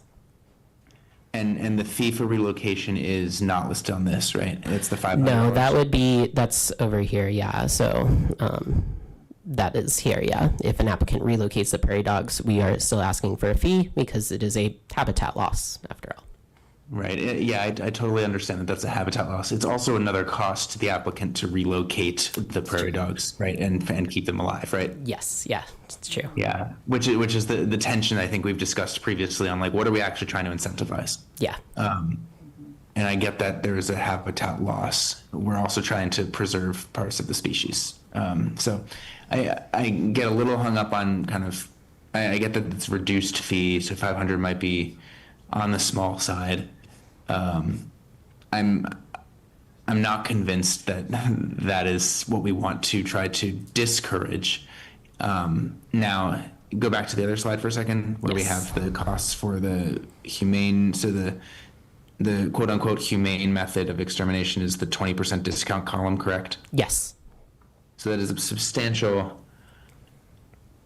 Yeah, we'll get feedback, I guess, from the impact committee and from other constituents too on what the kind of potential balance of fees are. Okay. I just want to make sure that we're truly incentivizing relocation over extermination. And I think that's from a value standpoint where I come in. Obviously, we'll make a decision on exact fee level at another point. I'm wondering, though, if we want to more dramatically incentivize the humane extermination, again, with alignment with the values that we're trying to, or the goals that we're trying to achieve. And so whether that's feedback for staff or feedback for the applicant, I'd probably lean in, if that's truly our intention, would seem to me like that I'm assuming there's more cost to using the carbon monoxide versus Rosol or something. Yes, the Inhumanes ones are typically the cheaper ones. Yeah. I would want to make sure that we're meaningfully incentivizing that over a inhumane. I actually have less of a problem with a higher inhumane fee, and would rather see a much lower humane fee. That makes and sense. Yes. And then, let's see. I think that speaks to that there. And then the last thing I wanted to just put on the table here, I think this is really simple, but I would love to see either. That is time. So, Can I just finish one? and just I do have someone else in the queue. Yeah, one So, sentence, Mayor. no, you're done. Okay. So, Councilmember Marcin. Thank you, Mayor. I'll try to move us along here quickly. So what I'm hearing is, and to clarify this direction, is bring back feedback from the bring this back on first after feedback from the impact committee. I think we deal with the urban level development question on first reading, so I would keep it in there for now. The striking for now. Follow the applicant's fee structure generally. What I'm hearing is minus. I agree about the fee for relocation. I don't support a fee for relocation. That would be a new norm that I'm not comfortable with. If we want to incentivize relocation over extermination, I think the lower burden is the better choice. I also think removing the 2.7% inflation language in the recommended, the 2.7% increase language, that basically following P&Z's recommendation there. Those are the four general pieces of consensus direction I'm hearing. And I don't know if I need to make a motion on that or not, but. Do you need a motion? Or do you have any more questions of us? As far as, yeah, go ahead. I think if those are the items that council generally, if I have 4 council members that say, that's what you want us to do and bring back, I think we're clear. Okay. Yeah. So, yeah. On fees on first, I would just follow the applicant's red line at this point, minus those exceptions. So wait, say that again. So basically, just because it's on firsts, a lot of the staff direction you were looking for, I'm correct, was on fee structures generally. And the urban. Yes. Level development. Yes. I frankly want to hear from the impact committee on that, but I would rather leave it in and then strike it on first. Oh, I see what you're Then okay. then now have that it makes come sense. back on, Okay. then take it out now and have to put it back in. Okay. Same for fee structure. I would rather kind of follow the applicant's fee structure at this point, minus the two that it sounds like we're in general agreement don't make a lot of sense. That would be the $500 relocation fee and the inflation language. So I would Okay. strike those two on first, and then. Okay, but that's when it comes back to us. Like, Oh, yeah. I feel like we can have, my thought is, I just wanted to give direction on these 2 items, these 2 sections that were coming back to us. And then after that, we can have a more in-depth Okay. as far as piecing apart the rest of the language. Works for me. Okay? Do we have so I have 1, 2, 3, 4 present. What about Christ and Popkin? Taking it to the impacts team and bringing back on the fee structure as well as the urban, can't think of the name. Urban development. Urban development, thank you. It's Yeah, getting late. I agree. Okay. So we have the, you have direction. We have our direction. Thank you, Okay. Mayor. And, okay, thank you. Thank you so much. Of course. And we are now, because we have moved item C, the council retreat follow-up, to a pre-session TBA. I will try to get that in as soon as possible. I'll discuss with Sandy on this. And so now we are on to final call, public invited to be heard. Is there anyone in the chambers who would like to address? No? Okay, so now we are on to mayor and council comments. Councilmember Marcin. Thank you, Mayor. I will keep mine fairly brief. This is in relation to my role as liaison to the Sister Cities Association. As members of council might know, this year marks the 5th anniversary of our very unique sister city relationship with the Northern Arapaho at Wind River. And in conversations this week with staff and just kind of in my own thinking, I would love to have just heads up direction from council to say to staff, essentially to reach out to the Northern Arapaho to discuss with them how they would like us to potentially celebrate that specific anniversary, whether that be, whatever event they would consider, a delegation trip, what have you, put it in their court essentially to facilitate it, to essentially to say to staff, council says go for it, seek direction, or essentially give them the green light to reach out. We don't need a formal vote for that. I think No, I think at typically, this point, it's really, Yeah, Pardon? if we just give a thumbs up, is yeah. fine. Okay. Yeah. Cool. That is all I had, Mayor. Is just Okay. let Adriana get to work and reach out. Okay, So, yes. cool. No, Great. that would be great. Thank you for that. Councilmember Popkin? Yes, thank you, Mayor. Two things here. One, I just want to say thank you to the mayor and to city leadership for adding the extra business meeting tonight. I know we used the full time, but clearly I think that we had some important conversations to cover, from citizen-led initiatives to public safety to the data center topic that took up some time, but I think it was time well spent. So thank you for not only that time, but for the extra time and extra work that went into kind of prepping this on fairly short notice. So just wanted to acknowledge that. And then lastly, just a note on how we started this meeting with the Kanemoto Tower designation. When I was campaigning, considering this was in my ward and in my neighborhood, it was a potent symbol, I think, that I used, especially during the campaign season. And I was surprised with how many people didn't even know we had it in the city and what it was and what it stood for and the history that went into it. And so, I think sometimes designations and certificates and national registers feel kind of performative, but I think in this case, not only is it symbolic, but it's incredibly necessary in this day and age. I think first of all, it's in addition to all of the accolades it got earlier and were shared, I think it's only one of 4 state historic landmarks designated to Asian American heritage in our community. And secondly, it's a beacon and still relevant beacon today, not just for compassion, but for the values reflected in all 5 of the levels. Love, empathy, understanding, gratitude, and selflessness. And I think those values are more important now than ever or as ever before. So it's a great way to start the day. I just wanted to end the day with that as well. Okay, great. Thank you. Councilmember Kalkofer. Thank you, Mayor. Just a reminder, I will be remote next week as I will be out of town. Also, I'd like to end with some gratitude. I did attend, since we didn't meet last week, I did attend the National Day of Prayer, and I thought it was really beautiful that 2 council members did prayers over the city, Councilmember Christ and Councilmember Prieto. So really moving and touching, and I'm glad that I was able to participate in that. And I was very moved as well going to the Peace Officer Memorial. Thank you, Mayor, for sharing The some Kleenex, tissues. yes. I didn't expect to cry I was for prepared. both of those. So yes, you were. I was not.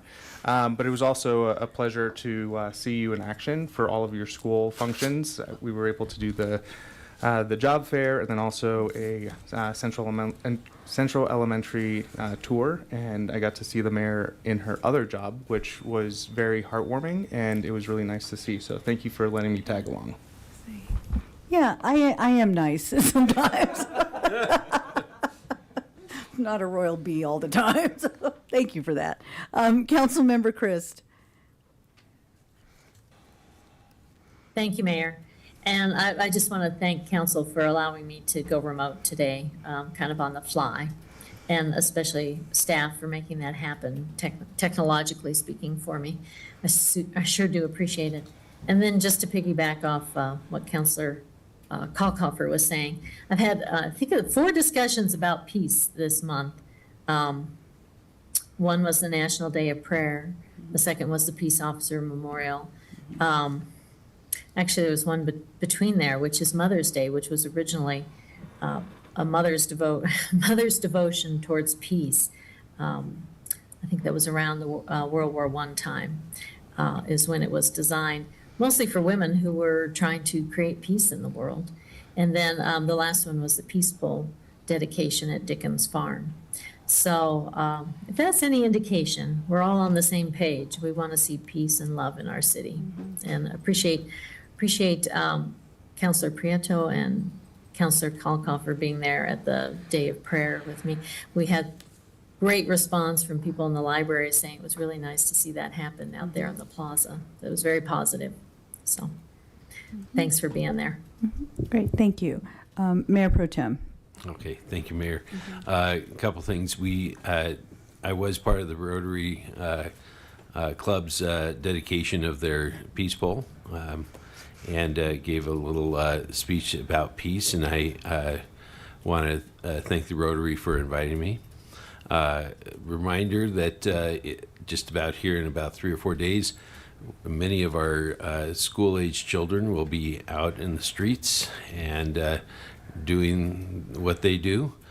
So just keep your eyes peeled for them, because I think summer's upon us. And then just kind of a note to explain. I think that when we go, there are certain times when it's valuable to carry the meeting over. But the optics of doing things in the dead of night has gotten just absolutely over the top, and that's why I voted against it. I think that we have a deadline for a meeting to end at 11.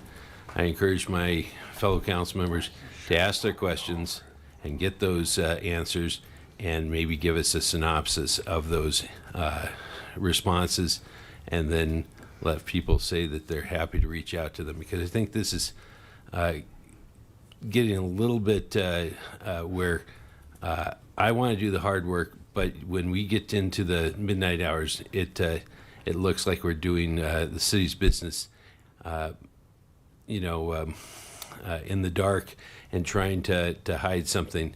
And when I see that our Longmont Public Media has a show called Too Long Didn't Watch, Longmont City Council meeting, I think we are getting kind of a bit of a satirical message about how long we're actually going on these things. Okay. Well, thank you for that. Thank you for keeping us in check. So just really quick, I was like, okay, I wanted to end the meeting now. I feel compelled. But I do want to do a shout out for the organizers of our staff breakfast. That was amazing. I wanted to get there at 6:30. I think I got there at like 7:30-ish because I'm not a morning person. But it was great to be able to talk to staff and really get the, just see the people who do have that front facing with the public, and how much they just appreciate being in the city. So much positive comments, and so it was great. It was very warm. The other one was, of course, the Peace Memorial. Peace Officer Memorial. And so looking at that, I know in the social justice realm, there's this idea of policing, there's an idea of, but really it brought back that notion of peace officers who are maintaining the peace, who are working with public, who are front facing with public. And just in my time, not just on council, but just in the school system and my own personal experience, just the connections that we've had with our public safety has been very valuable. And I see that Longmont does value our public safety, and it was an amazing event. And I was prepared with Kleenex because I wasn't prepared the first time I went. So that, and then thank you, Councilmember Kalkoffer, for helping me with Career Day, having the opportunity to meet with 3rd, 4th, and 5th graders from Rocky, Indian Peaks, and Columbine, and they got to visit other tables that had public safety, transportation. We had, I think there was public media might have been there, different businesses that were there representing and having a chance to talk to the youth. So that was very exciting. And so thank you for that, as well as helping me tag team with our field trips. Central came. I did go to Fall River and do a presentation there. So it was like, 'tis the season. But to have the youth come up to the podium and give their public comments, and their questions. So that was pretty fun. And thank you for your help with that. NGLA put on a picnic. We've been getting those on our calendars. So, feel free to pop into one. I went to one at Meadowview, their picnic. And it was great, being able to connect with people, seeing what the issues are, and that helps make us have well-informed policy decisions. And exciting stuff, Roosevelt Park ribbon cutting. Yeah, and that was, it was just amazing the work that they're doing, the ADA compliant swing. So if you haven't had a chance to get out there, I don't know if anybody's listening right now, but go check out Roosevelt Park. There's also exercise spaces, so very cool. So, seeing no one else, City Manager, do you have any comments? I have two, actually. Oh, yeah, go for it. One, when we said September 1st on the ballot initiative, that means that we have to have all the approvals in August, so first meeting August, second meeting August at the latest. So I wanted to clarify that, so there will be a push in it, but August is really the time where the votes occur. Okay. Yeah, and we have to let the county know in July. In July, And so okay. there's another item coming back for you all that you all directed on the open space piece that I think is coming in the near future. So. Yeah. And that one doesn't have fiscal impact to the voters. No. So that one will not have. So, kind of looking at ballot measures, yes, it'll be a full ballot, but there are some that won't have that fiscal impact. So, okay. And then Sandy wanted to yes. one more thing. Okay. Mayor, on the retreat items, I just wanted you to know that your pre-session work has already begun. We're starting to set up meetings Yes. on outreach. You're starting to see more meetings on your calendar for all the different events and things like that. And we will be changing up Coffee with Council. The next couple of Coffee with Councils actually have some target audiences, so we're going to change the marketing as opposed to the place. So it's the December one where you'll start to see actually a change in space as well. So we're making all of those changes. There are a couple things you wanted to bring back. Those will come back June 2nd. And then to that kind of retreat part 1. And then this, which would have been retreat part 2, we will set for a pre-session. So, yeah. Great. Thank you. City Attorney remarks? No comments, Mayor. Okay, so with that, we have a motion to adjourn. Do we have a second? Okay, so we have a motion. All those in favor, say aye. Okay, we are adjourned.